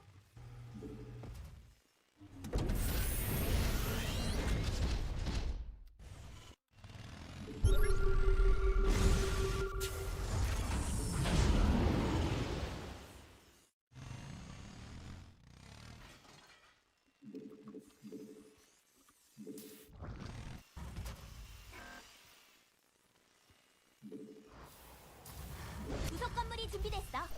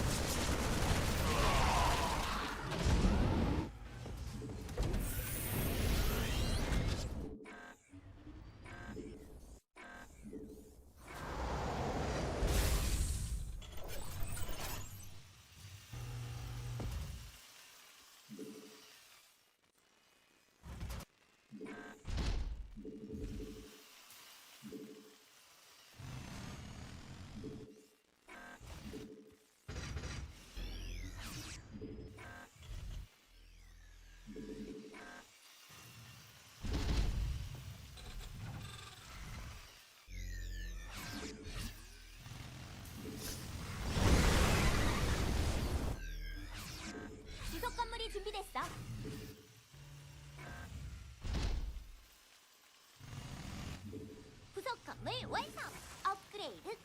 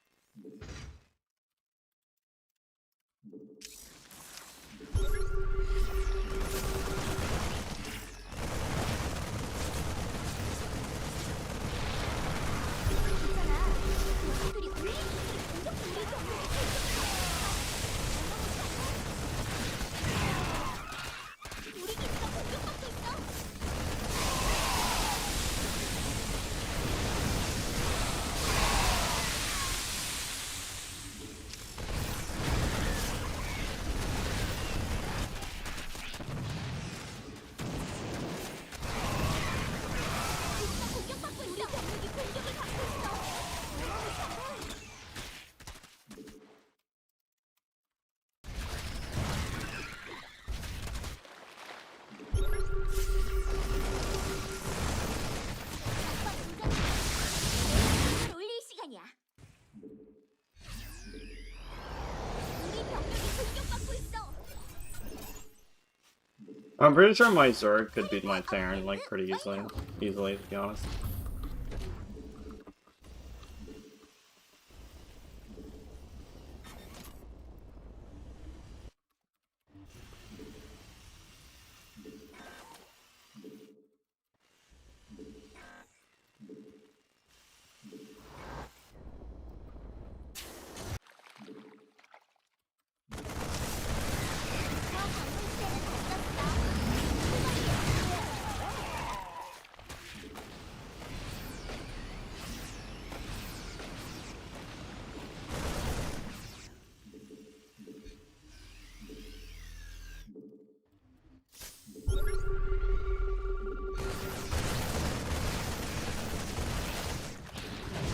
광맥이 고갈됐어.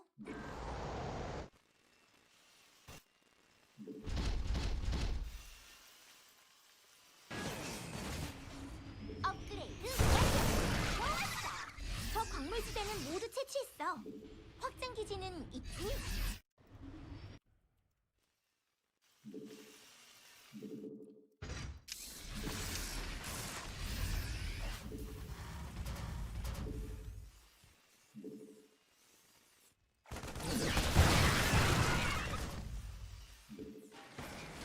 우리 전사들이 적과 교전 중이야.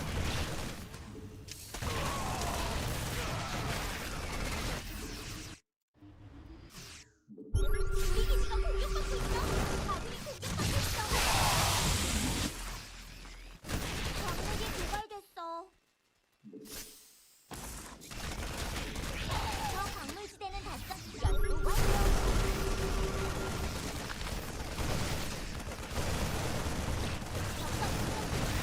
저희 광물지대는 모두 채취했어. 확장 기지는 연구 끝났어. 솔직히 너프 좀 해야 돼.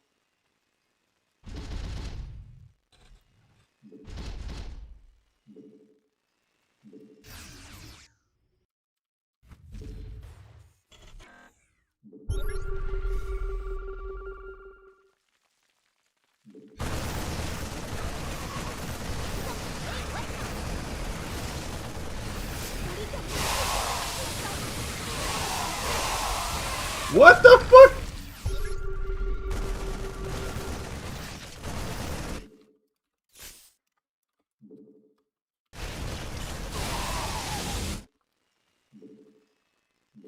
I should have bailed on that clearly.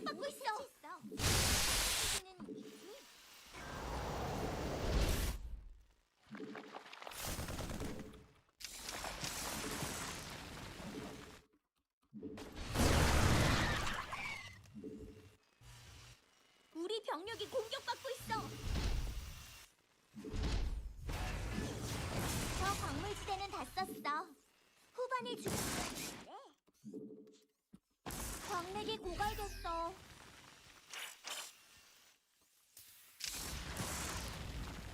전사들이 적과 교전 중이야.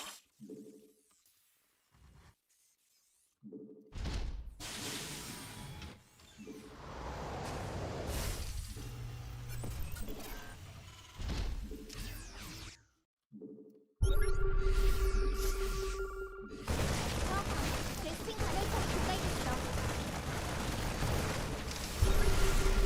저 광물지대는 모두 채취했어. 확장 기지는 있지? 있잖아. 업그레이드 완료. 공격 중이야. 적과 교전 중. ACM을 올릴 시간이야.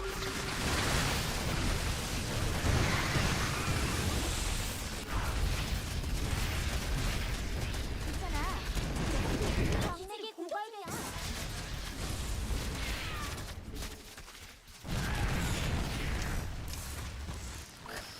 우리 병력이 공격받고 있어.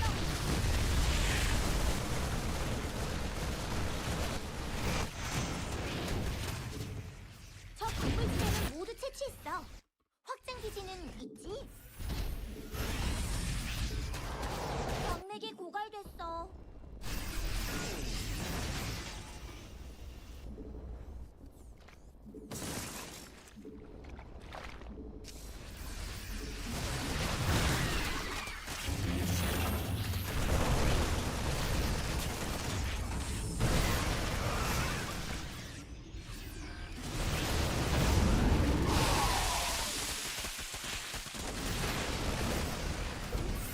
기지가 공격받고 있어.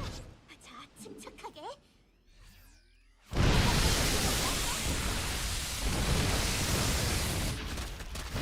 공격받고 있어.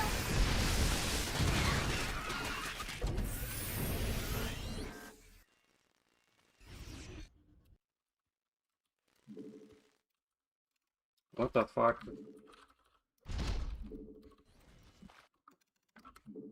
저 광물지대는 다 썼어. 후반을 준비해야겠는데. 우리 병력이 공격을 받고 있어.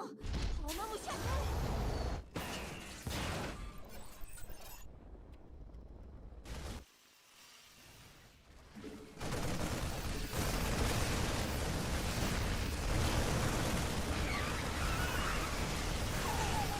우리 전사들이 적과 교전 중이야.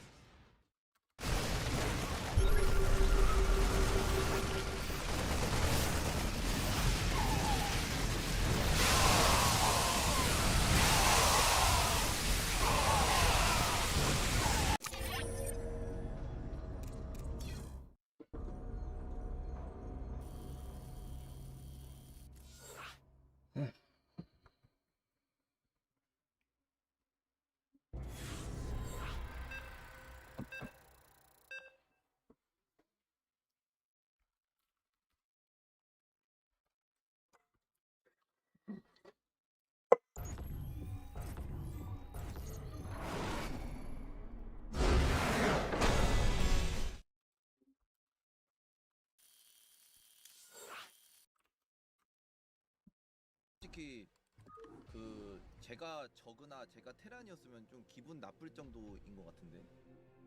근데 뭐 어쩔 수 없다고 하니까 뭐 그렇겠지만 좀 빡세지 않나 근데 다른 종족들이 그냥 딱 말하는 거야. 그냥 좀 불리하다고 느낄 것 같.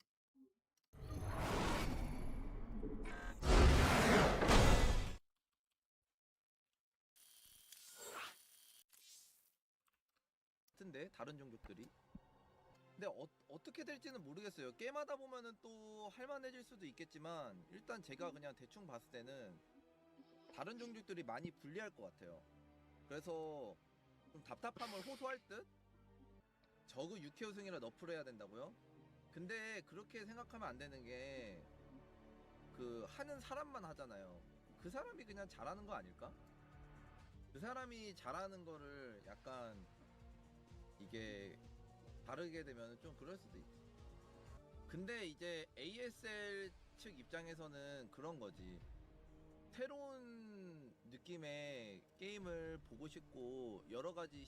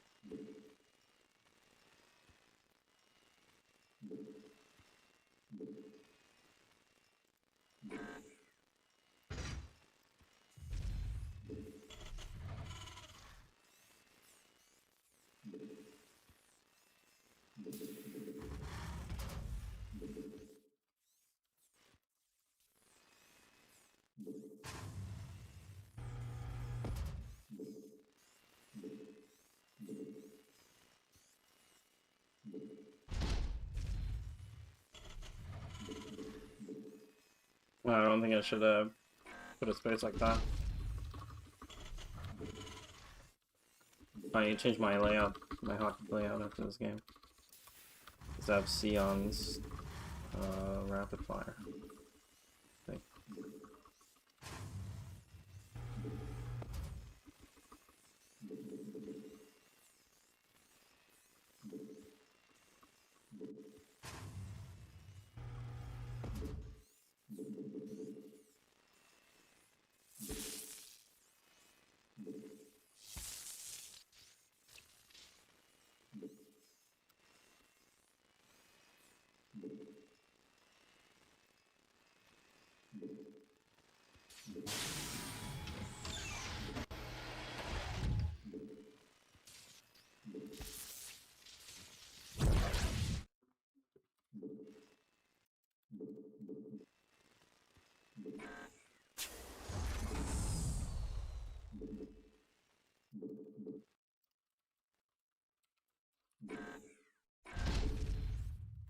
사령부 업그레이드 완료.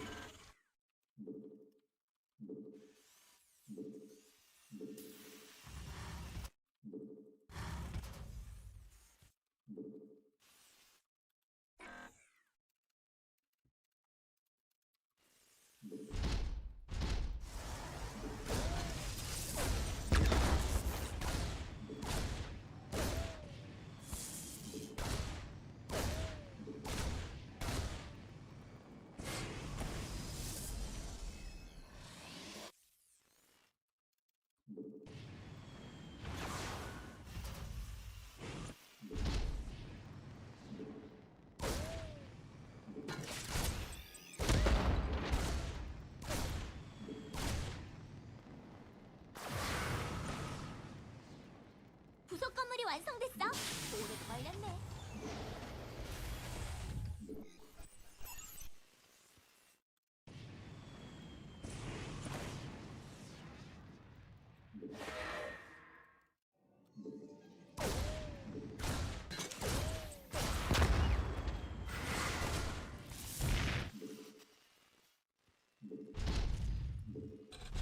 사령부 업그레이드 완료.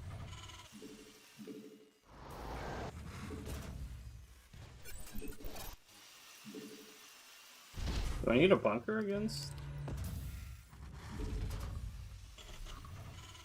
부속 건물 완성.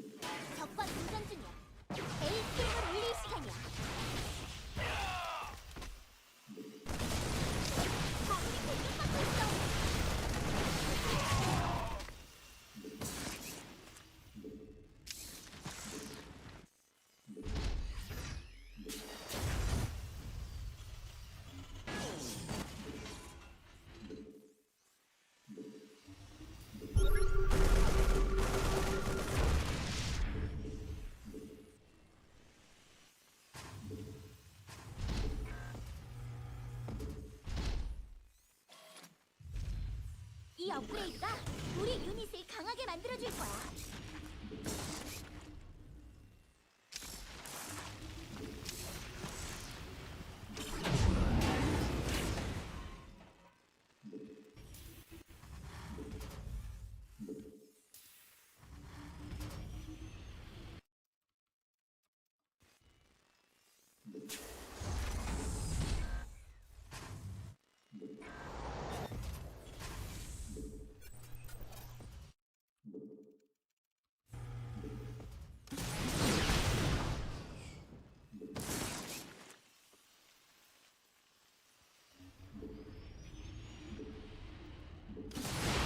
우리 아빠도 꼭 그거 연구하더라.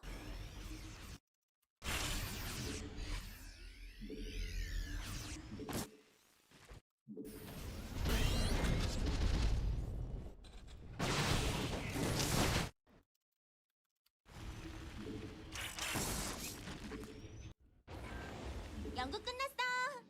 우리 전사들이 적과 교전 중이야. 우리 병력이 공격을 받고 있어.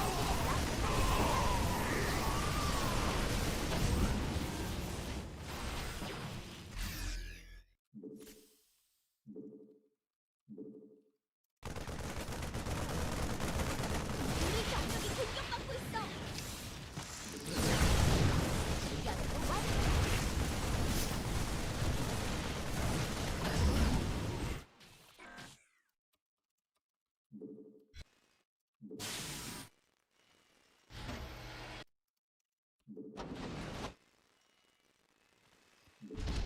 업그레이드 끝.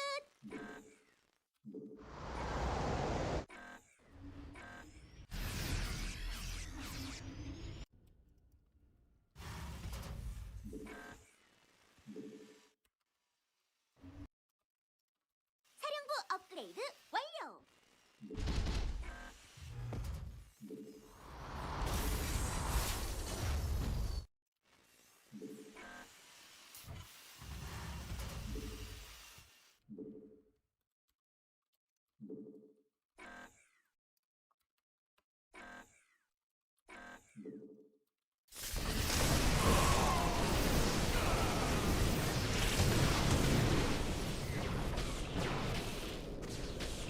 저 광물이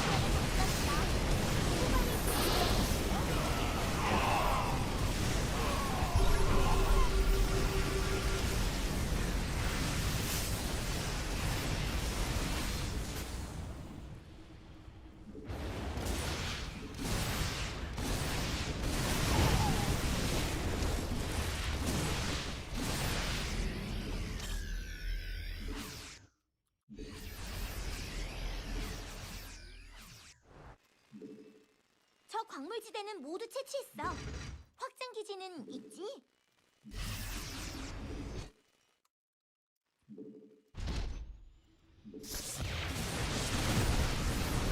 광맥이 고갈됐어.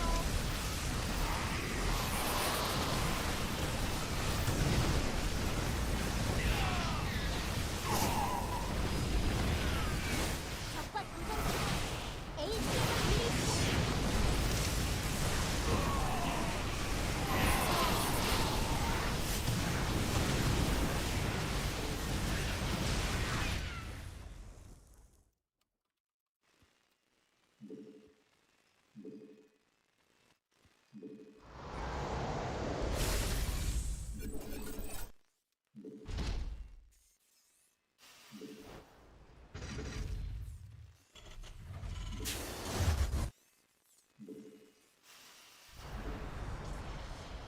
저 광물지대는 모두 채취했어.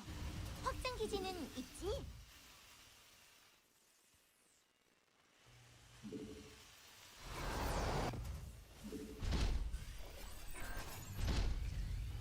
우리 병력이 공격을 받고 있어. 업그레이드 너무 착해. 다들 되잖아. 녀석들이 우리 기지를 공격 중이야.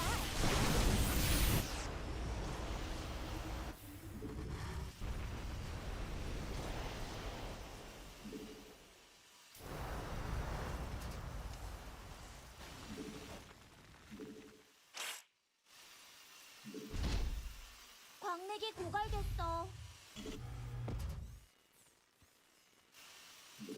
저 광물지대는 다 썼어. 후반을 준비해야겠는데.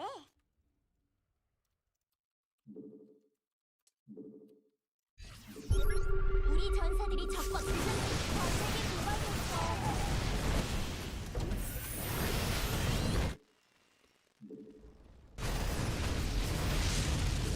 우리 기지가 공격받고 있어. 우리 기지가 공격받고 있어.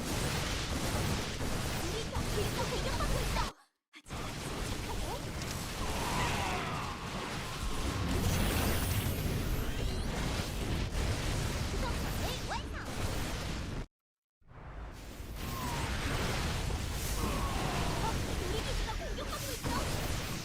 우리 병력이 공격받고 있어. 있잖아. 우리 전사들이 적과 군대를 다 썼어.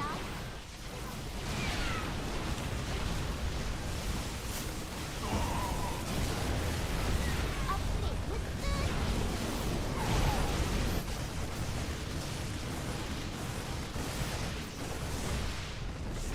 기지가 공격받고 있어.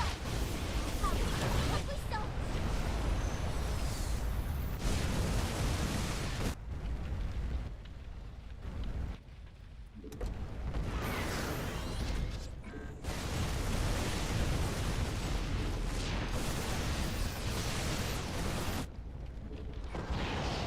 베스킨 간헐천이 적과 교전 중.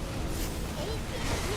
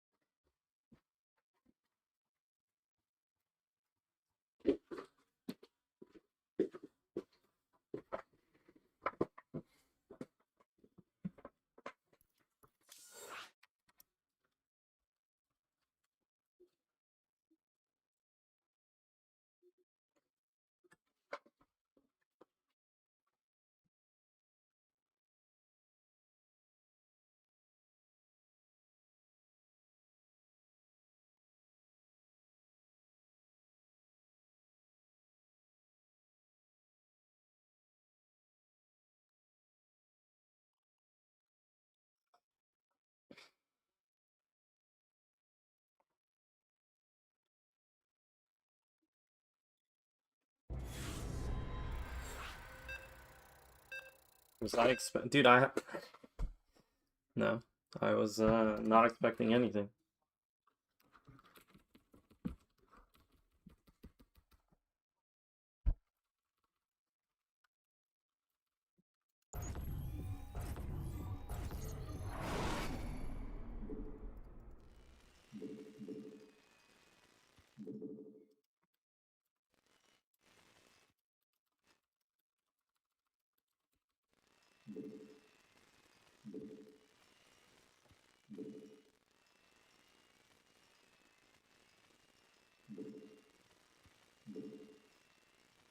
You cancel the Stargate? I mean, that's good.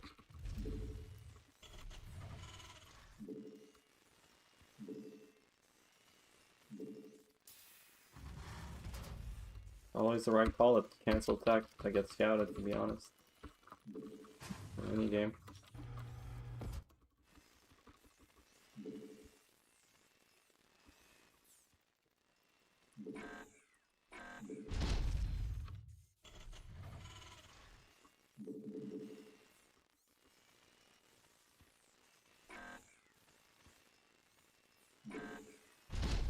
I still didn't get rid of mine.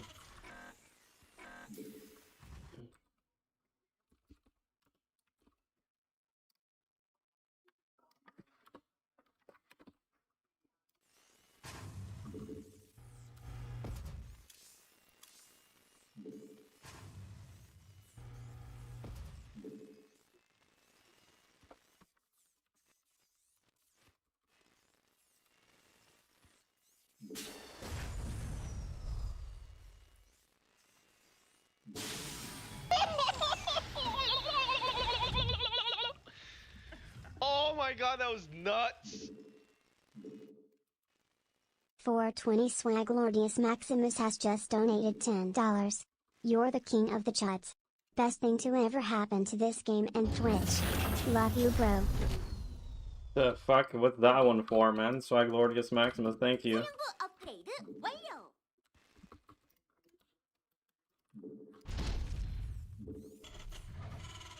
Swaglordius Maximus, man, I don't know. I don't get it, but I like it.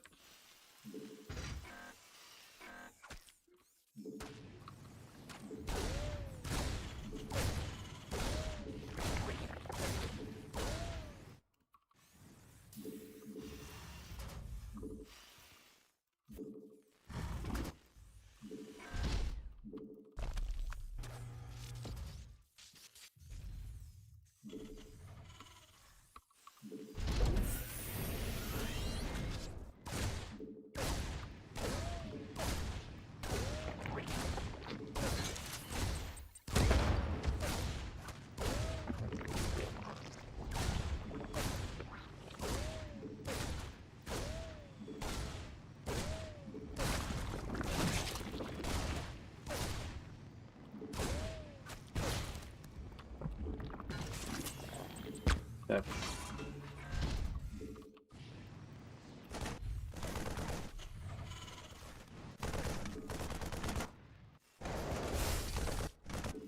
부속 건물이 완성됐어.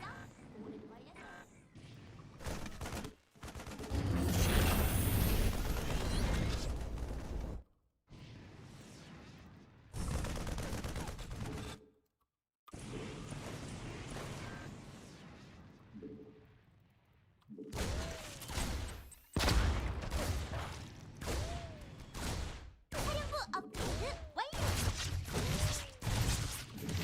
부속 건물 완성.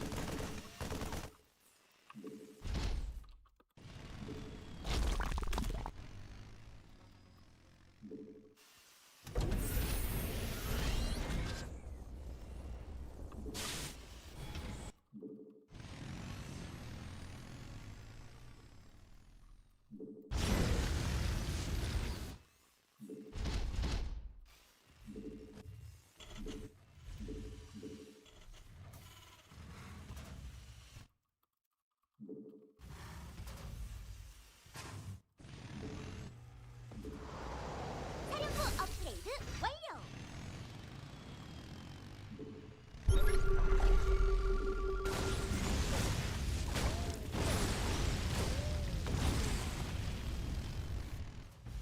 부속 건물이 완성됐어. 고래도 완료.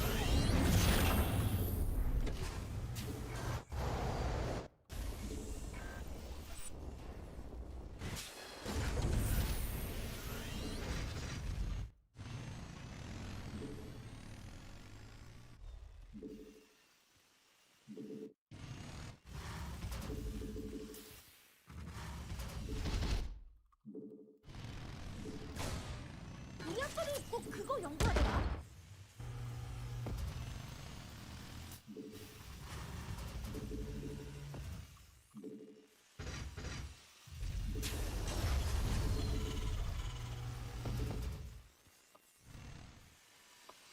부속 건물이 준비됐어.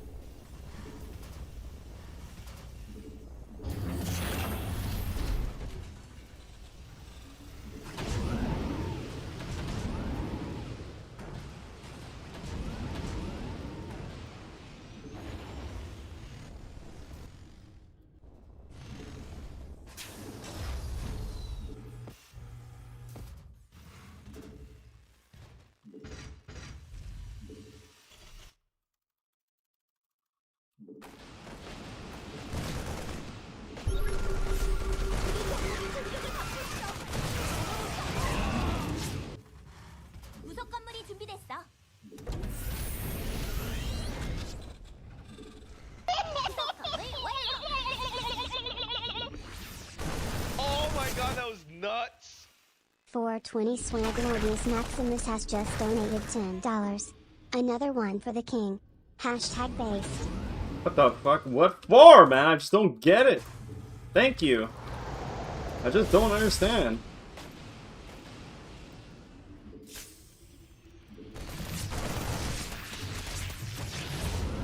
I'm just a fucking fat, ugly chud, man. 부속 건물이 완성됐어. 오래도 걸렸네.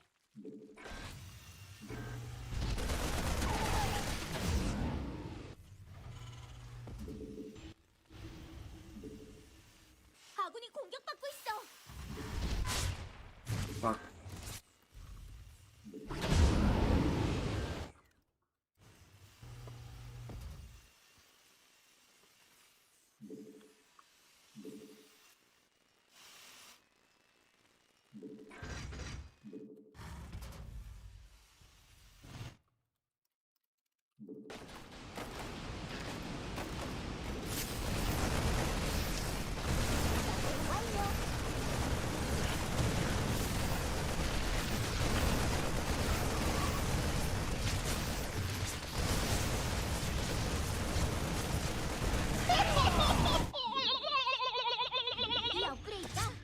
Oh my god, that was nuts! 420 Swag Lordius Maximus has just donated $10. You're not a fat ugly chud. You're a king, and the king drinks from the chalice. What the fuck, dude? You're crazy, man. I don't know what's wrong with you, but you're crazy. You're a crazy motherfucker. We should play, we should play WoW Classic sometime if you'd like to, man.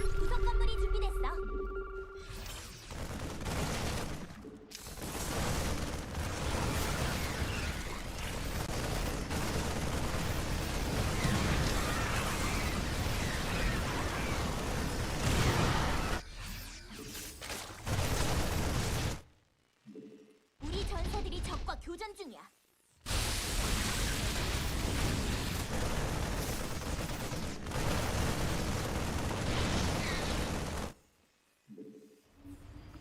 우리 병력이 공격받고 있어. 적 건물지대는 모두 채취했어. Man, honestly, I'm done off racing, man. I think I... 광맥이 고갈됐어.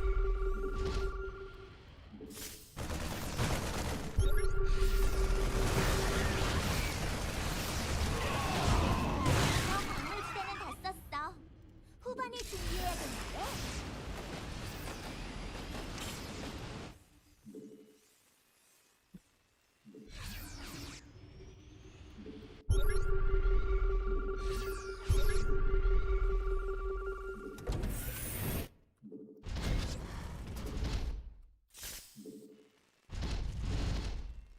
광맥이 고갈됐어.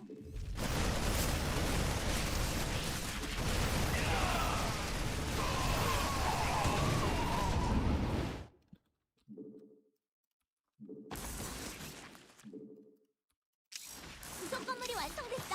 오래도 걸렸네.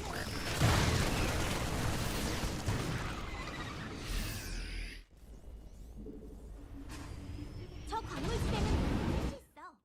확장 기지 연구 끝났어. 이건 솔직히 너프 좀 해야 돼.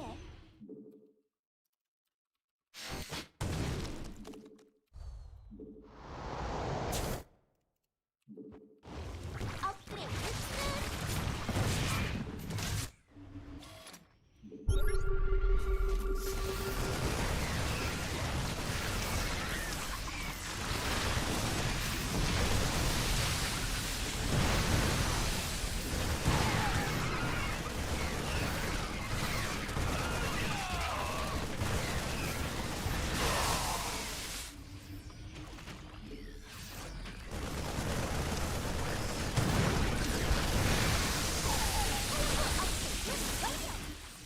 저 광물지대는 다 썼어. 후반을 준비해. 우리 병력이 공격을 받고 있어. 어마무시하네.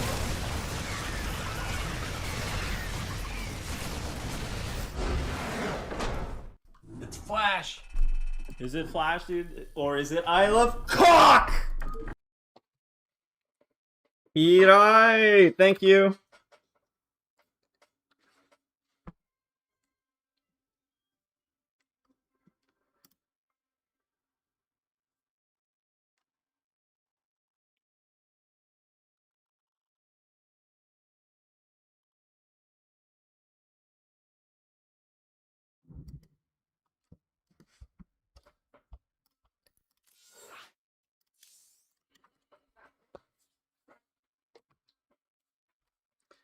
My name is Chud 420.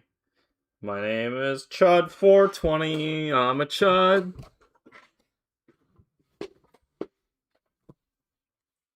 Oh, dude, I might need some of that WoW Classic crack we're at about now.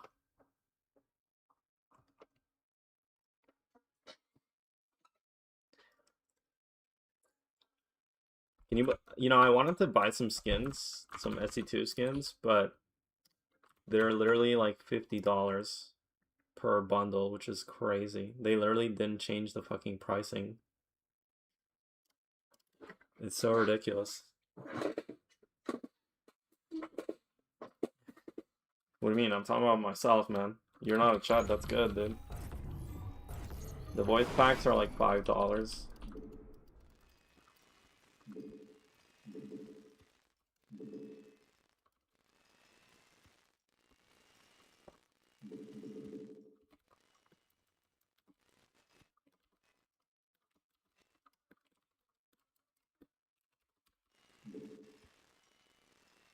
$6.50 special, man. Don't talk like a Chud, bro.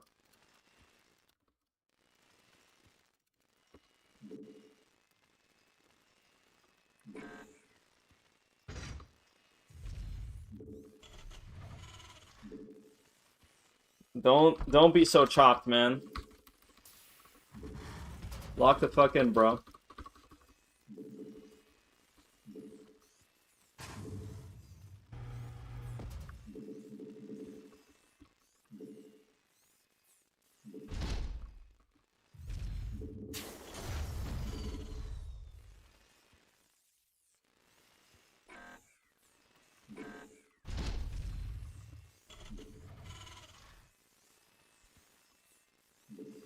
Not up to date on the slang. Dude, $6.50 special. Ever since you started streaming, you're all fucking, like, all tame and shit. It's kind of weak. Ever since you started showing your face on cam, you're not fucking saying the egregious shit you've been saying all these years. It's kind of weak, man.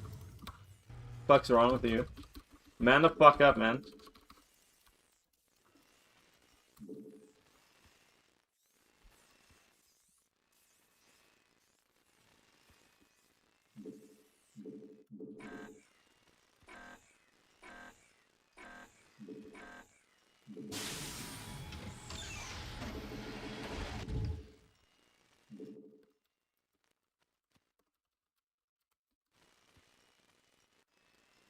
I know you're speechless, man. I called you out, man. Point blank. It's just, it is what it is.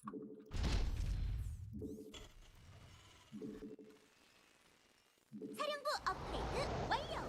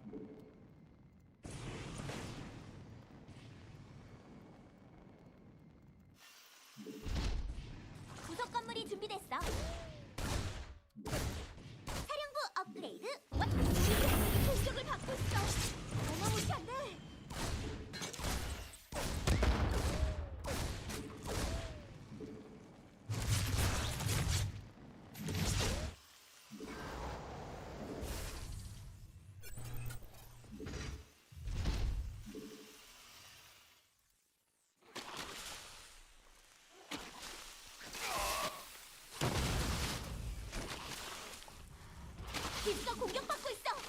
자, 침착하게.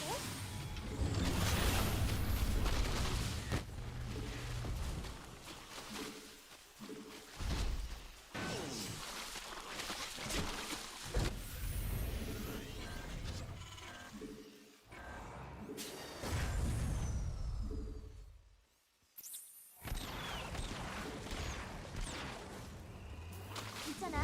사령부 업그레이드 완료했습니다.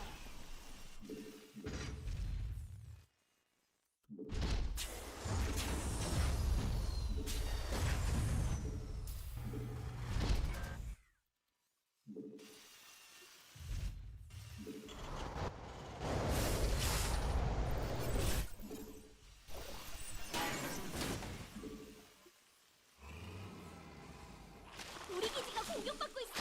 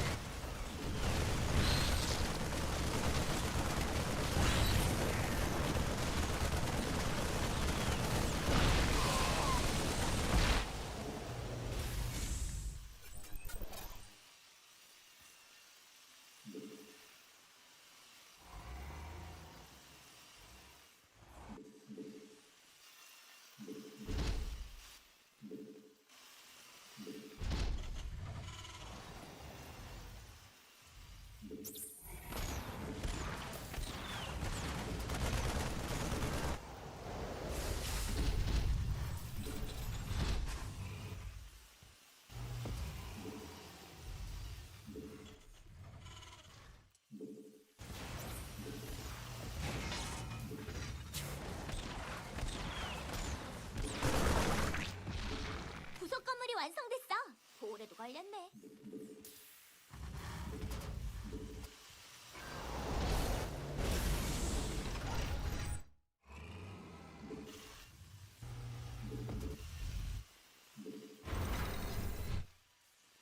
부속 건물 완성.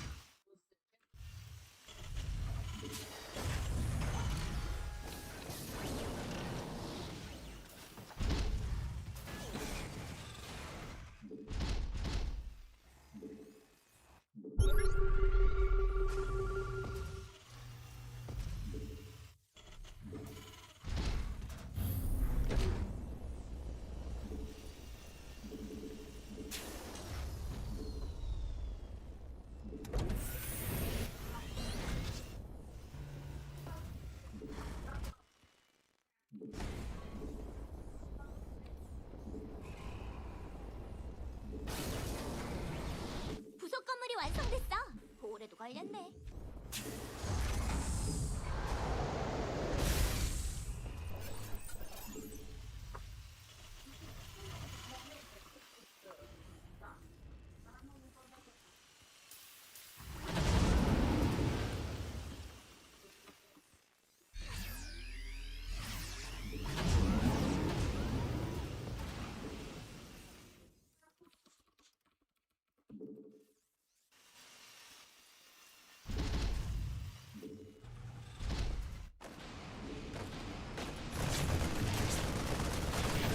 연구는 꼭 그거 연구하더라.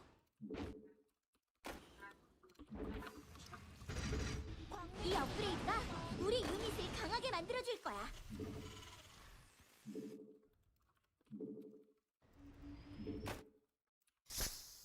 우리 병력이 공격받고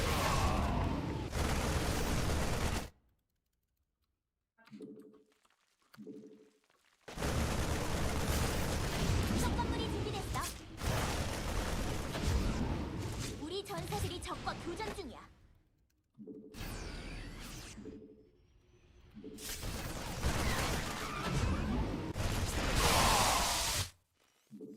아군이 공격받고 있어. I don't know why my game's suddenly lagging. Like, this game's so poorly optimized. So fucking weird. 적 저 광물지대는 모두 채취했어. 확장 기지는 I don't understand what the fuck is lagging my game.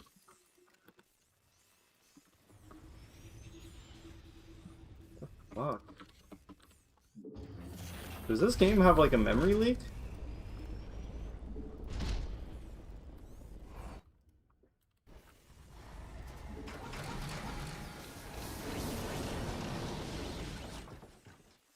연구 완료.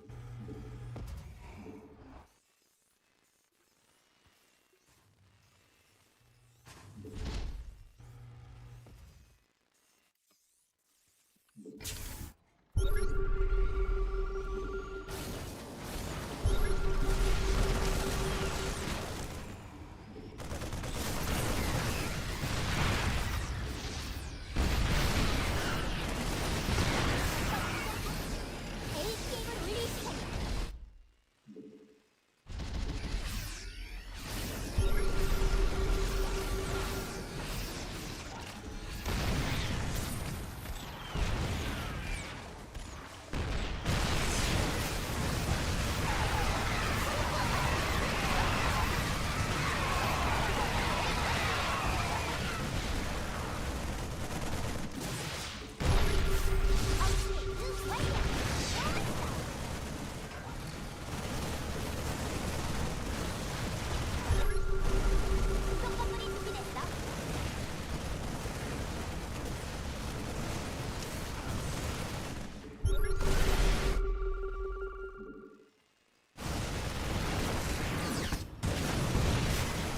Holy shit, my game's just lagging randomly.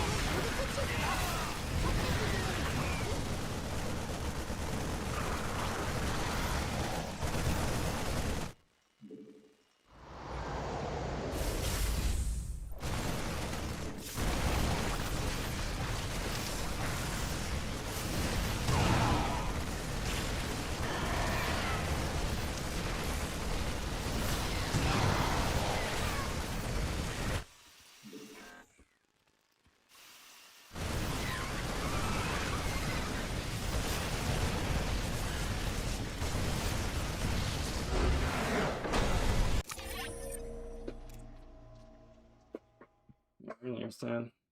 My GPU is like 39 degrees and this game's fucking thing is shit.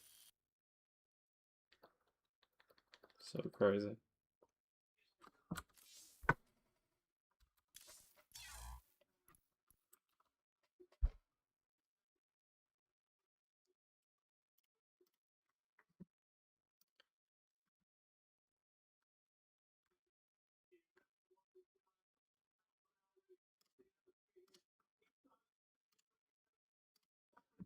Yeah, it's too hot, man. It's too hot. Today, Sunday. See what Arteza is up to. Sexual. It's okay. Strongest practice week ever.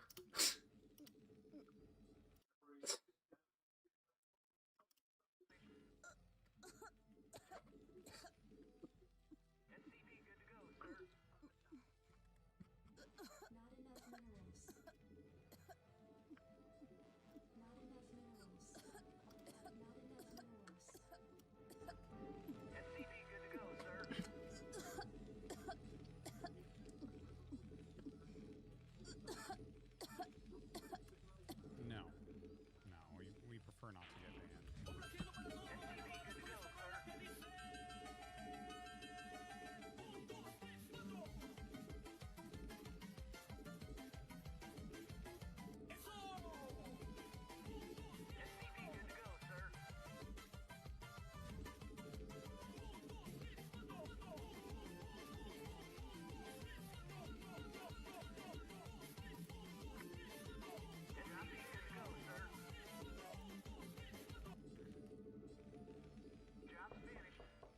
Daniel.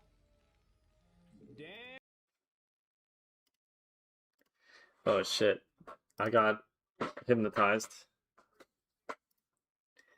9:10 p.m.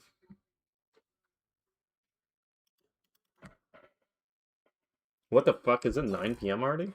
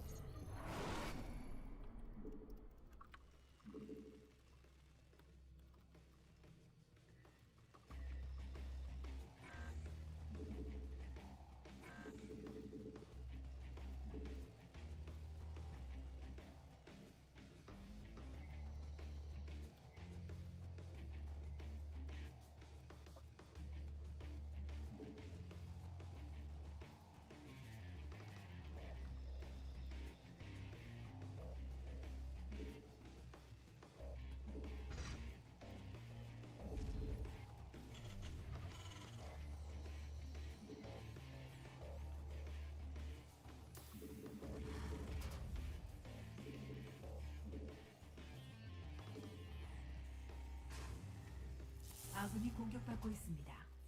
That's so early, what the fuck?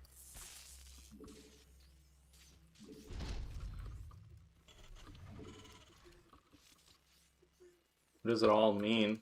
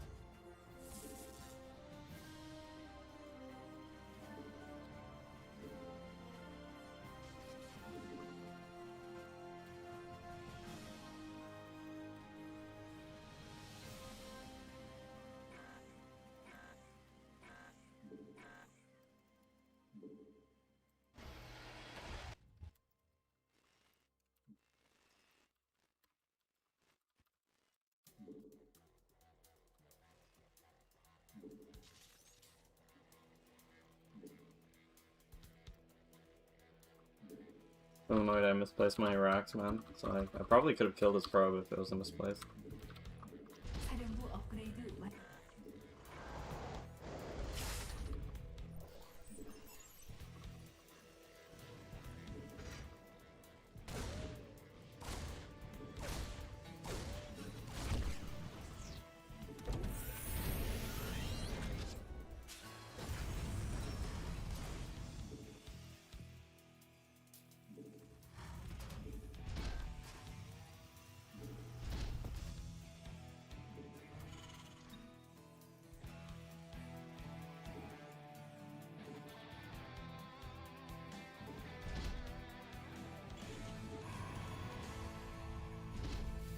아군이 공격받고 있습니다.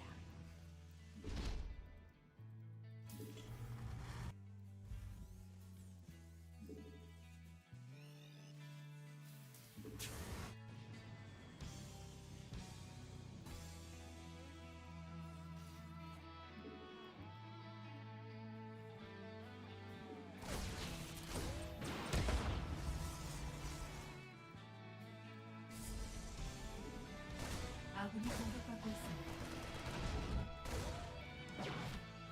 구성 건물 완성.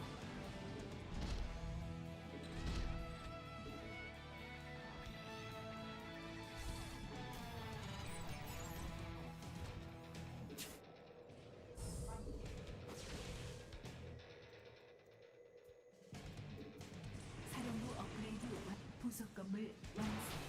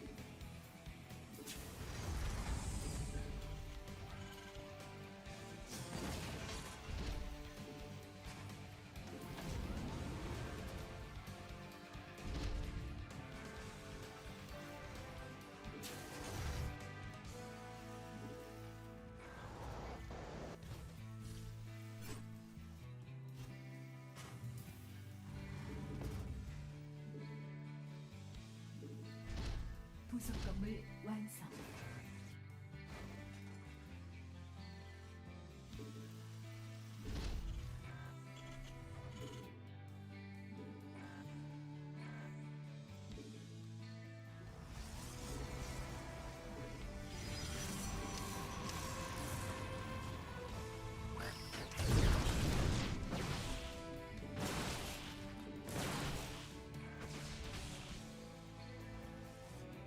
아군이 공격받고 있습니다.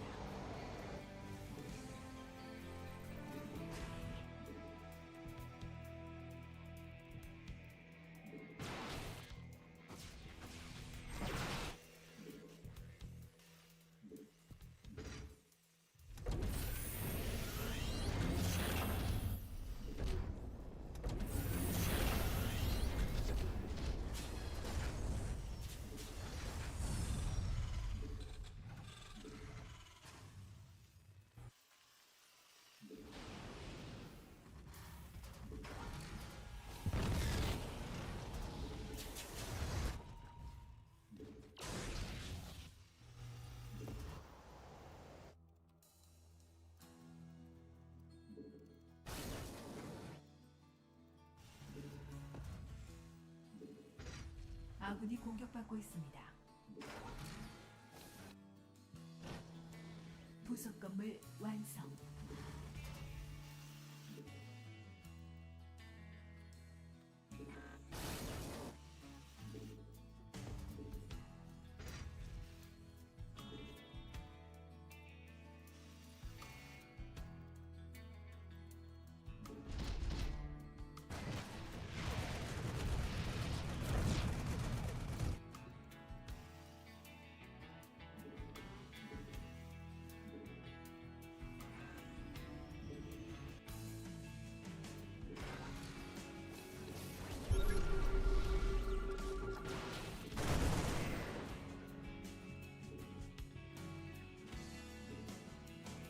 연구 완료.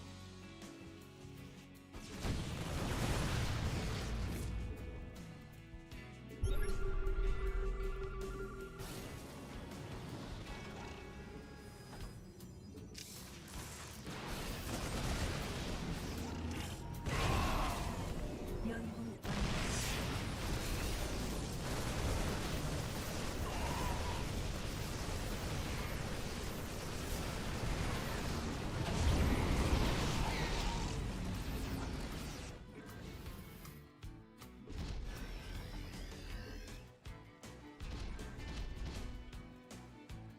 연구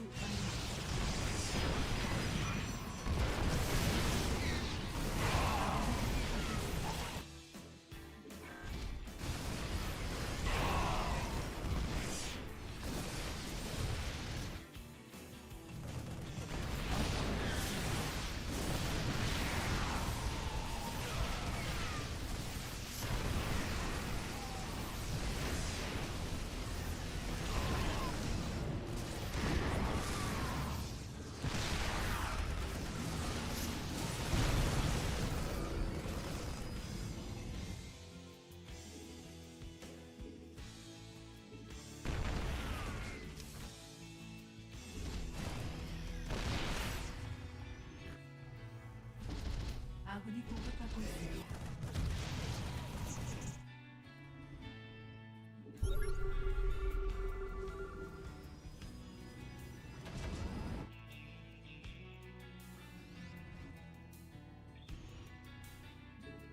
부속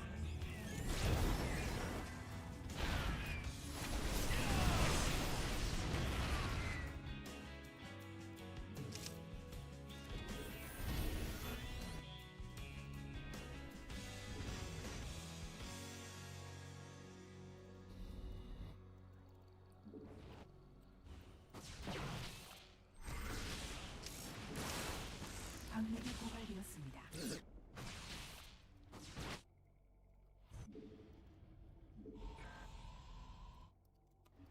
아군이 공격받고 있습니다.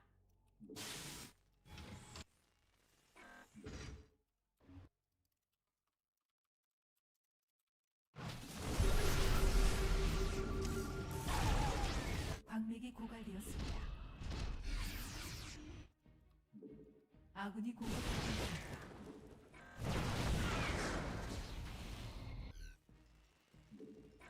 업그레이드 사령부 업그레이드 완료.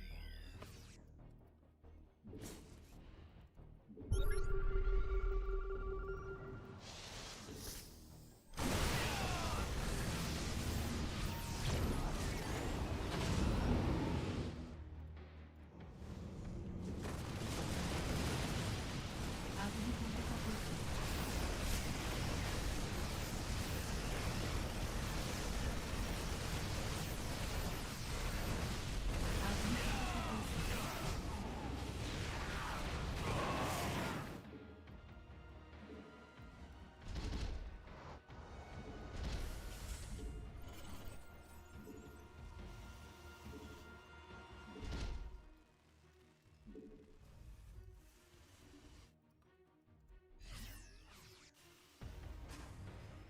아군이 공격받고 있습니다. 아군이 공격받고 있습니다.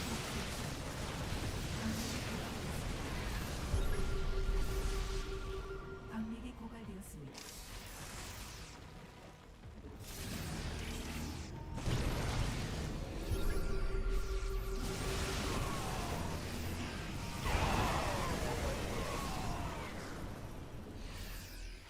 The disruptors are so crazy.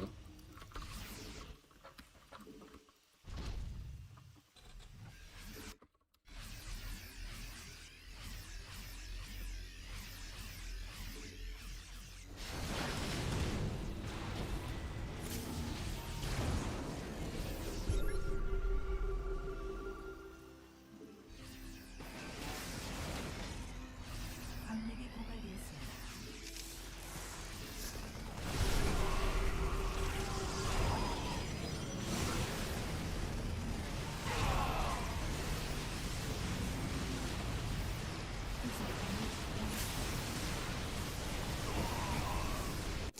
Oh my god, this guy was garbage too. So crazy.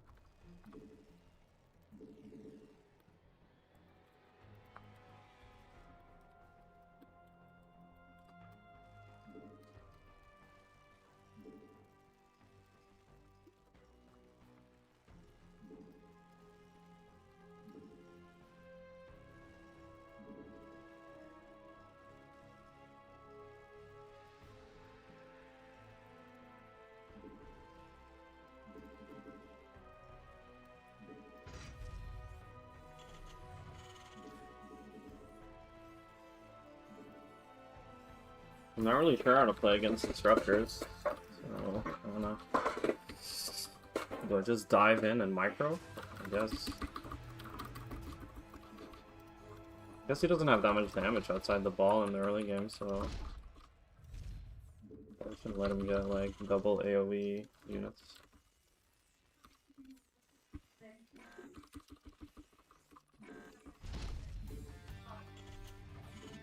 I don't know.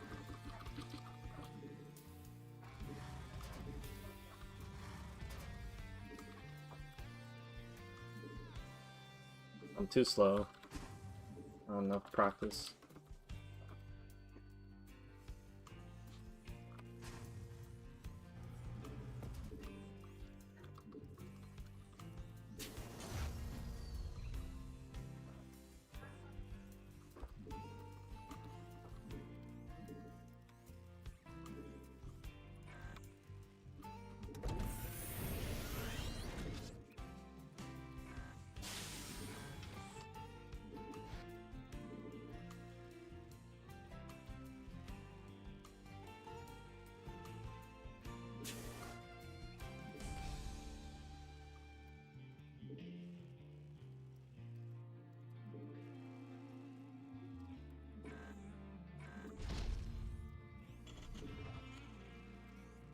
사령부 업그레이드 완료.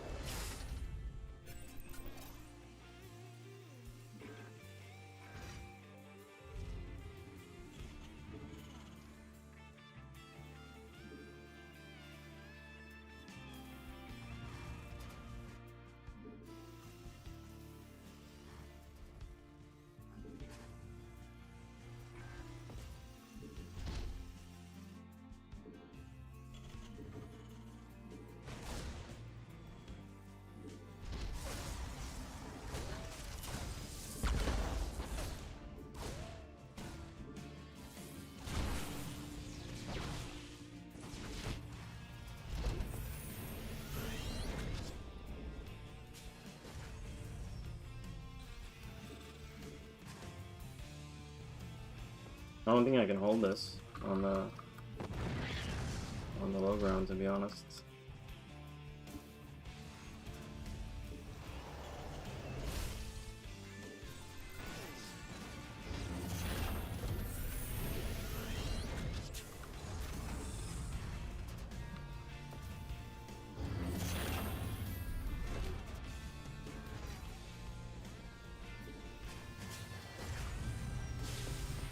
부속 건물 완성. 부속 건물 완성.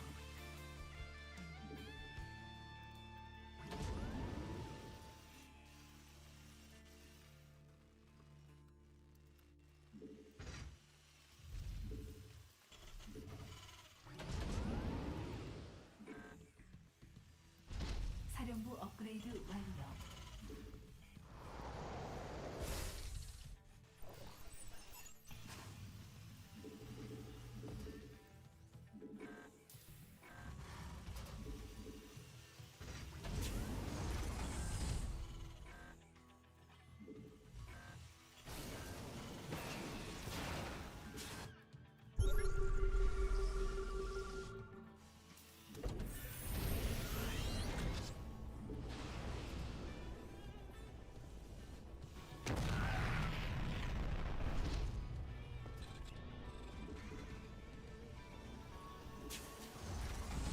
기지가 공격받고 있습니다.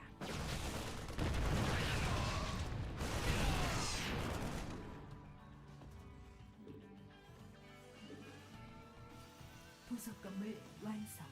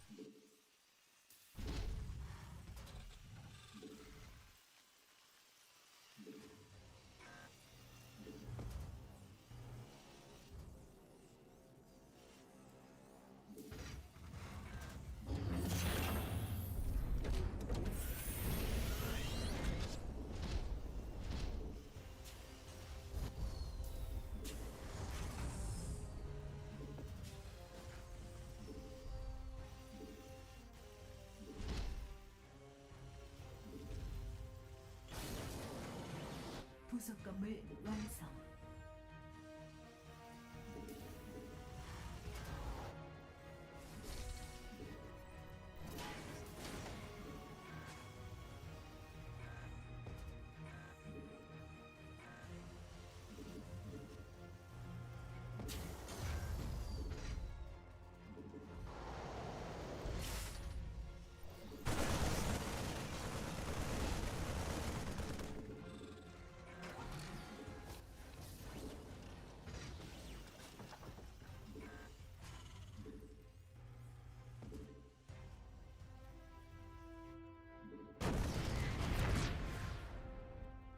업그레이드 완료.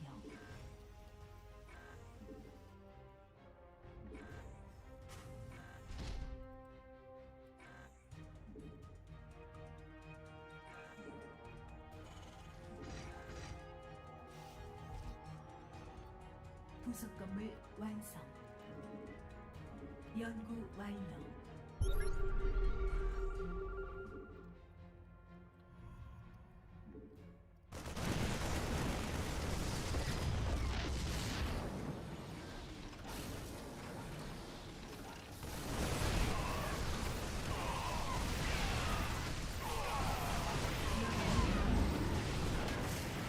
Okay, he has both charge and blink.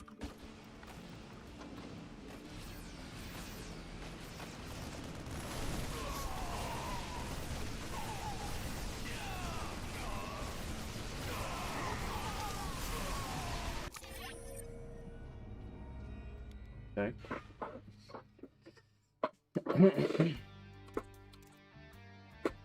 Maybe lifting back was not the right play because he only made 2 stalkers. I probably shouldn't lose my Reaper either.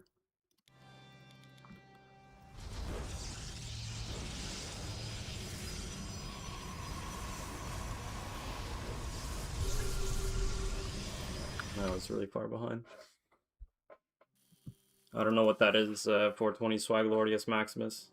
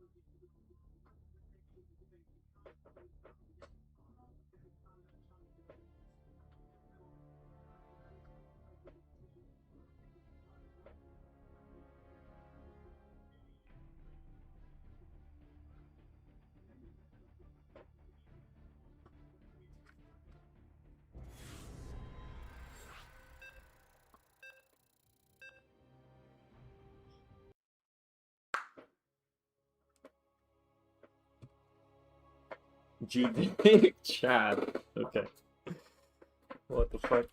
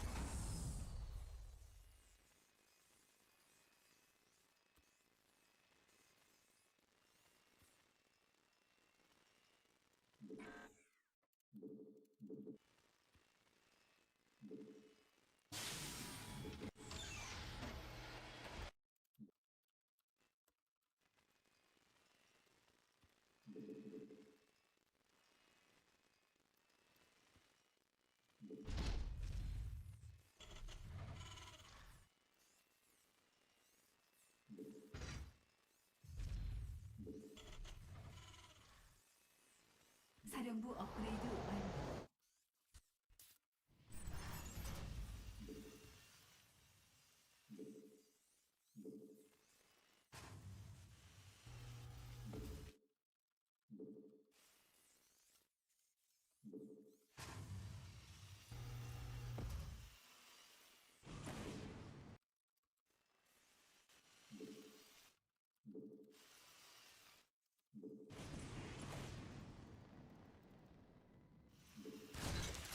기지가 아군이 공격받고 있습니다.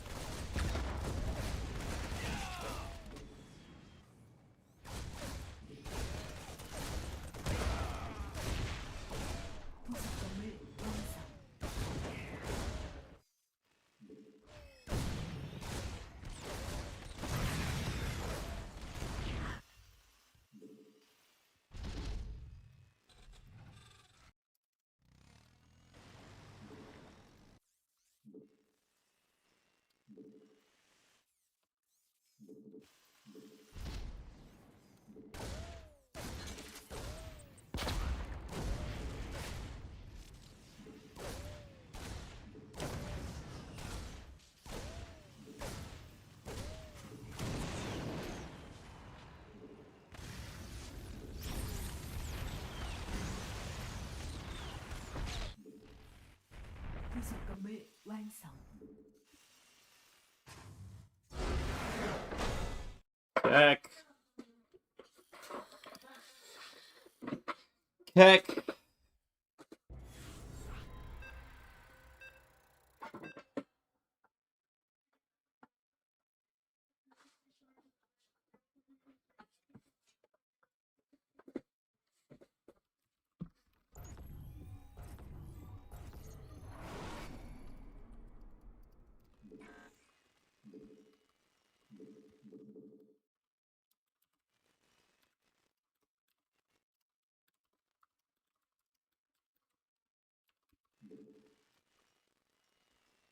Is Mexico getting fucked in the ass?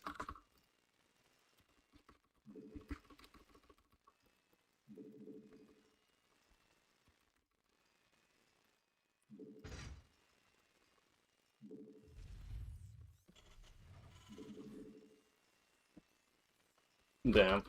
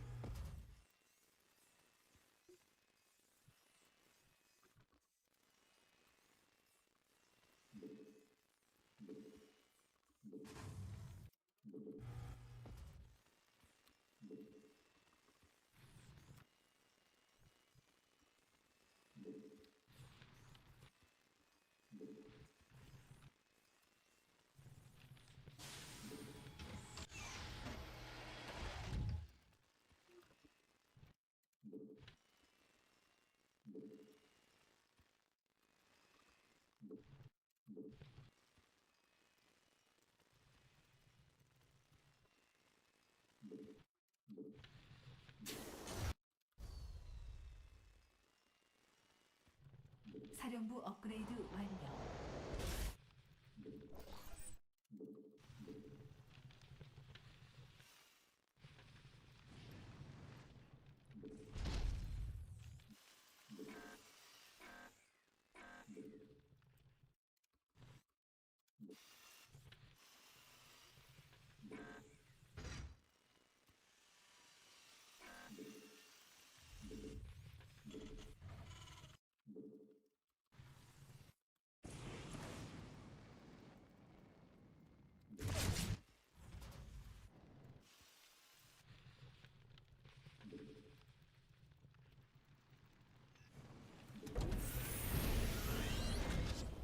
아군이 공격받고 있습니다.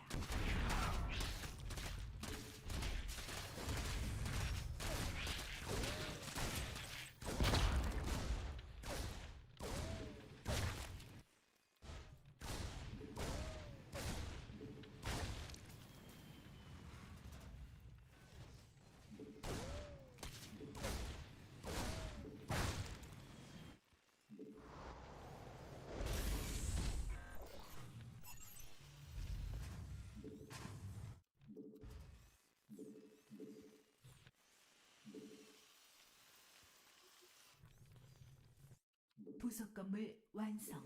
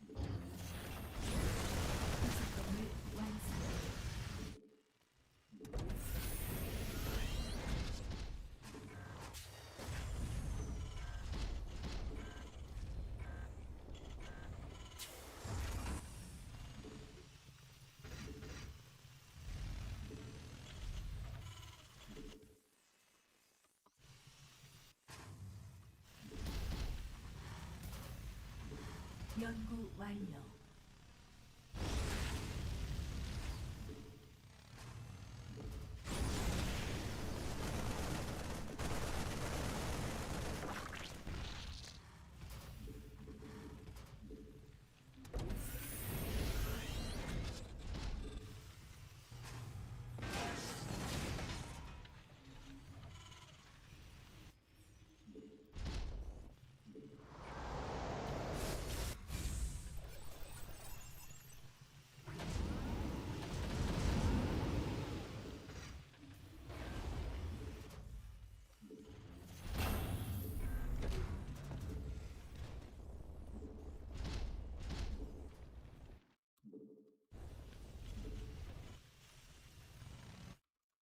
부속 건물 완성.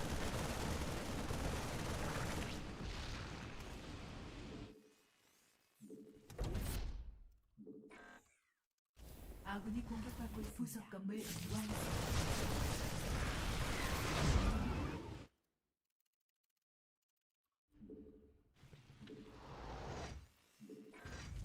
아군이 공격받고 있습니다.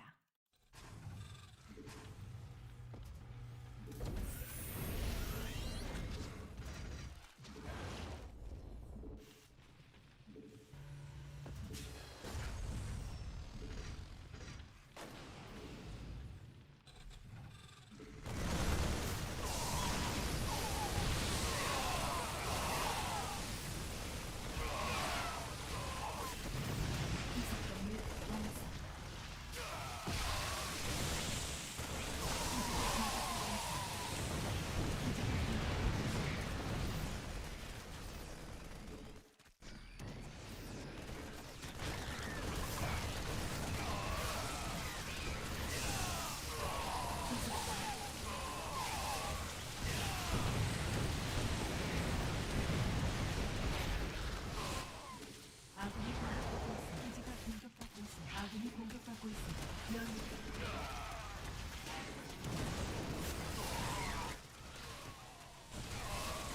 기지가 공격받고 있습니다.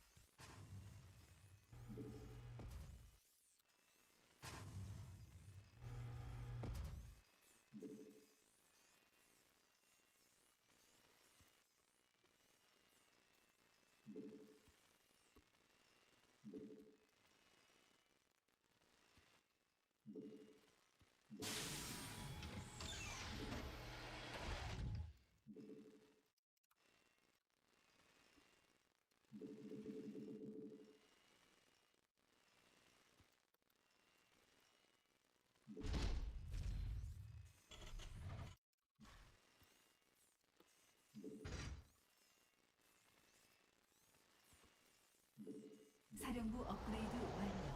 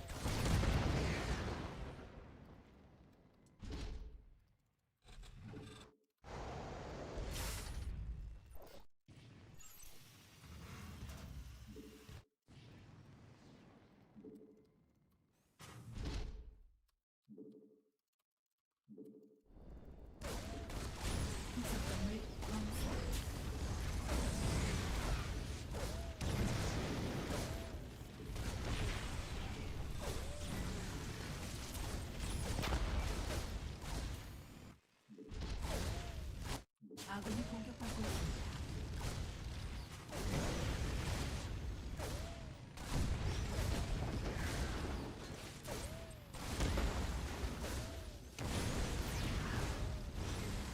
부속 건물 완성.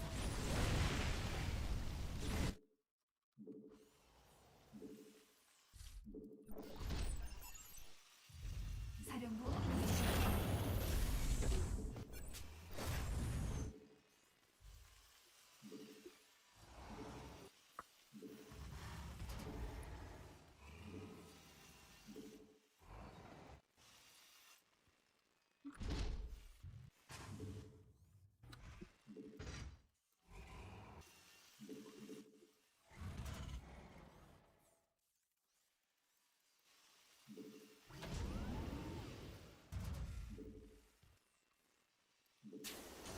부속 건물 완성.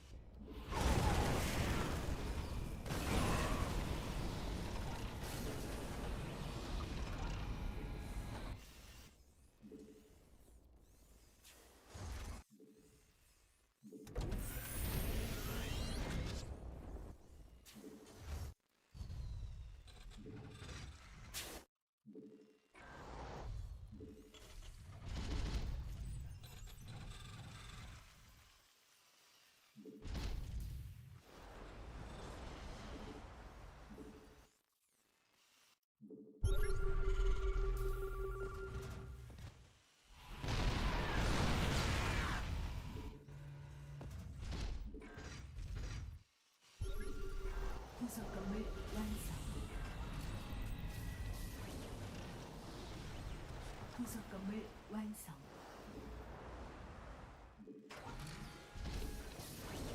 부속 건물 완성. 업그레이드 완료.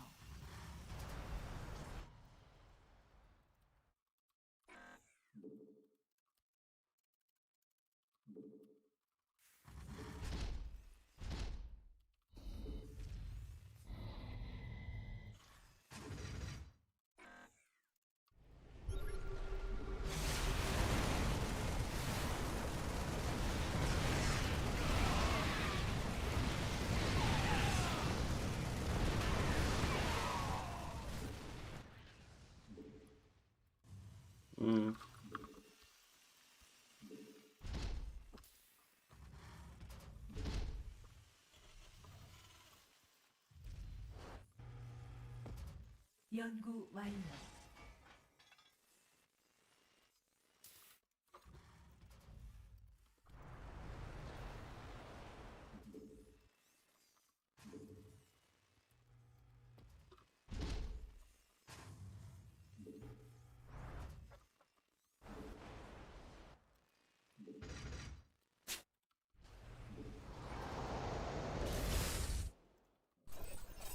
아군이 공격받고 있습니다.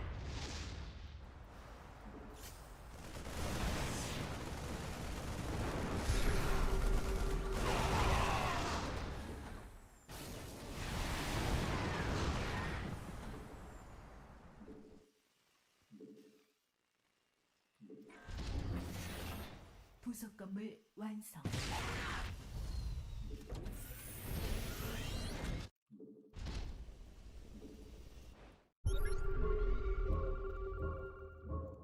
광맥이 고갈되었습니다.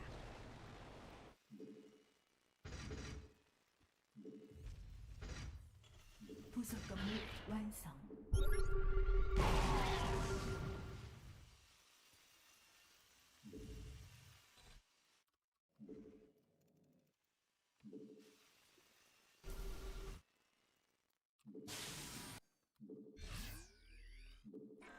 연구 완료.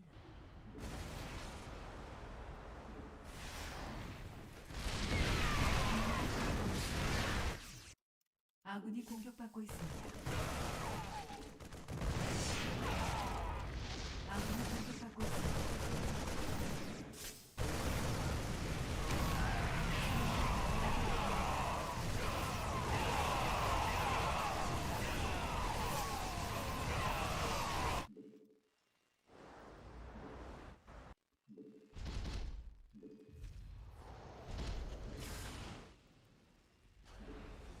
업그레이드 완료.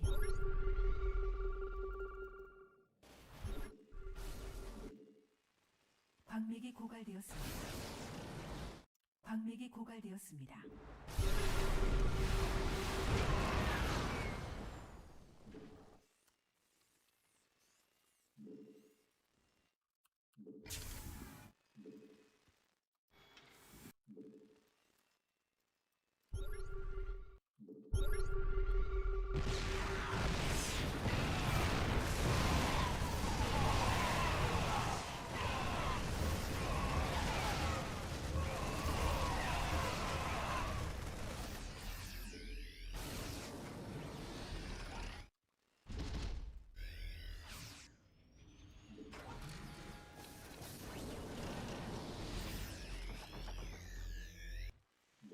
사령부 업그레이드 완료.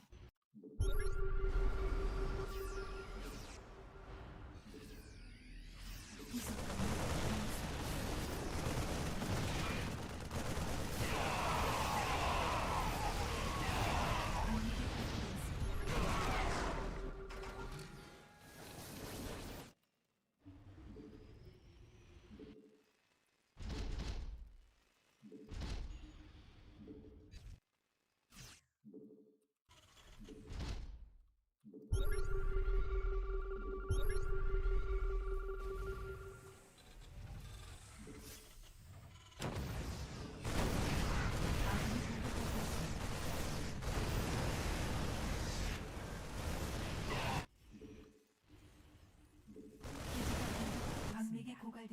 아군이 공격받고 있습니다.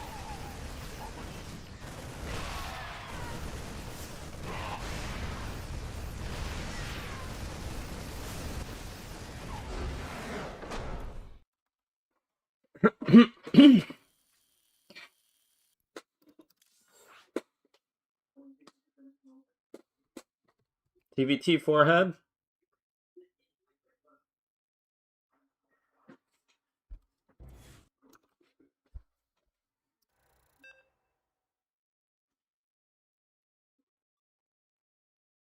Poodle hat. All right. Poodle hat.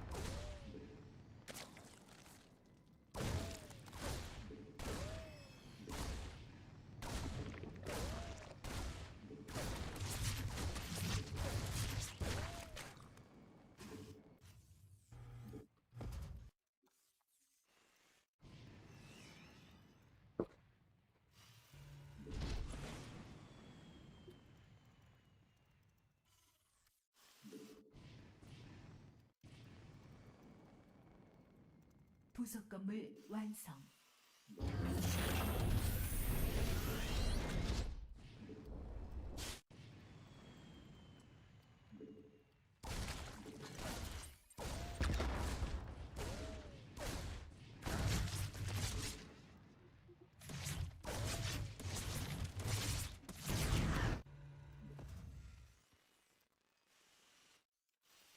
부속 건물 완성. 사령부 업그레이드 완료.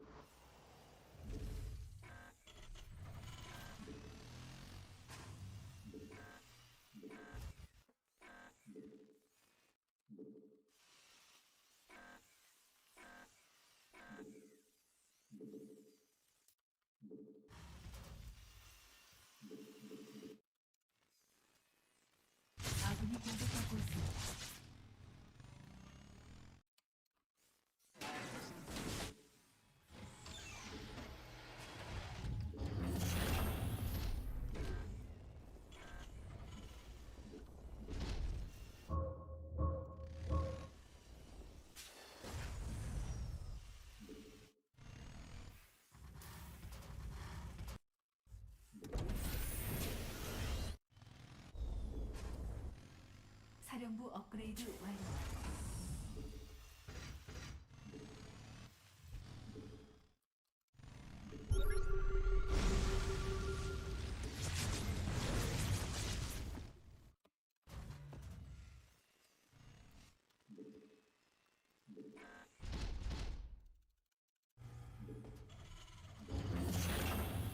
부속 건물 완성.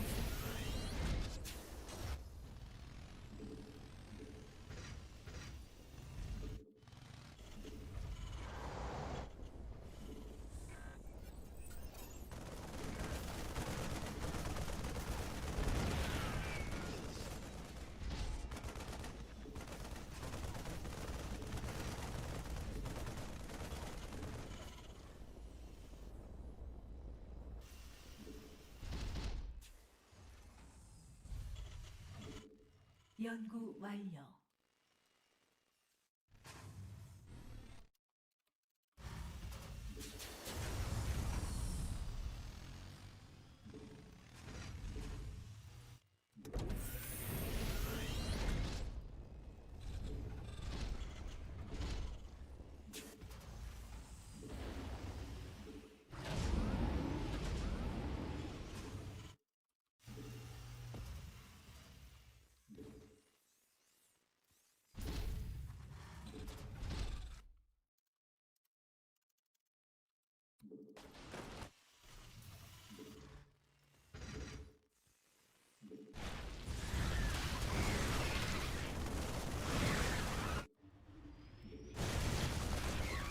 부속 건물 완성.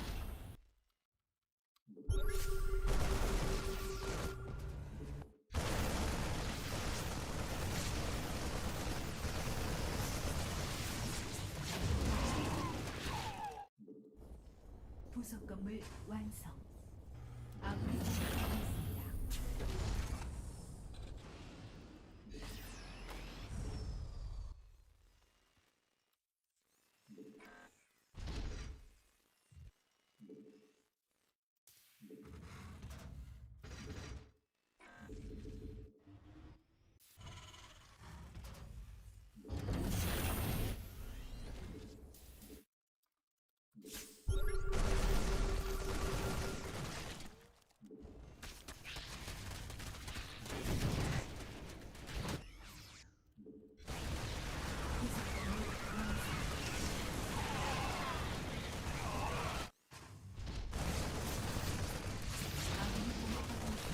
Wait, my units lost there? I had like Hellbath, Hellions, Marines, and...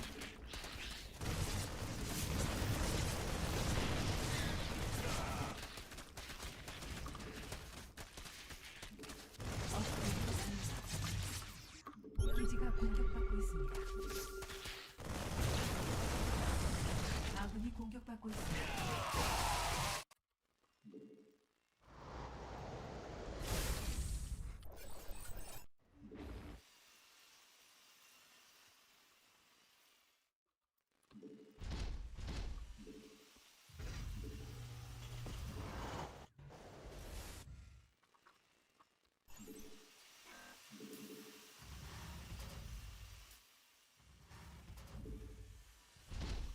부속 건물 완성.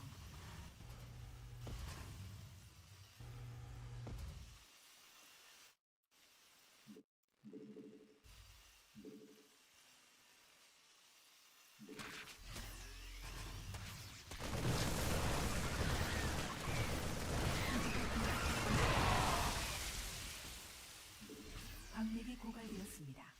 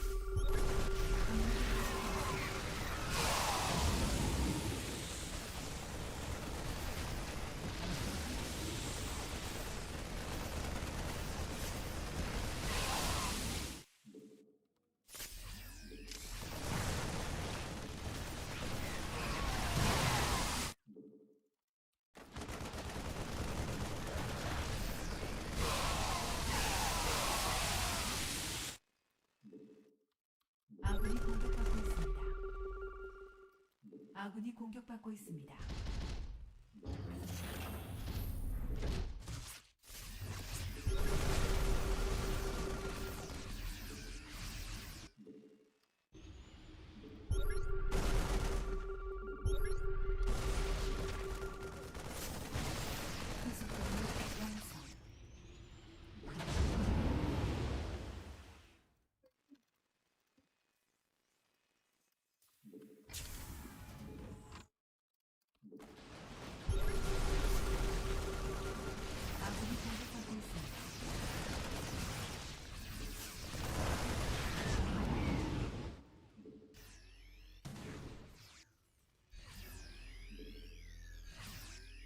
방력이 고갈되었습니다.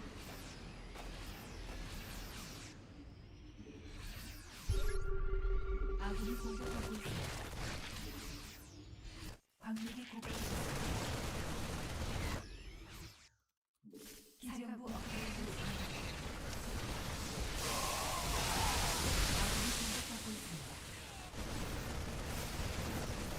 기지가 공격받고 있습니다. 방력이 고갈되었습니다.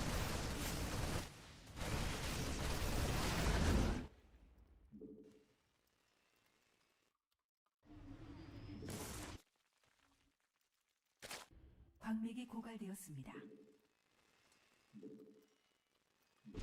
방력이 고갈되었습니다. 사령부 업그레이드 완료.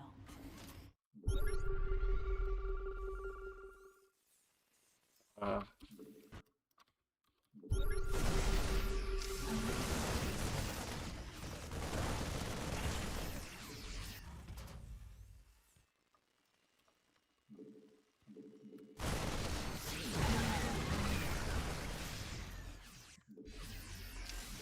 아군이 공격받고 있습니다.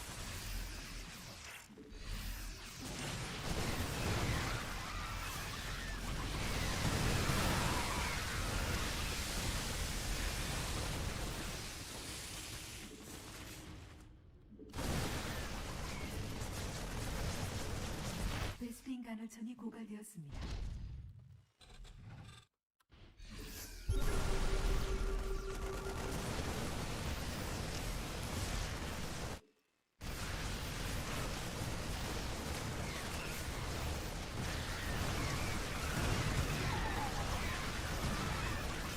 방력이 고갈되었습니다. 아군이 공격받고 있습니다. 업그레이드 완료.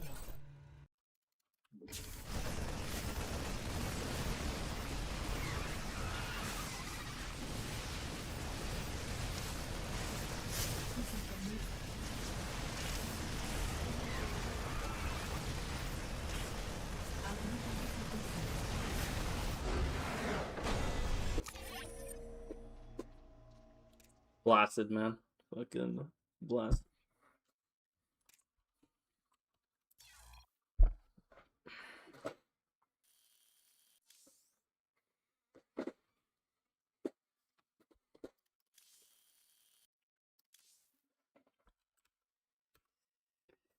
I think I might be dog shit.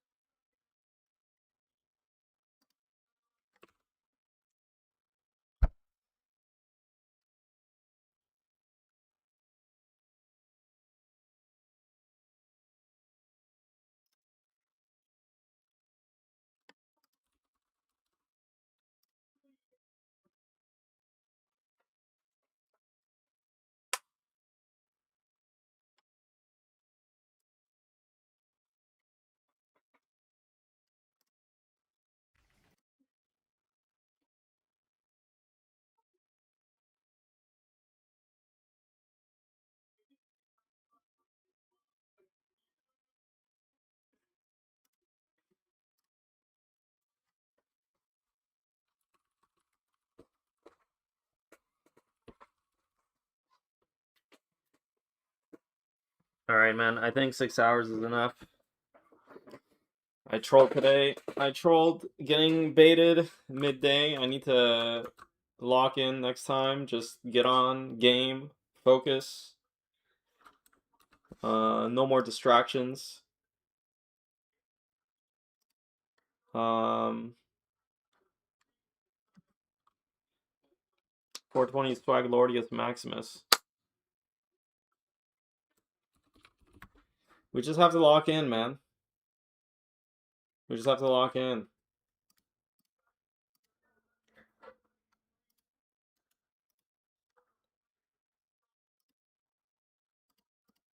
I think,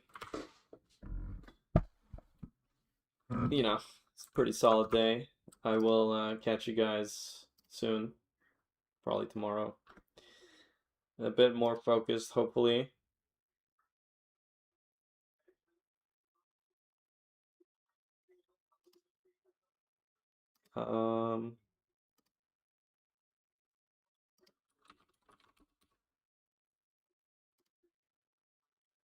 Yeah, see ya.